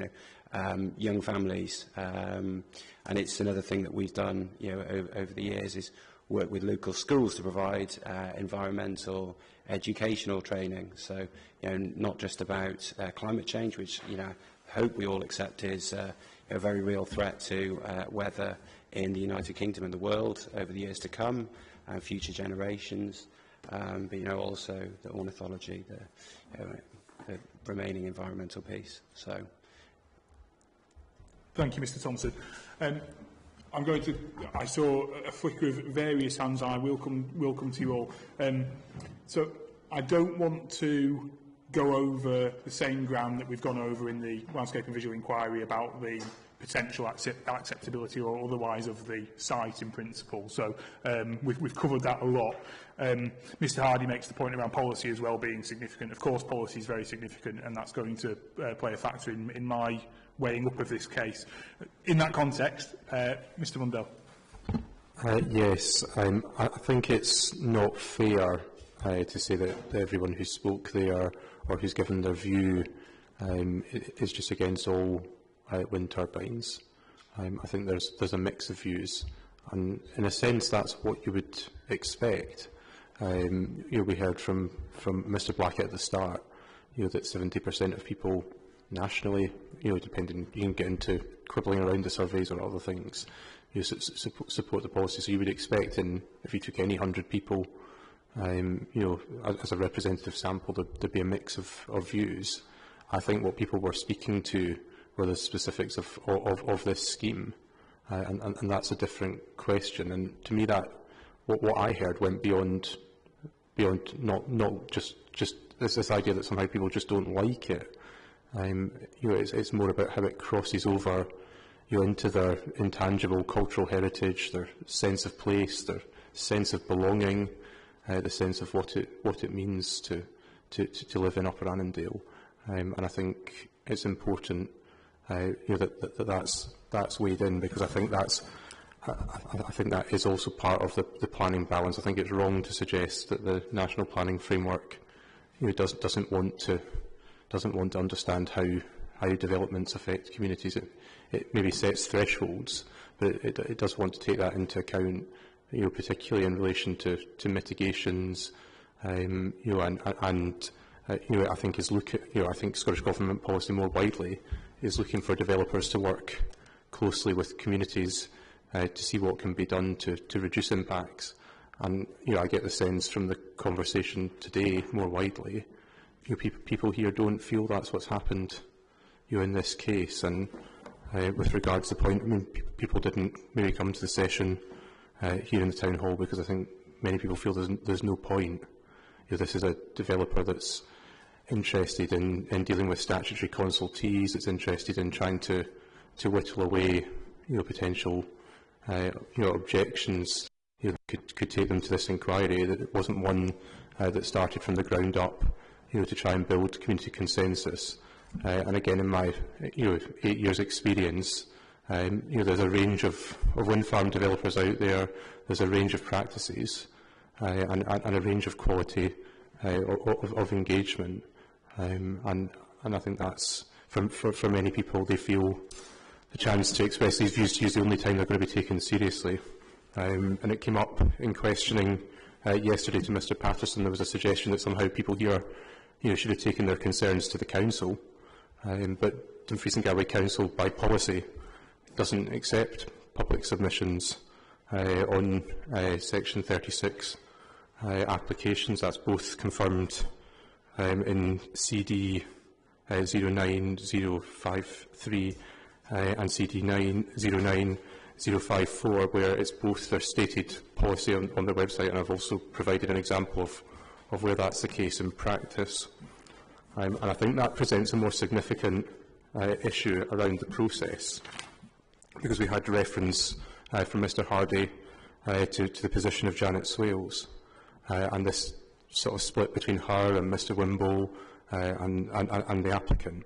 And I think there's a challenge here, because Janet Swales, in her report, and we want to go back over that ground, had said there was room for a landscape, a landscape objection on landscape grounds. Her area of expertise, she thought there was, a strong case for objecting, but she's not heard any of this evidence today, either how it makes people feel, and how the community have been involved. She's not heard any of that. And National Planning Framework 4,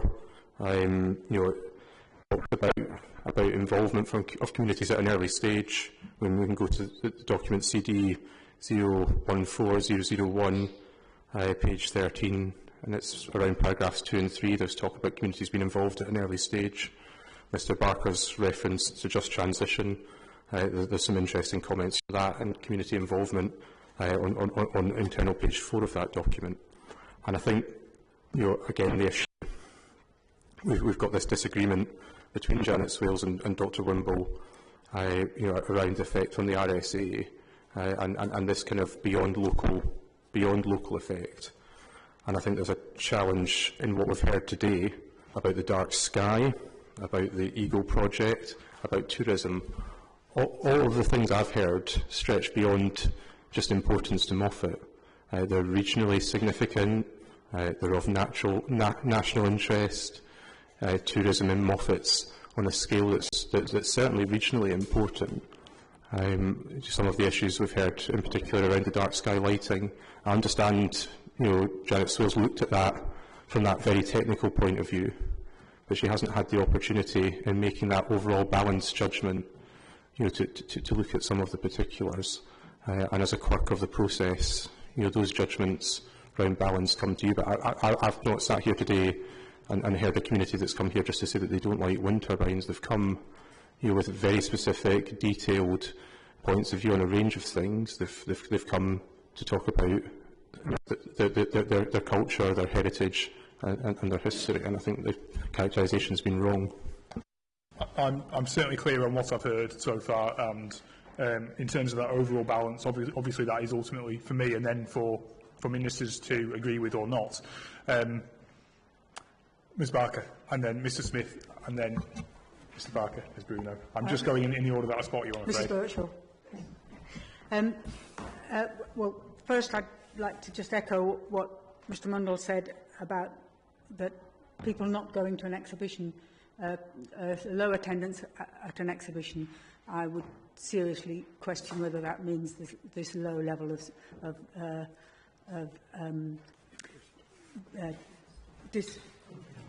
or low level of interest or low level of objection to it.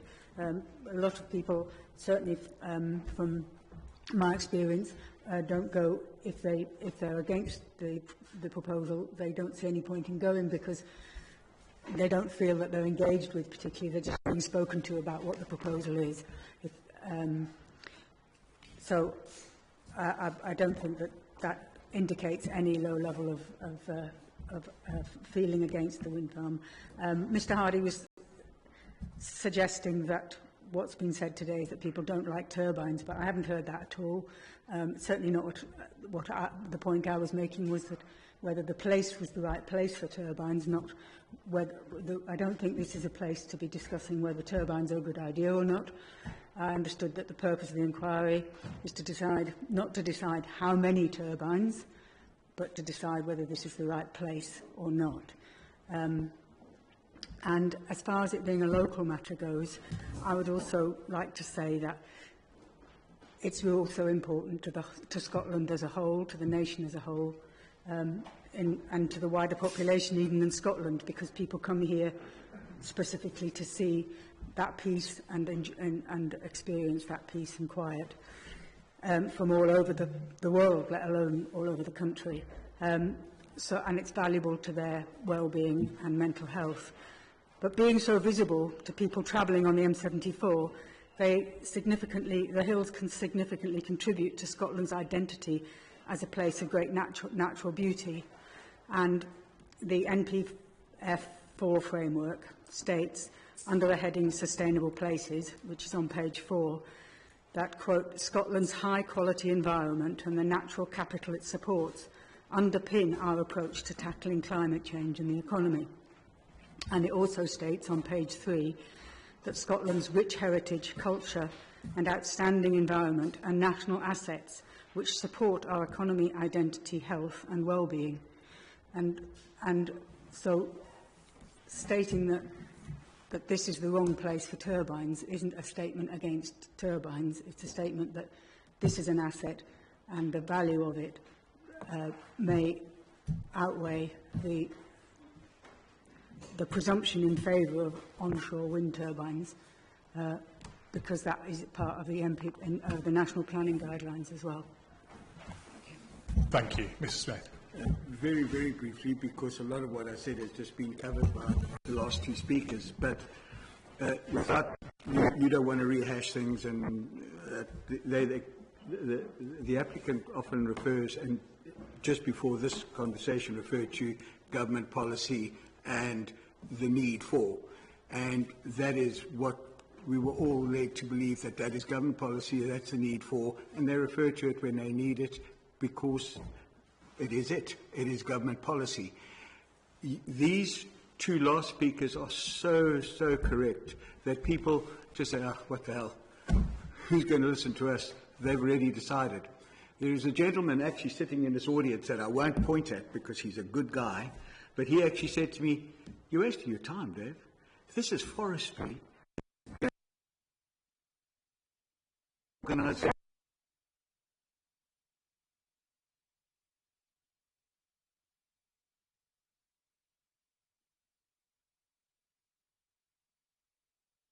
Just say, oh, really?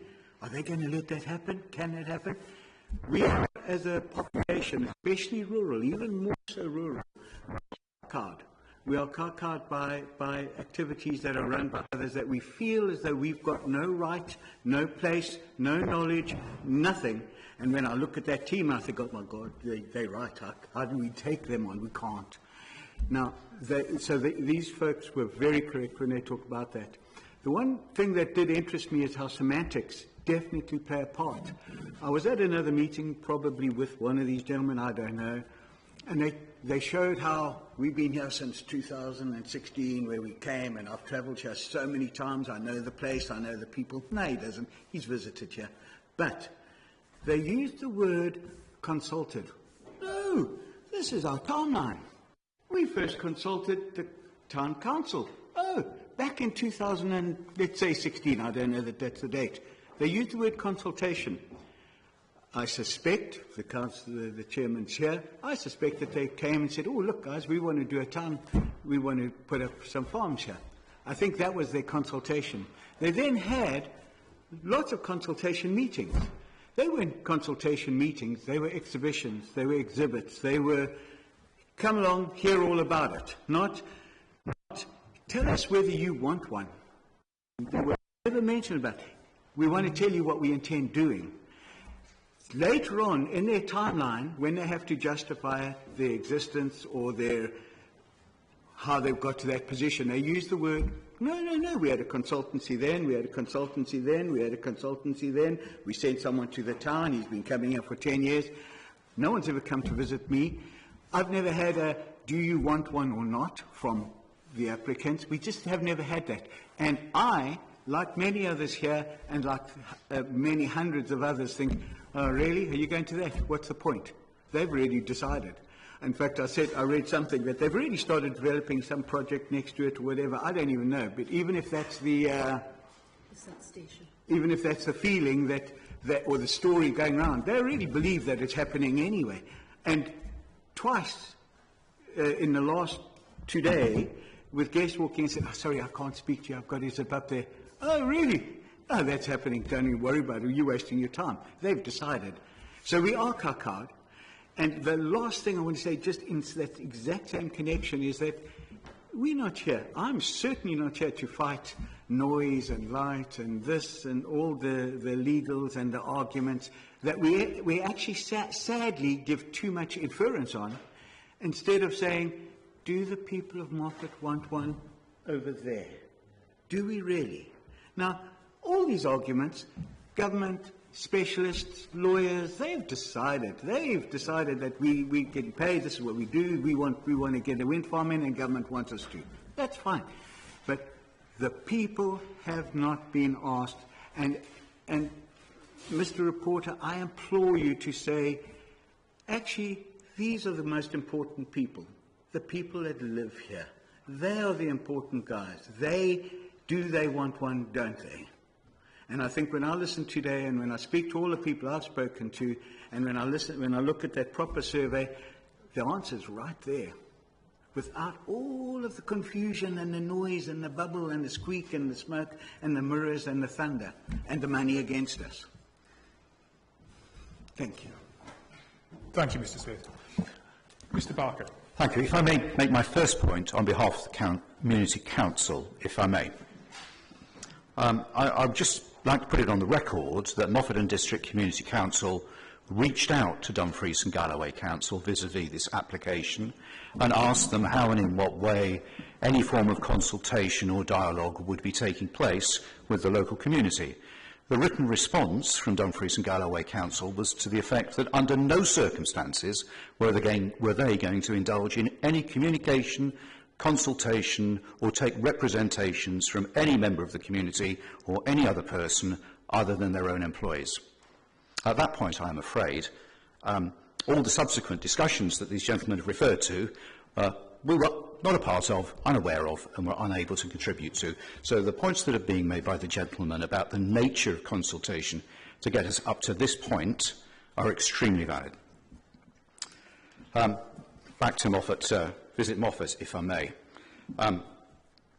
We have previously referenced the lack of engagement, despite references to visiting and passing through.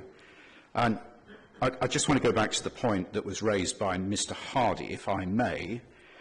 I don't think that at any point describing the situation, whether on behalf of the Community Council or Visit Moffat, has a representation been made to suggest that I do or I do not like, on behalf of those organisations, wind turbines. At no point has this been addressed as a subjective issue, and I think it is inappropriate to reduce the important nature of this dialogue and discussion as if it's merely a debate about whether we do or don't like wind turbines as a community. I think that is disingenuous.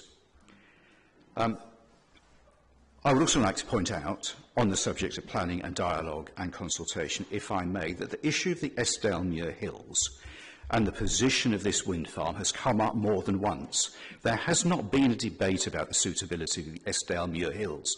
The issue is the compromise of positioning that is being pushed through perching this wind farm on the edge of the hills in full view of the entire Upper Annandale Valley. That compromise is not our responsibility. It was not engendered by us, and yet we're being asked to try and find some way of living with it. But in terms of doing that, we're not being offered offsetting economic benefits for the harm that will do our economy, and I'm stressing economy.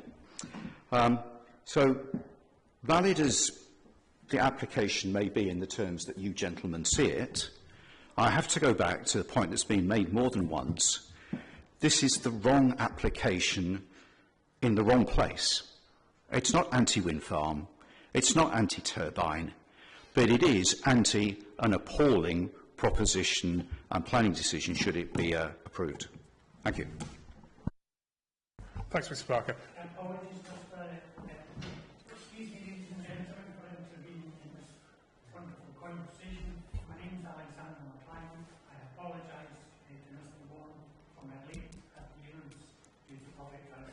I gather you've had quite some day of it. Come and have a seat, Mr McClarnon. I'm grateful for you making the effort.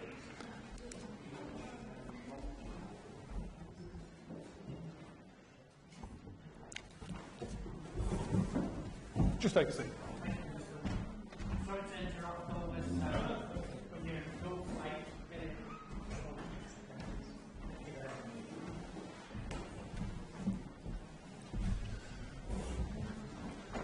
So I'm going, Ms Bruno, please, and then I'm going to just come to the applicant again if you want to make any final remarks on this point, and then I'm going to move us on into a break. But Ms Bruno, thank you. It's just a quickie to pick up the point about that Mr Thompson raised when they did have their presentation, very few people turning up.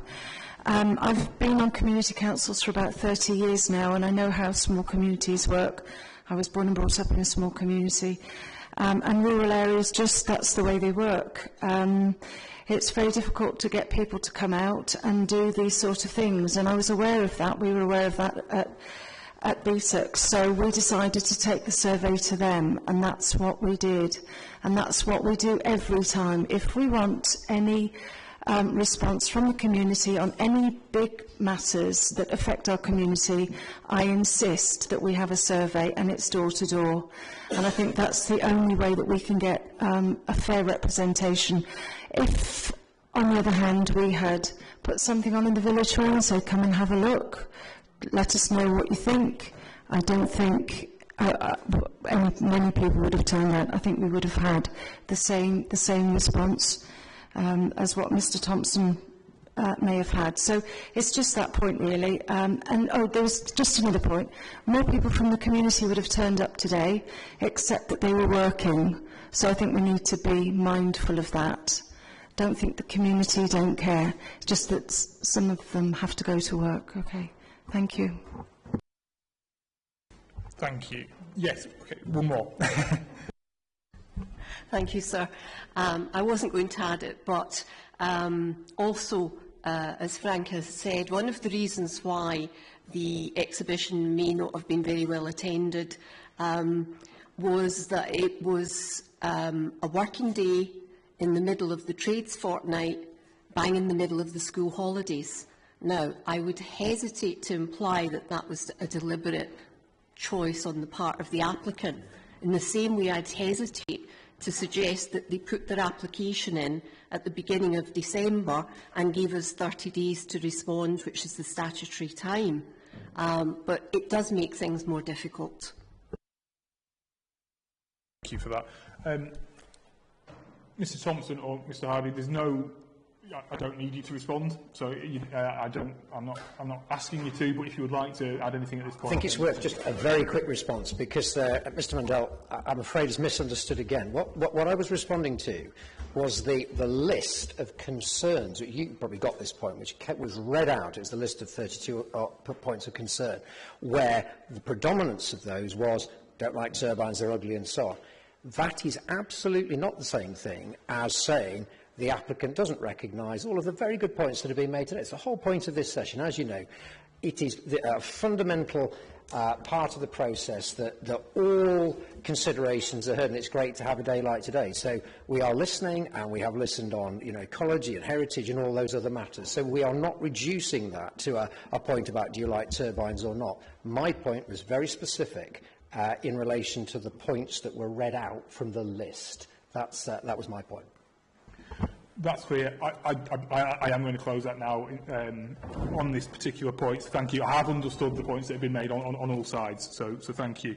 That neatly brings us on to an opportunity, I think, to have a short break. Mr McClarnon, you're probably ready for a break after your journey, I suspect. So. That's a message from God.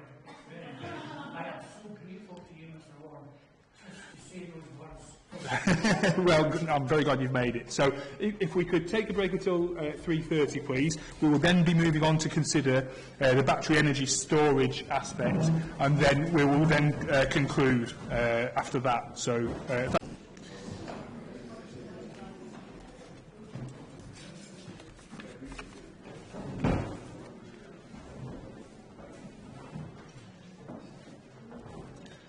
Thank you. Okay, so turning straight to agenda item 5, and that's the battery energy storage system. And I'm mindful of the submissions that I've received about the concerns about the battery storage, and in particular kind of fire risk associated with that. But in order to get us started on this point in the first instance, I'd like to turn to you, Mr. Thompson, just in terms of giving us an outline of how mature battery energy storage is. Is this something that you're doing on a regular basis in lots of projects, internationally and nationally? How kind of established is it? And just to kind of put risk in perspective, I suppose, would you be able to do that, please? Yeah. So I've set out the UK's installed capacity for battery energy storage in my hearing statement. As a business, we're UK focused, so we don't have any foreign operations. We have a number of consents that we're building out at the present time. And obviously we have a number of, we have this proposal and others in the planning system just now. In terms of safety, there has only been one battery energy storage system fire in the United Kingdom. That was in Liverpool, at Carnegie Road, and that was a 20 megawatt facility that suffered a fire in one of its units. So the fire affected one 5 megawatt unit, and that was 25% of the total capacity. So as a percentage of the UK's operational portfolio, that represents just 0.1% of the UK's battery energy storage fleet. So in terms of the risk that you manage with a facility of this nature, is it, I suppose, where do you feel that particular concern comes from? Is it the nature of the fire, if it does occur, that's the concern? Or has technology changed? Did they used to be more prevalent? So yeah, technology is very much advanced in the battery energy storage system space. So the chemistries have changed over time. The system designs have changed over time. There's been a lot more focus placed on separation distance to mitigate the prevailing risk, which is thermal runaway. And there have been significant improvements in the cooling systems deployed within those units. So technology has advanced considerably since the technology started being deployed about 10 years ago. So when we're looking at the deployment of assets here, they have to be insurable. They have to, for good practice reasons, meet specific design criteria, both in terms of IEC certification, also in terms of layout design, and all of these inherent mitigations significantly reduce the fire risk associated with batteries. Thank you. Ms. White, I understand that you've got some representations to make, please. Yes, I have concerns about the BESS and some questions. The proposed 200.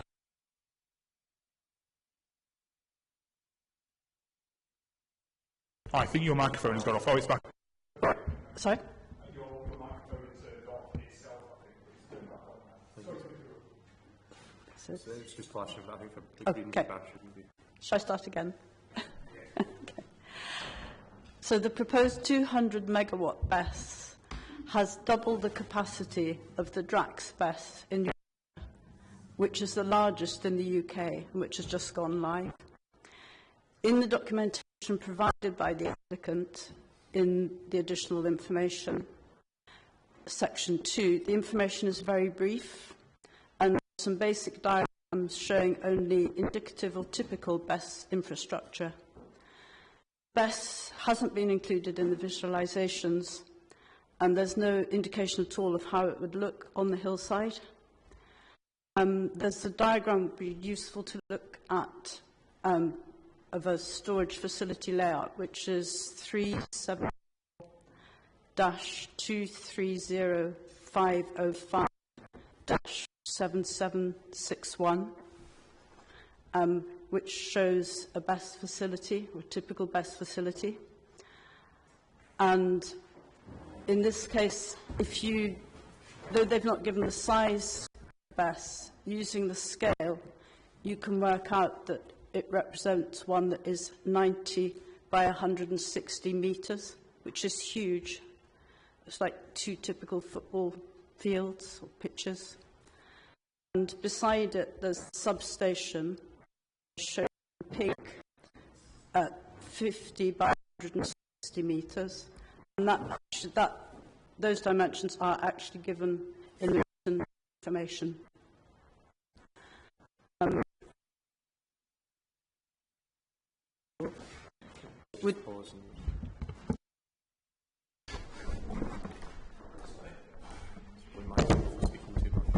Sorry, it's a Friday afternoon microphone, I'm afraid.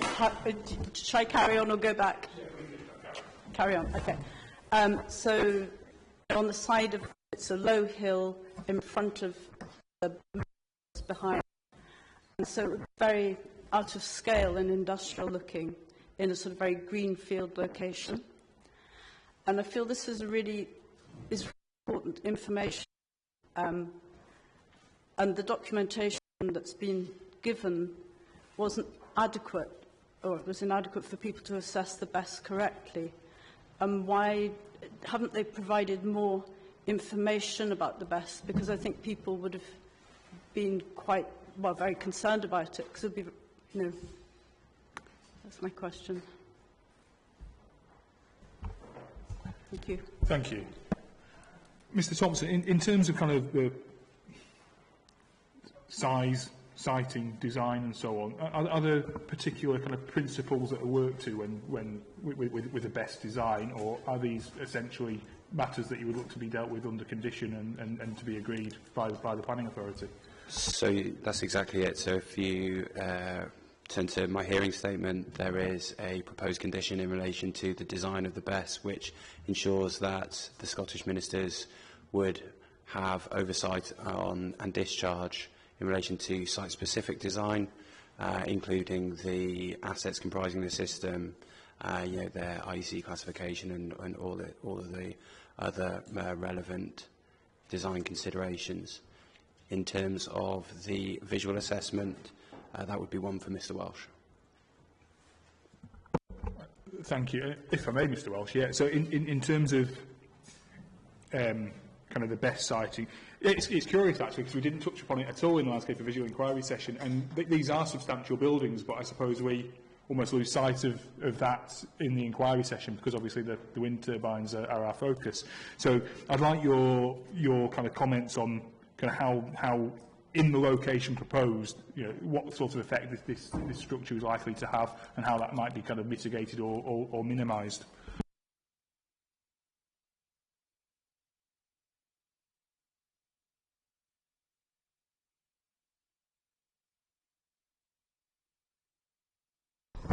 Thank you, sir. We have assessed a number of BESS schemes across the UK, and typically we are making an assumption of the unit height being under 3 metres as a height envelope, and then obviously considering the different parameters depending on the scale of the BESS being assessed. And generally at that height, they have a relatively low presence in the landscape. They can be situated on a site that's slightly cut into landform to benefit from some screening around the perimeter, and it is also possible to, with landscaping, to achieve a level of enclosure or screening relatively easily, because you're effectively talking about a tall hedgerow. You are right in the assessment. The focus is on the turbines, but we do also assess the infrastructure that's associated with the proposed development. And in terms of the siting of the proposed BESS, how was that site selected? I mean, clearly on quite an extensive site, there were probably multiple options in terms of where a BESS might be sited. So what were the key considerations in that? My understanding, sir, is that it was obviously the site needs to be accessible, and it also needs to be convenient for grid. I'm going to pass back. Sorry, it's just, it's exactly as described. So the siting of the BES is adjacent to the grid connection substation, which reduces the cable runs from the battery to the grid connection point. Ms. Bruno. It's difficult to talk about this because it is such an inflammatory subject. It's a very new technology. I think that's fair to say. We all accept that round the table. It's a very new technology, to put it in a nutshell, with very little safety standards to support it, to support the risks associated with it. It's the only energy industry that doesn't have stringent safety regulations applied to it, as in nuclear, gas, electricity, etc. I have grave concerns about this technology on practically all the levels, which is unusual for me to say, really. And in that sense, I don't think that we should have any at all. There's not even a good place to have them, a good location or bad location. And I know that's an inflammatory thing to say. One of the things, so we'll start off with, they're not buildings, they're not seen as buildings, they're seen as storage. And because they don't need a building warrant, because they're seen as storage, they don't require the services of the fire service as a statutory consultee. Neither are they, on that basis, have to disclose what's inside these storage containers. It's very, very odd. It's like they've taken the spirit of the the letter of the regulations and not the spirit, because it makes it easier and cheaper for them to do so. In terms of, with all these other technologies, we've always worked to British standards, and I think one of my questions is, what are the British standards for the storage of lithium-ion batteries, and are you complying with them? And if your answer is yes, then I would like to actually see evidence of that. That's one item. That there is risks with fire. I would say that the UK is possibly one of the safest countries in the world, because we are very good at regulating, but it's still relative to the technology. Most fires that we've seen with BESs have been abroad. Australia springs to mind. But nonetheless, it doesn't make it right that we don't have them in place here. There are lots of electric car fires. It's the same technology. One of the things that I came across is quite interesting. Was a House of Commons Library Best Research Briefing, 19th of April 2024, and I've just picked bits out. There is no reliable, publicly accessible record of the number of BESS fires that have occurred in the UK. There is no definitive estimate of the number of operational BESSs and their total capacity in the UK. There is very little evidence around that is outside of the industry to actually give us an objective definition of what is going on. Now, this is supposed to be a 200 megawatt installation, but my understanding is it's more about what is the megawatt hours that the BESS will be able to produce electricity at the quoted rate, if that could be answered as well. The other factor is the number of hours that this unit or this installation, the number of hours that this will be able to store energy. I've seen 4 being bantered, but I understand that's quite generous, 4 hours. For a 2 megawatt, apparently it's nearer 2 hours, which seems like a very short amount of time to deploy such an expensive and fairly dangerous installation. That's point number 2. In the event, and I like your phrase in your documents that you've produced here, where you use hearing statement, that one, part 5. In the unlikely event, and these are phrases that are actually used in all the energy industries that have to be addressed. In the unlikely event of a catastrophic event, what safety measures have we got in place? That is always the ultimate question, and I don't feel that's addressed with BESS. Our proposal is to build a bund. As I said at the beginning, I don't agree with them anyway, but there is not even a bund, which is a retaining wall, put in place to contain the contaminated output of any fluids that may be released. Even the water that's going to be sprayed on it is going to be contaminated. Water does not put out iron battery fires. We know that at best it simply dampens it down and stops it perhaps from the others catching fire. There's also the question of the toxic fumes. Toxic fumes can travel hundreds of yards. So it's difficult to contain that in itself. It's impossible. It's not even difficult. It's a very difficult technology for anybody, any layperson, to put their heads around and say, yeah, that's okay, I'll accept that, I'll tick that box. Very, very difficult. We seem to be rushing ahead with something that's not completely safe, and there is no evidence to show that it is. One final point, there is an ethical and moral aspect to this. These materials are being mined from the poorest areas of countries in the world, where child labour is used a lot, where labour in itself is a cheap commodity. It's the one aspect of this that we don't discuss, that never seems to be on the table, and I think we should start discussing that.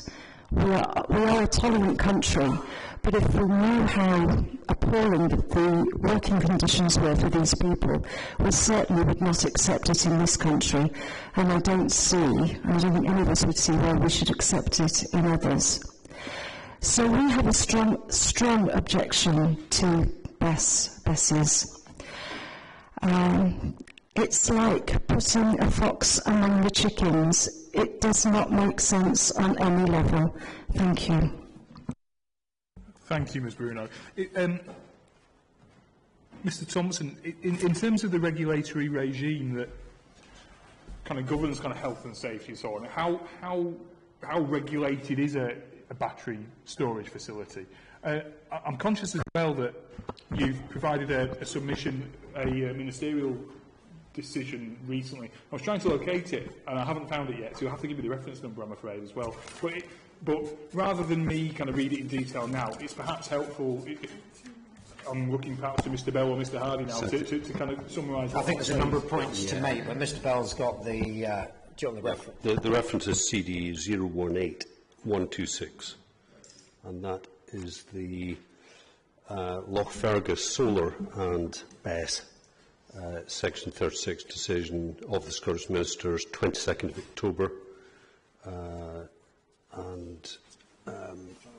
There's a very helpful condition, and I have to say this is very similar to several. I'm in practice dealing with maybe a dozen battery projects as planning advisor, and some are co-located, as they are here with wind energy, some are standalone utility scale projects. As Mr Thompson said, the technology is evolving all the time, but there is a consistent position expressed by planning authorities and the Scottish ministers, and there's certainly the one that's lodged before the inquiry is quite helpful. It may be useful just to read it out. Condition 70. It says the carrying out of a fire risk assessment, the implementation of any practical measures to ensure safety, and the creation of a plan to deal with any emergency is a legal duty of responsible persons under Scottish fire safety legislation. Furthermore, generators of electricity are subject to safety regulations under the Electricity Act 1989, which require that equipment is constructed, installed, protected, used and maintained so as to prevent danger so far as is reasonably practicable. These are non-planning controls. Scottish ministers consider that the planning condition proposed by the Planning Authority for an emergency action plan, including fire safety management, does not meet the 6 tests of Planning Circular 498. Now, for people that are not familiar with a circular, that basically is a planning guidance document produced by the government that sets out requirements that need to be satisfied to allow for a lawful planning condition to be attached to a grant of consent. The important point is at the end of the condition, where the reason that the ministers take that position is that because in their view it duplicates the effect of other non-planning controls. And a long-standing principle in the planning system is that the planning system should not duplicate, whether it's health and safety or other controls that are set out in legislation. Now, there are several other decisions where the same view is made, and in fact, in another, the ministers say such controls are also provided by Fire Scotland Act 2005 and the Fire Safety Scotland Regulations 2006. And in that decision, again, their position was that such conditions cannot rightly be duplicated as planning controls. And as Mr Thompson said, the details of the technology would need to be provided to the Scottish ministers in line with the condition. And given the technology is evolving all the time, that only makes sense.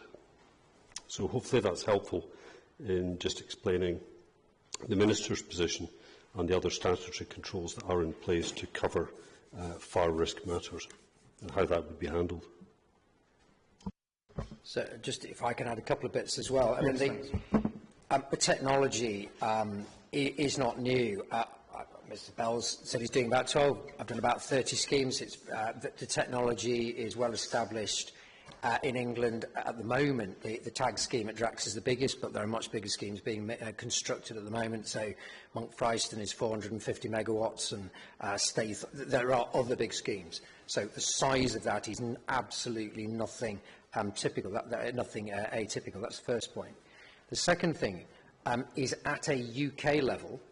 So obviously with energy policy at that national level not devolved, we've got the UK battery strategy, you'll be aware of that.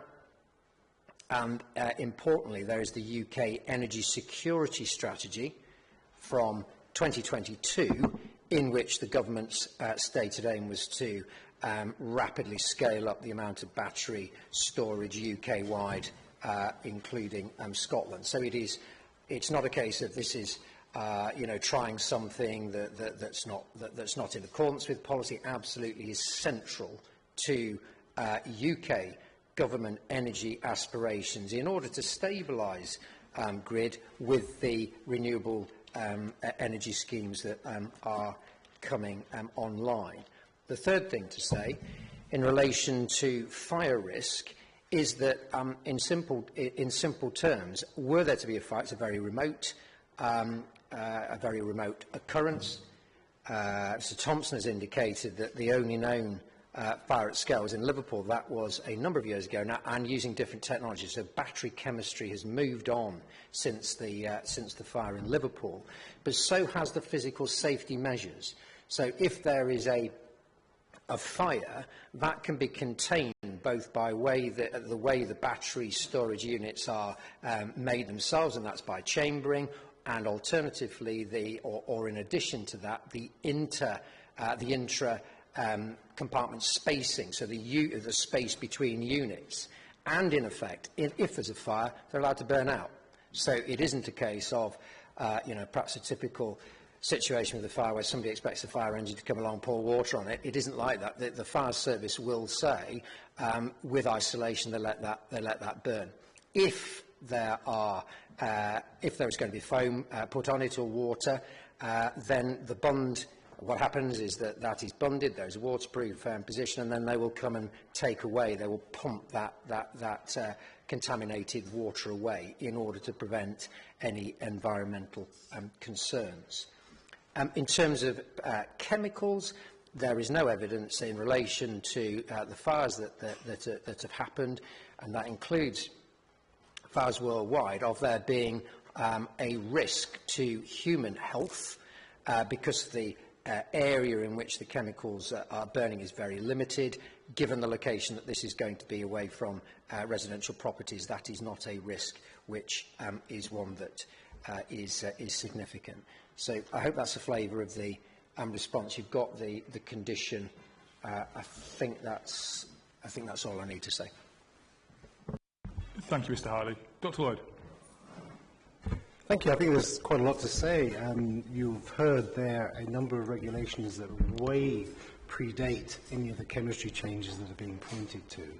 There's a lack of ability of the current planning regulations to handle a technology where it is not currently possible for anyone to predict whether or not a heavier than air or lighter than air gas is produced. And Mr. Hardy mentioned chemicals. It's in fact gas and poisonous gas that I think people should be worried about. In fact, people are so worried about this that the Houses of Parliament prohibit anyone parking underneath them with a battery electric vehicle. That's one of the few places in the UK that's decided that's too much of a risk to bear. Mr. Thompson mentioned a risk of 0.1% in terms of the installed battery BESS capacity. That's at a point when, of course, there aren't that many of them around, but 0.1% sounds like quite a big number to me when it's 140 million to 1, the chance of winning euro millions. And yet people will invest very heavily in that kind of chance because they believe in low probability, high impact events. And this is a low probability, high impact event, the probability of which we cannot ascribe any accuracy to at the moment. We don't know what exactly is going to happen should there be a fire. As Mr. Hardy said, you have to really let these things burn out because, frankly, there's no way of stopping them. Part of the chemistry of lithium-ion and related technologies is that when they start to run away thermally, they produce oxygen. So they produce all of the requirements for self-combustion, and so you can't starve them of oxygen by covering them with foam or by dousing them with water. So these things will burn and there's nothing you can do.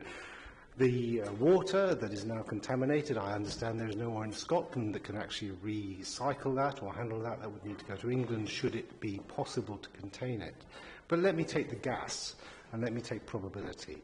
Remember, low probability but high impact. If this is likely to go on fire and thermal runaway, it's likely to occur when the BESS is discharging. 200 megawatts discharge capability. As Franco has mentioned, we're not entirely sure what the overall megawatt hours are, but let's leave it at 200 megawatts. Now, what conditions under which would you expect to discharge a BESS of this scale? You would only expect to discharge it when there is no wind, because then there is no wind power being generated. That is its principal purpose.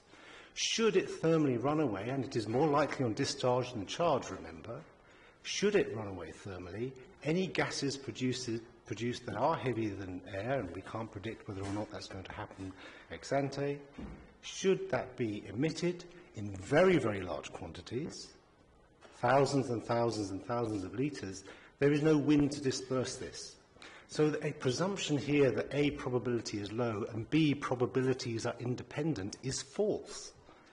It may be unlikely, but all the risk is being taken by the community. Okay? And it is a fact, well recognised in academic literature, that low probability but high impact events affect people's state of mind. You are asking the people here to worry about this possibility, however remote it is, and you cannot ascribe a possibility to it, or probability to it, It is possible. Because it is possible, it is a concern. Because it is a concern, people are concerned about it. And if people are prepared to think it's worth investing in the National Lottery at 140 million to one chance, then they're going to be even more concerned about a 0.1% historical record of fire. So I think the assurances that Mr Hardy is giving us, that Mr Thompson is giving us, are really not appropriate. This technology hasn't been written about in any great detail in the detail of the report, the proposal before you. Current science isn't developed enough to be safe about this. And yes, there's a lot of interest in battery technology because, as Mr Hardy has pointed out, if you're going to build lots and lots of turbines, you need to handle a lot of peak electricity that you want to store before you export it somewhere else. That is not our concern.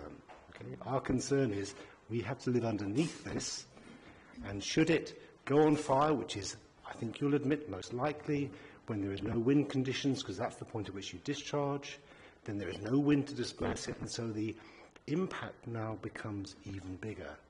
We can't say how big that impact is going to be, but I think you'll agree it's reasonable for everyone here to worry about it, and because they worry about it, that's why a development like this, even at the planning stage, actually does harm.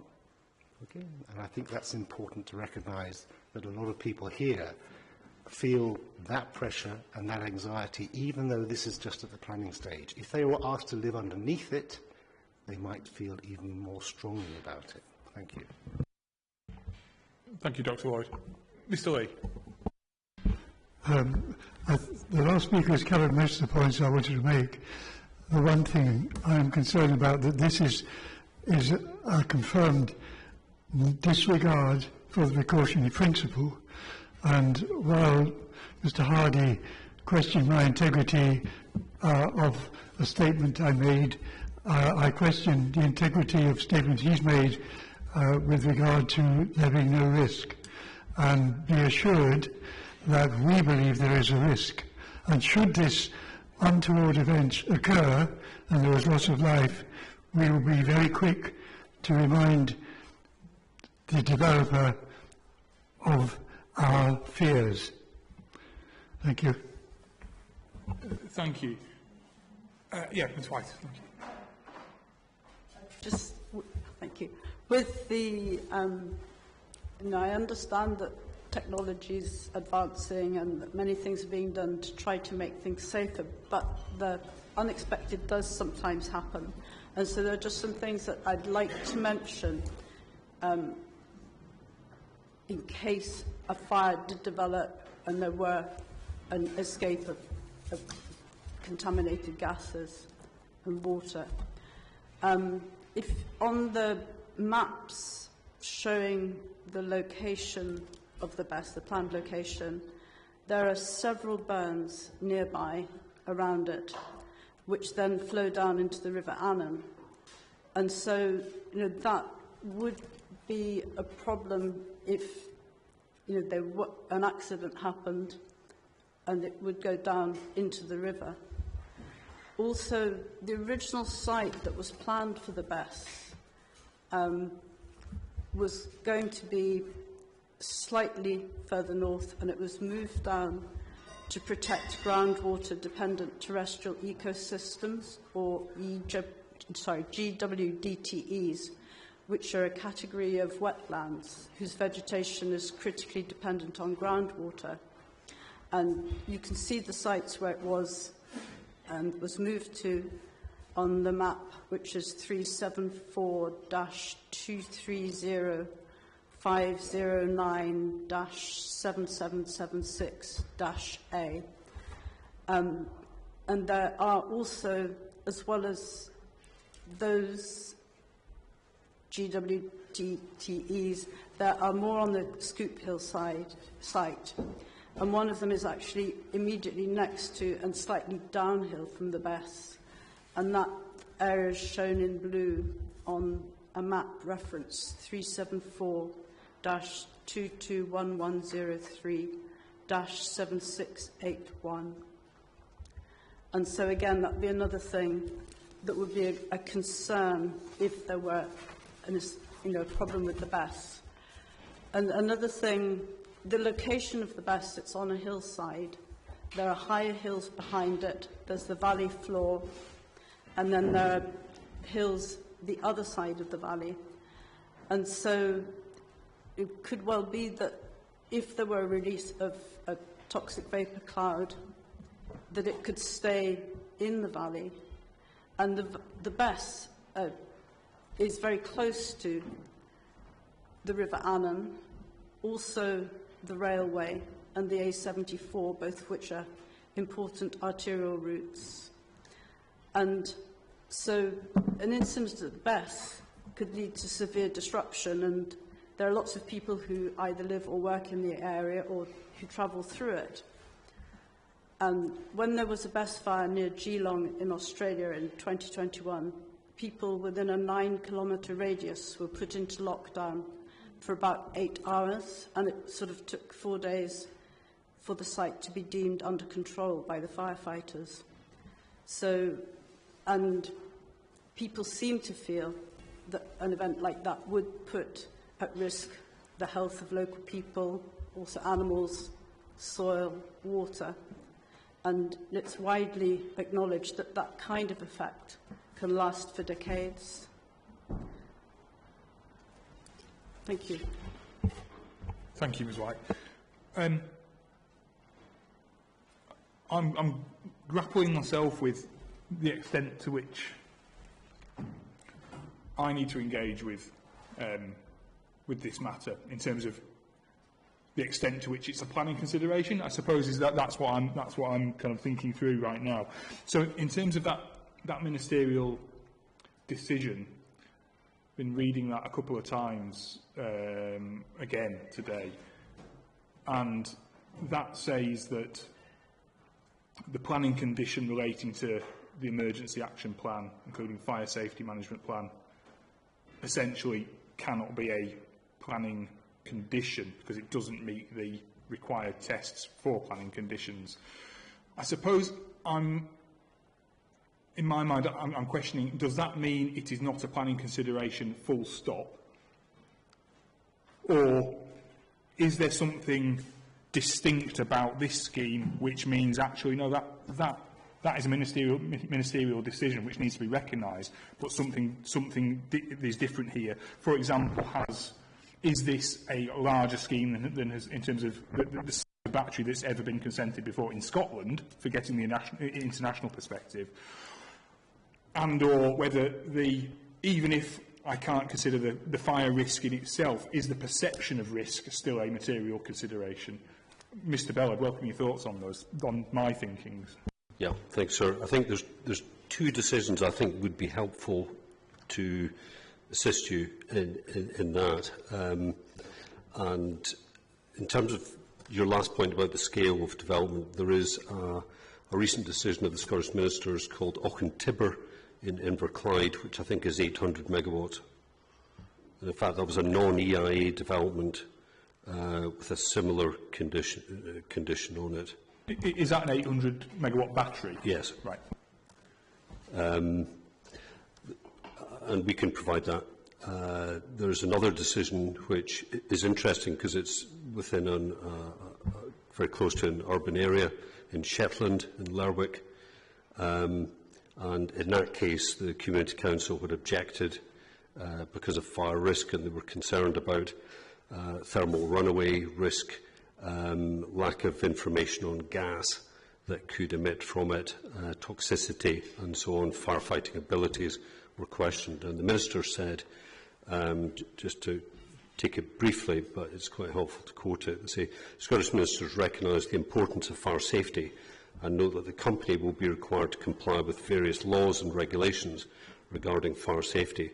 Fire precautions and matters relating to health and safety are covered by other legislation and regulated, and such considerations are not material to the application.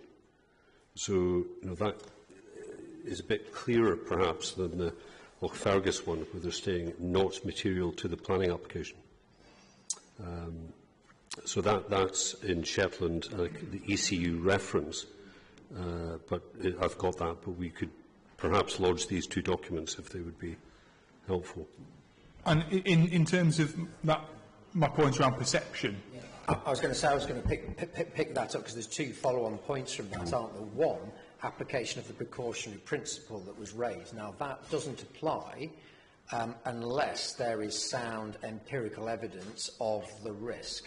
So there has to be that risk, and then in certain circumstances the precautionary principle may apply. It isn't a general, we just have to be overly cautious all the time, as you'll be aware. So it isn't as simple as was stated. A planning consideration, then the second point, would be whether there was a reasonable perception of a risk of harm. So whether or not somebody thinks that there is a problem, can that be a relevant material consideration? The answer is, again, there has to be a reasonable scientific basis for that harm.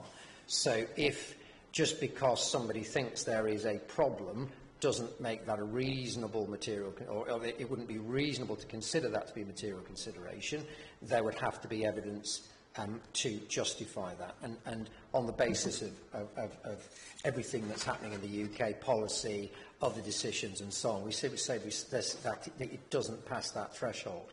It's new, or in England, it's quite interesting. This conversation is almost like one we were having 5 years ago. In Scotland, I understand, maybe new, but that doesn't make those the fears of people objectively reasonable, such that they would then be a material consideration. So they can be, but I don't think it passes, or the submission of the applicant would be that it doesn't pass the threshold of it being material. I don't hope that answers the question. It does. It doesn't crystallise it in my mind, but I'm not necessarily looking for that right now. It's something I want to. It goes back to I don't know whether you remember, but it goes back to the old Borstal case that was back in West Midland, the Birmingham, where some people didn't want the Borstal to come along because they thought lots of naughty boys were in the crime rate was going to go up. And the question is that fear, or is there empirical evidence to suggest that if there was, this is going back to the language of the 1960s, whenever it was, that actually if you put that type of institution, that then there was empirical evidence that, say, burglary and antisocial behaviour went up. So I hope that's useful as an example about the difference between a perception of fear and then empirical data to back up that fear. Dr. Lloyd. Yeah, so just to reiterate what I was saying earlier, Mr. Thompson has offered us empirical evidence of 1 in 1,000 chance. Mr. Hardy is arguing that the probability is low, and yet at the current time we have no way of ascribing a probability to a future event because the uncertainties about what would happen under thermal runaway conditions are themselves uncertain. Okay, so the impacts are uncertain. Under such conditions where you are unable to ascribe a probability, and I would submit that if you're offering empirical evidence that it's a 1 in 1,000 chance, that's already well above what most communities would accept as acceptable, then surely the precautionary principle applies. If you're unable to ascribe a probability to an event, to turn around and say that a precautionary principle does not apply doesn't seem to me to be a logical inference to draw from that statement. Just to come back on that, the earlier point that was made was that there was concern about a Russian missile attack. Nobody can discount the fact that there might be, but that isn't a reasonable material consideration. The sort of point that's just been made, it isn't over the threshold of it being reasonable to have that fear. And there are best decisions all over the country. This is not new technology, it is not a new scheme, and in none of those cases have the perception of fear that that have been raised here been held to be over the threshold of materiality. I understand the arguments being made. I want to bring this to a conclusion in a moment, so if there are any concluding comments, Ms White. Say that the National Fire Chiefs Council have been reviewing the advice that they're giving for best fires, and the most recent one from July this year, and they are saying that it's best with thermal runaway to just let it burn out rather than tackling it with water, which was what had originally been said.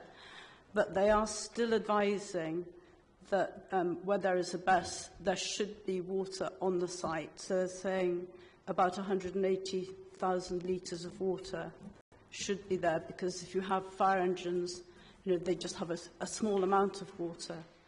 And sort of one of the concerns with the site there is a long way from a big fire station, because you have to have, properly trained firefighters. Because I think where there have been best fires in the past, it's often firefighters who are injured because they do the wrong thing. And I'm just wondering where firefighters would come from to tackle the fire. Well, that's draft guidance.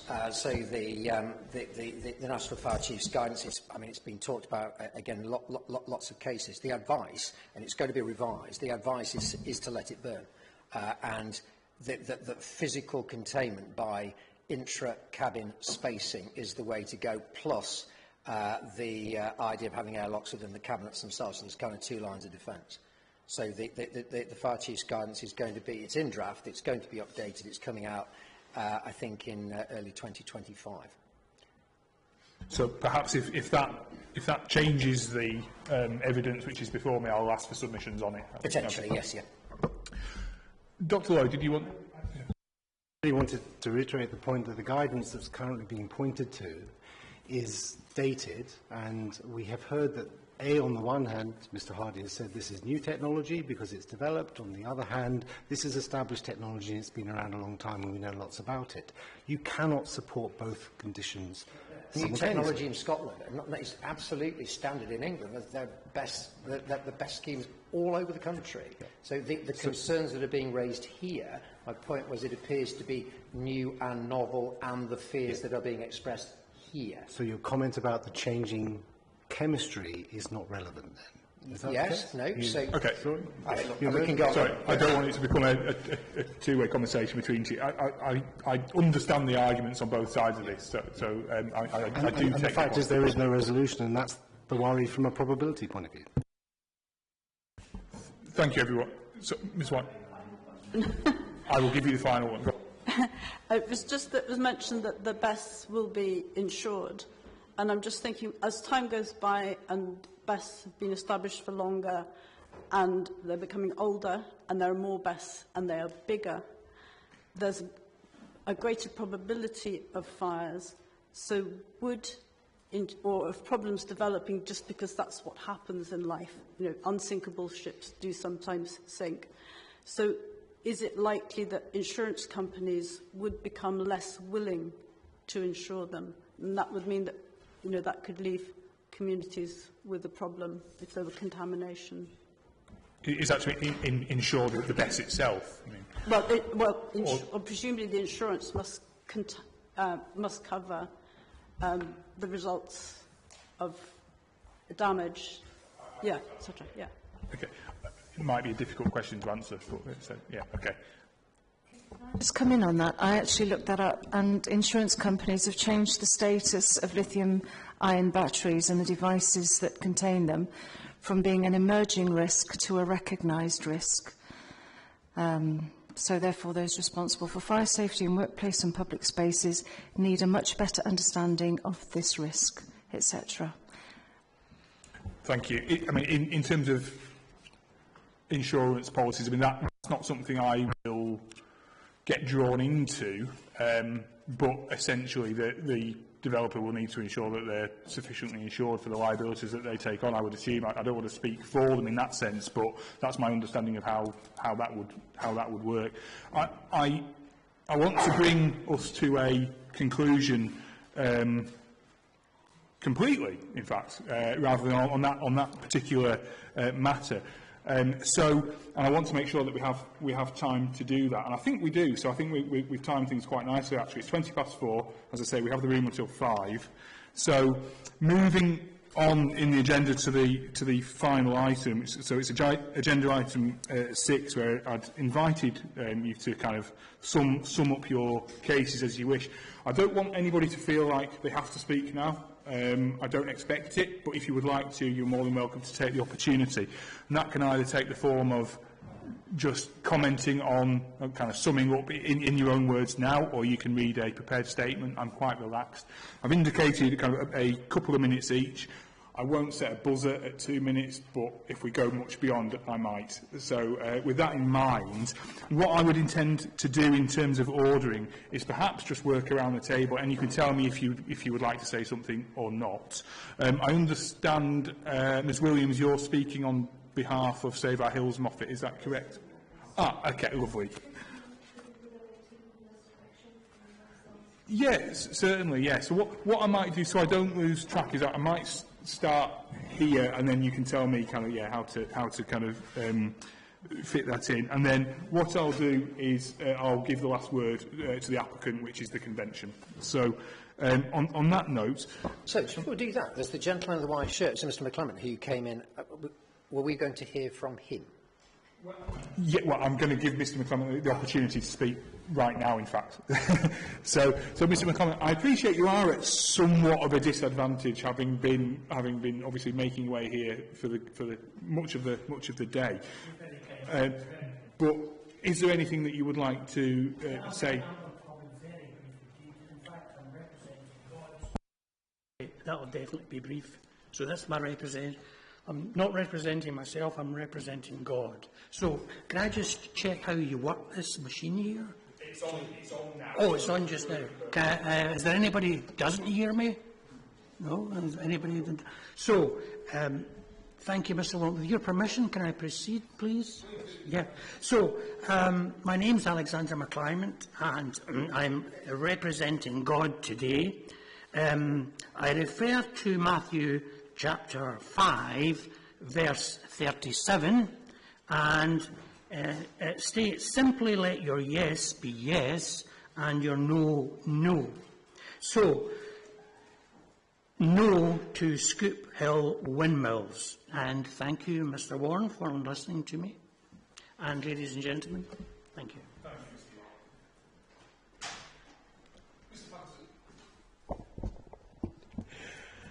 Thank you, Mr. Warren.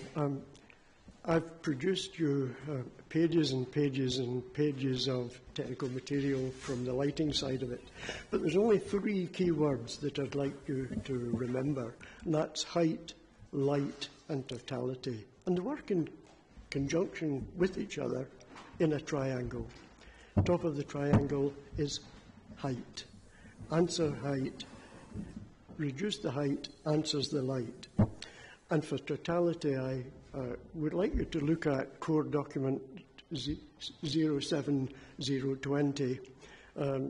Don't look at the colours, but look at the diagrams that haven't got any colour at all. Within that area, you'll find it very, very small, a very, very small living space where you don't see any of the turbines. That's it. Thank you, Mr. Patterson. Mr. Watt, are you happy for me to come to you now? Is that okay? Yeah. Thank you. Yeah, we at Save Our Hills Moffat have campaigned for over 4 years now, and finally this one day to express our thoughts and opinions on this proposal, which we consider to be ill-conceived and very wrongly placed.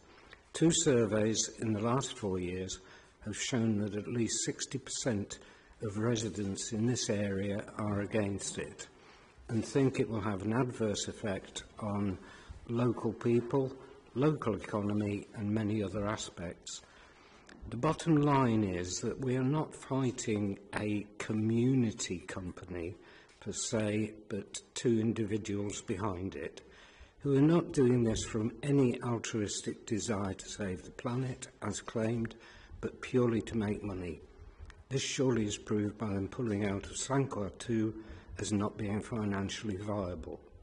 If Dave Smith doesn't mind me quoting, Moffat has nothing but everything. Moffat may have nothing specific to offer, but we've got everything to lose. Thank you. Thank you, Mr. Watt. Ms. Williams, did you want to add anything to that?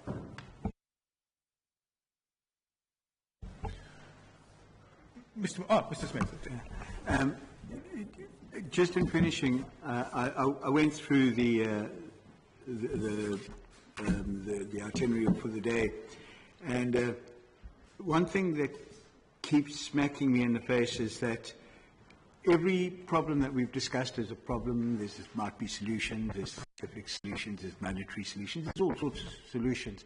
And I do believe that everything we have discussed should have its own weight, or in other words, a weighting against anything else. It seems silly, for example, if two frogs were going to die, that had a very high weighting, for example. So I implore you, Mr. Reporter, to follow the words of Mr. Hardy, who him and I have actually got something very much in common today, and that is that he used the word reasonable 1, 2, 3, 4, 5, 6, 7, 8, 9 times. And I think if we looked at this weighting and looked at reasonable, I think the strongest thing for this particular project is the people that live here. That should have a higher weighting than anything else. It has to have. You know, why should we be kicked down by whatever the motives are behind the project? And so I would implore you to look at the weighting of this, the reasonableness of this, and the difference that Moffat is. Moffat's brand is different. We've got to accept that. We can't keep comparing it to this project and that project. Moffat brand is very, very different, and it's just, and as I said before, and I think a lot now proved today, that they're not anti-turbine. Far from it. Very far from it. Please don't read us as that. But do read us as people that have got faith in our community of why we live here, why we've come here, and where we want to spend the rest of our lives, in Moffat. Thank you. Thank you, Mr. Smith. Yes, thank you. I'd like to reiterate what Mr. Smith was just saying there about Moffat community. It's special, it's important, and it deserves respect. But on top of that, I would like to emphasise that the hills are a national and local natural asset.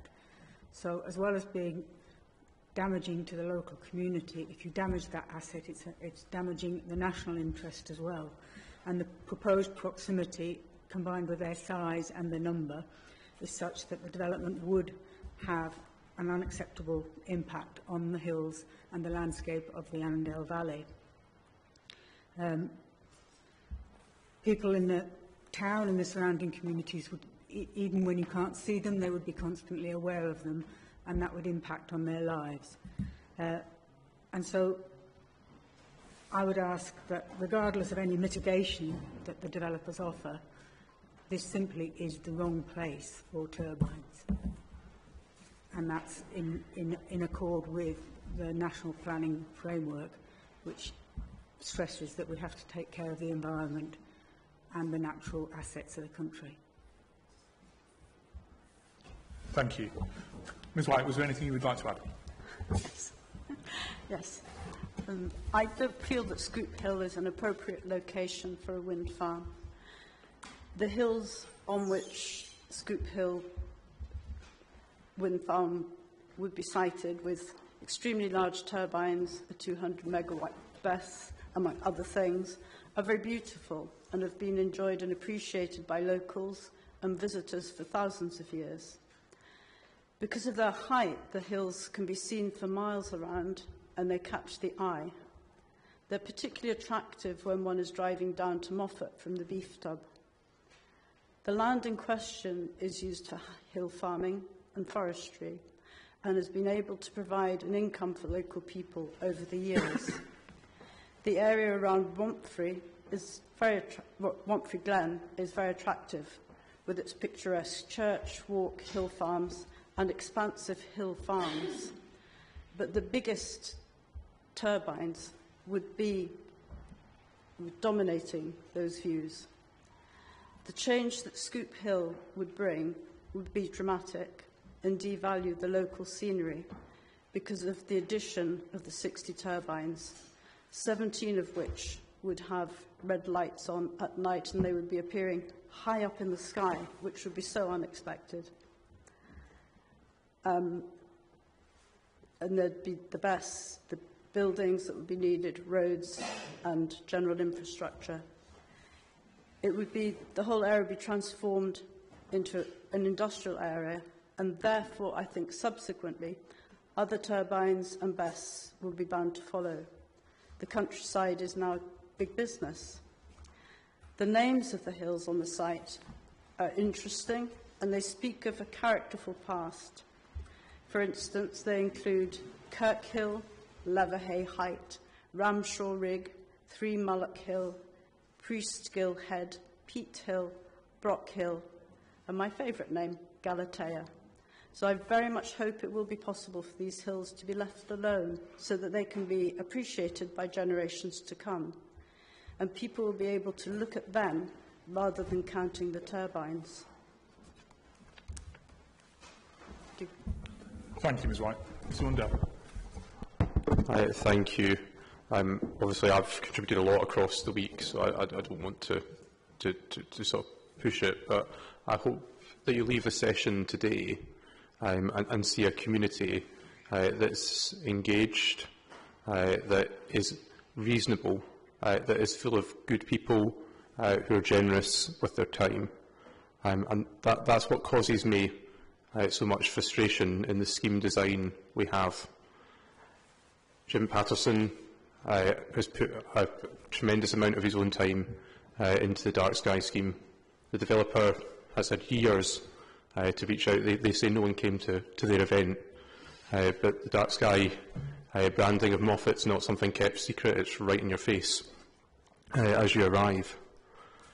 Visit Moffat. We have, Mick Barker and Lise Geddes, who's been here throughout much of it before, very actively engaged, giving of their time, without any return and without any self-interest.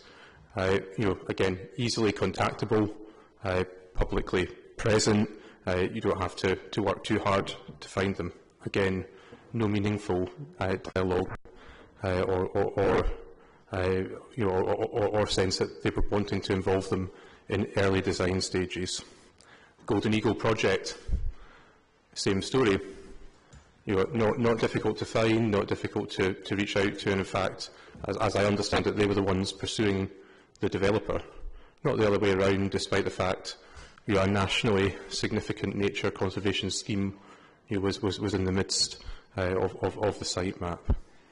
And tourism businesses, you don't get people much more generous than Dave Smith. He would speak to literally anyone, and that's replicated across many businesses in Moffat. To say that experts have come here who are not taking the time and effort to reach out to people who would have been happy to share their experience and provide helpful insight, I think speaks to a mindset behind the project. And to conclude, really, I think many of the things we've heard today, I think they bring to life the effects of this project, which go beyond the local.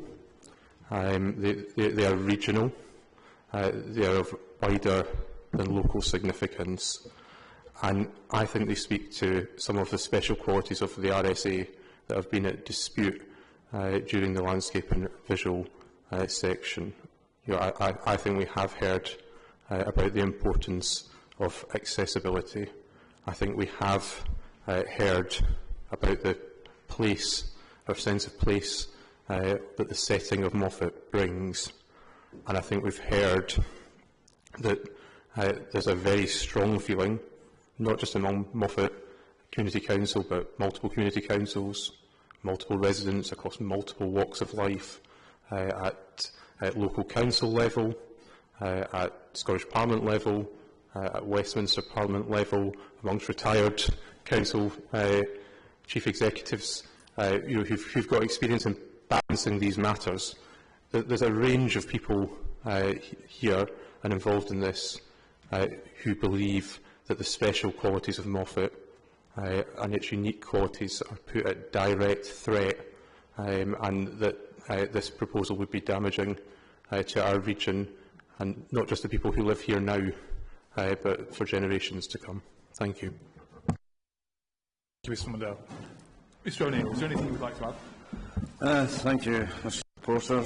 In my mind, the most preeminent words we have heard during these discussions is community, and the community has spoken on this matter.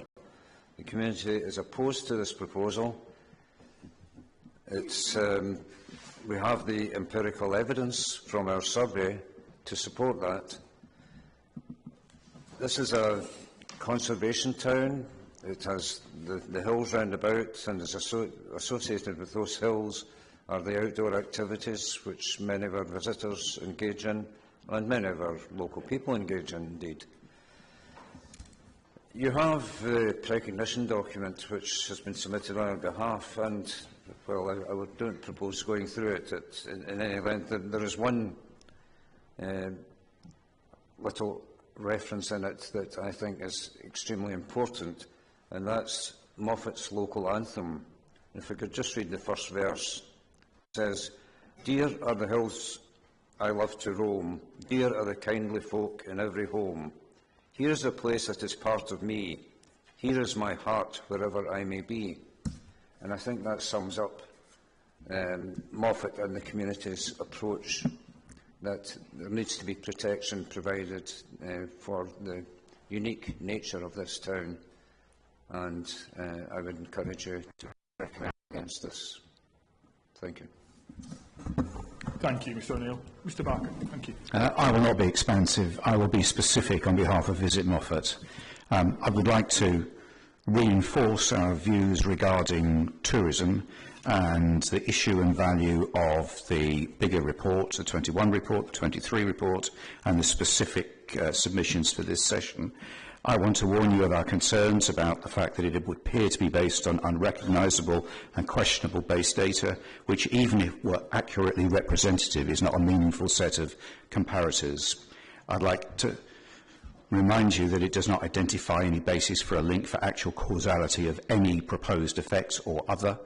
It has not attempted to identify the scale of the tourist sector in Moffat. It hasn't addressed effectively the market proposition of Moffat and how it might be impacted. It has not addressed the issue of competition for visitor time and spend. It has not addressed the issue of online perceptions at the early stages of decision making. And it has not addressed the issues of market segmentation as it applies to Moffat. So, speaking as the chair of a committee which includes proprietors of retail, recreational and hospitality businesses in the town, we would urge you, Mr Reporter, to take care in using all or any of this element of the applicant's input when you consider your opinion. I would urge you to consider, should you decide to approve this approval, that you consider the due deployment of the just transition policy and ensure full economic development commitments are built into any final decision. This is a small town with limited resources, and a full rewrite and reposition of our market offering is beyond our capabilities. There is no current proposal to offset potential economic harm to our community, and we would request that, should you decide to approve, you will build in a specific levy to find an appropriate fund, an appropriate set of activities to offset what we predict as a significant harm in order to fund due just transition. Thank you, Mr Barker. Ms Bruno.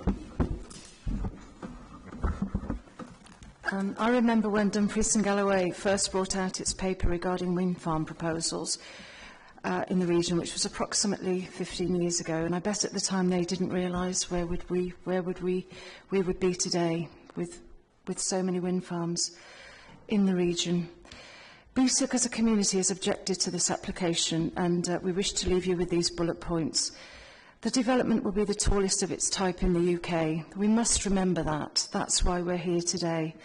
And so it will be regularly in our eye line, walking, cycling, driving to and from Moffat, which is what a lot of people in BSUC do on a daily basis, whether it's going to work, whether it's working in the tourist industry, or whether it's coming here to do their shopping. Point 2, it concerns us greatly in relationship also to the proposed Merlin Centre project, which is wanting to retain the surrounding environment as authentic as possible to the Dark Ages, 6th century. Point number 3, BESS. Speed of fire is so quick that the cells appear to explode. Safety standards are not stringent enough to deal with the worst possible outcome with this new technology. The benefits of this do not outweigh the costs. All applications should come to the table with all these risks covered before taking it before local authority government. Not the other way round. Expect local authority government to then impose conditions and manage it, which becomes problematic because both these organisations do not necessarily have the time or expertise to do so. To finish, are we going to be the experts on this, or are we going to be the guinea pigs? We are not just here today for our community, but we are here today for our children and our children's children. We are custodians for our environment, and we must remember that. Thank you. Thank you.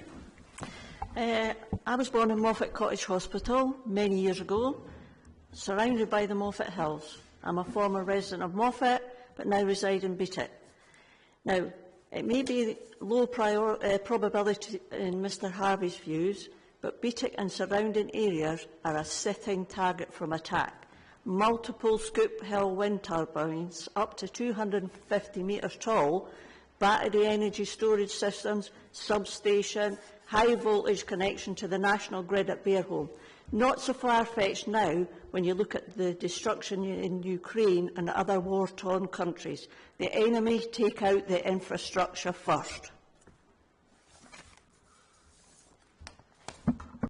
Thank you. Dr. Lowe.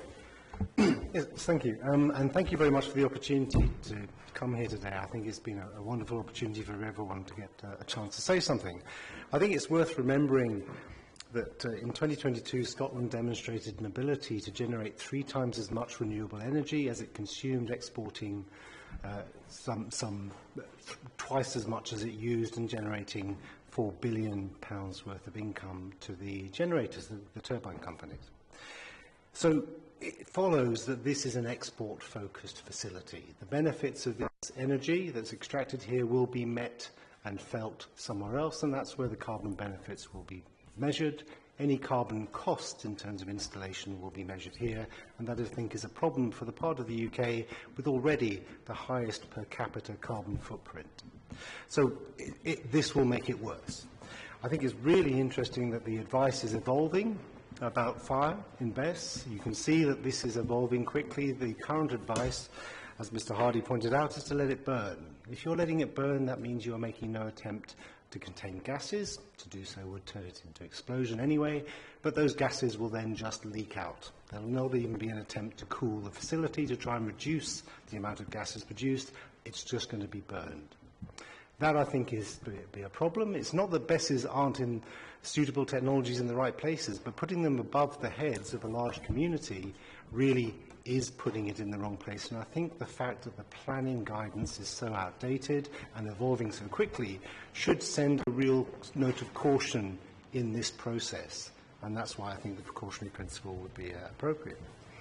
I would have another couple of comments. I think, having watched the last few days, I've seen Mr Hardy take his life in his hands, as he said, trying to get to a visualisation that only he could see, other people couldn't see, no one in the gallery could see, and, as Mr Welch pointed out, was only illustrative and wasn't adequate in terms of comparison with going out and seeing it yourselves. I think technology could be used to shorten a lot of this process, and I really wish we were able to see a common view. Another point I noted is this idea about scaling. How big is an impact? And we have a sort of 3-point scale, as Mr Hardy pointed out. It's agreement because it's only half a notch. Well, half a notch on a scale of that size is equivalent to the difference between a first-class degree and a 2-2. That's a big difference.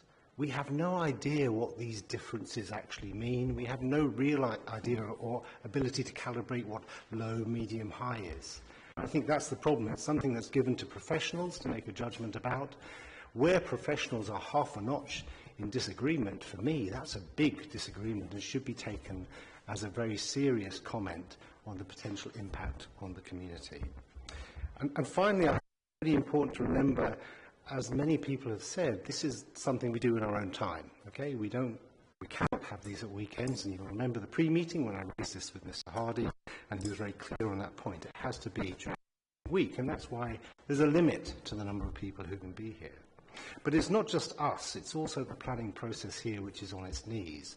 And I would just like to finish with what I was told by Ms. Swale's direct boss in relation to how these processes are currently going through Dumfries and Galloway Council. I regret to advise that in the present circumstances, given long-standing casework volume and practical resourcing issues which remain unresolved and heavily constraining on the operational capabilities of my team, that it is simply not possible for the team to present recommendations to the Council's Planning Applications Committee and provide responses to the Council's Energy Consents units within the stipulated 4 months. I am working hard to try and change this situation. There are people working very hard trying to meet these timetables. Sometimes they will stray outside their remit. Sometimes they will make recommendations about balance that they shouldn't.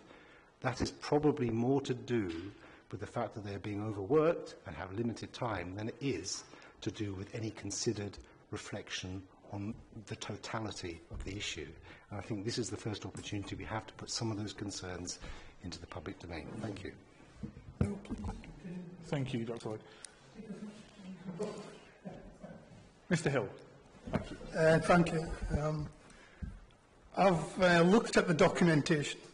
I've scanned the documentation, but I've not read the documentation.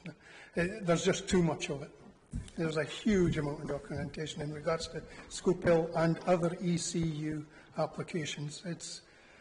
There must be a way to compact these inquiries and hearings.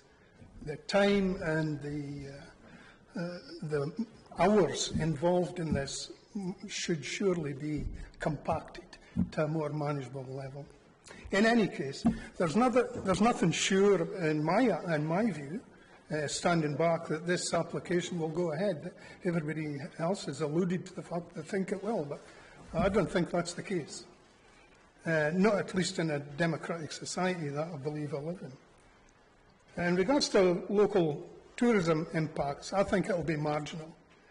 And maybe if the councils could look at opportunities instead of a negative view, if this should go ahead, we may be in a position to provide more for the communities in regards to the financial benefits that will come in than will be negative to the community.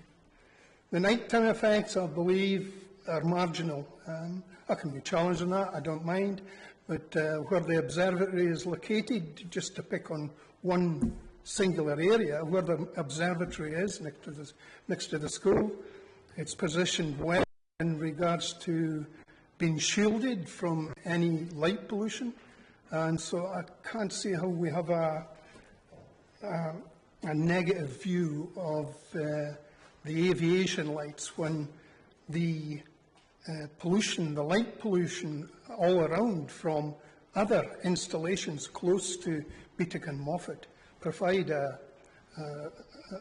significant, which is a word that's used a lot in your documentation, by the way, a significant contribution to the light pollution.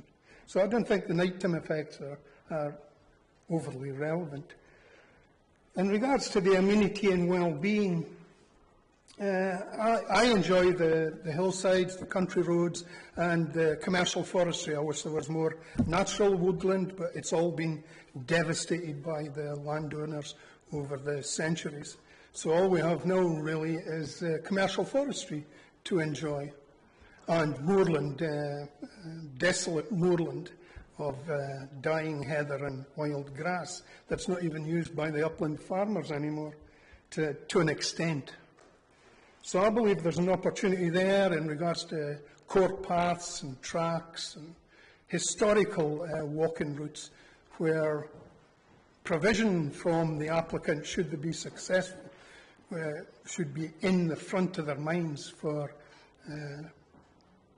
opportunity for tourism in the area, to negate what could be the negative effect of a wind farm, which I'm having difficulty to process.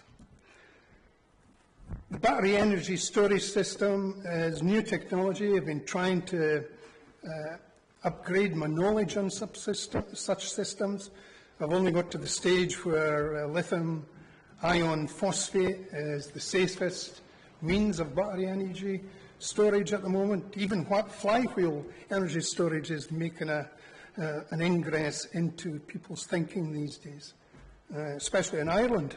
Over in Ireland, they've got flywheel energy storage systems. But to stick to BESS, will it flare? Can it flare? Murphy's Law. If something's going to happen, it'll happen. But the containment technology is forever changing and forever safer.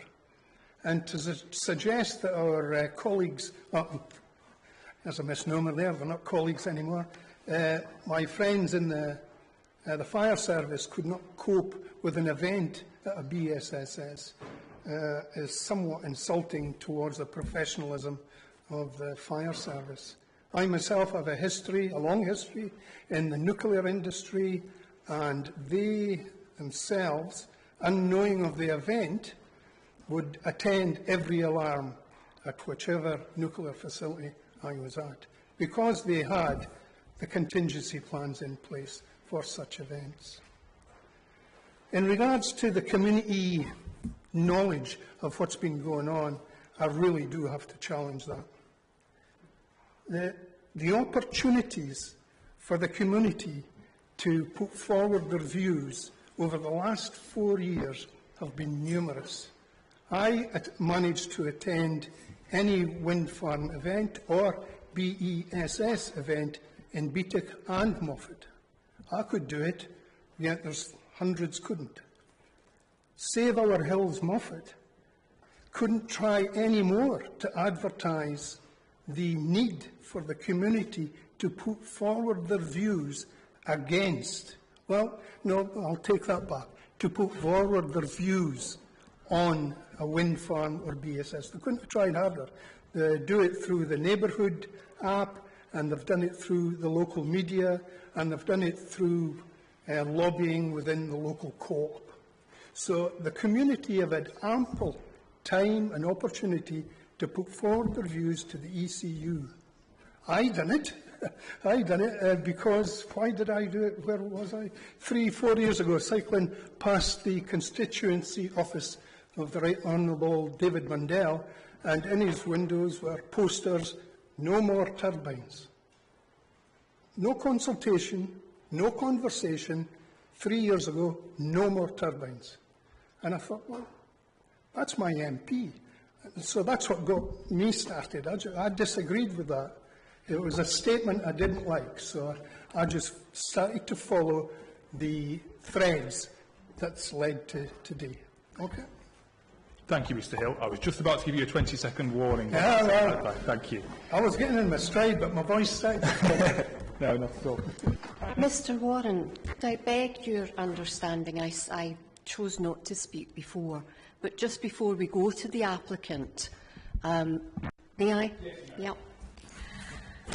Since, obviously, Saver Hills Moffat have been so pointedly part of the last speech, I would just like to say, they came, they told us there was only one eagle in our hills.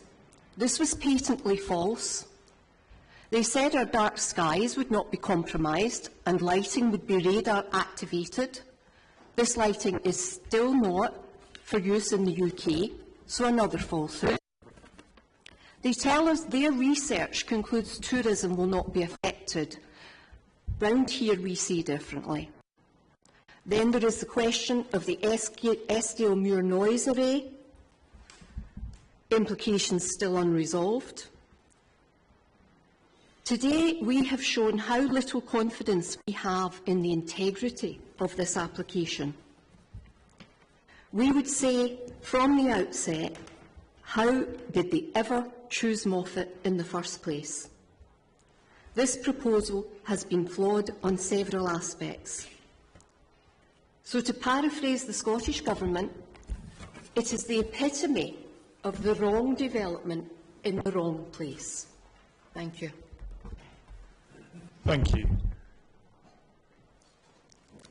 for the applicant, is it Mr Hardy? Yes, I mean, I'm going to be short. It's 5 to 5. There's an awful lot there, but I'm not going to choose, or I'm not going to respond to everything. I suspect certainly not the Bible. I think Matthew 5:37, I'm not going to respond to at all. I think this has been an important day, part of the process, absolutely. That people have their say. That is welcomed. I think it's an extremely valuable part of the way the Scottish Section 36 inquiries work.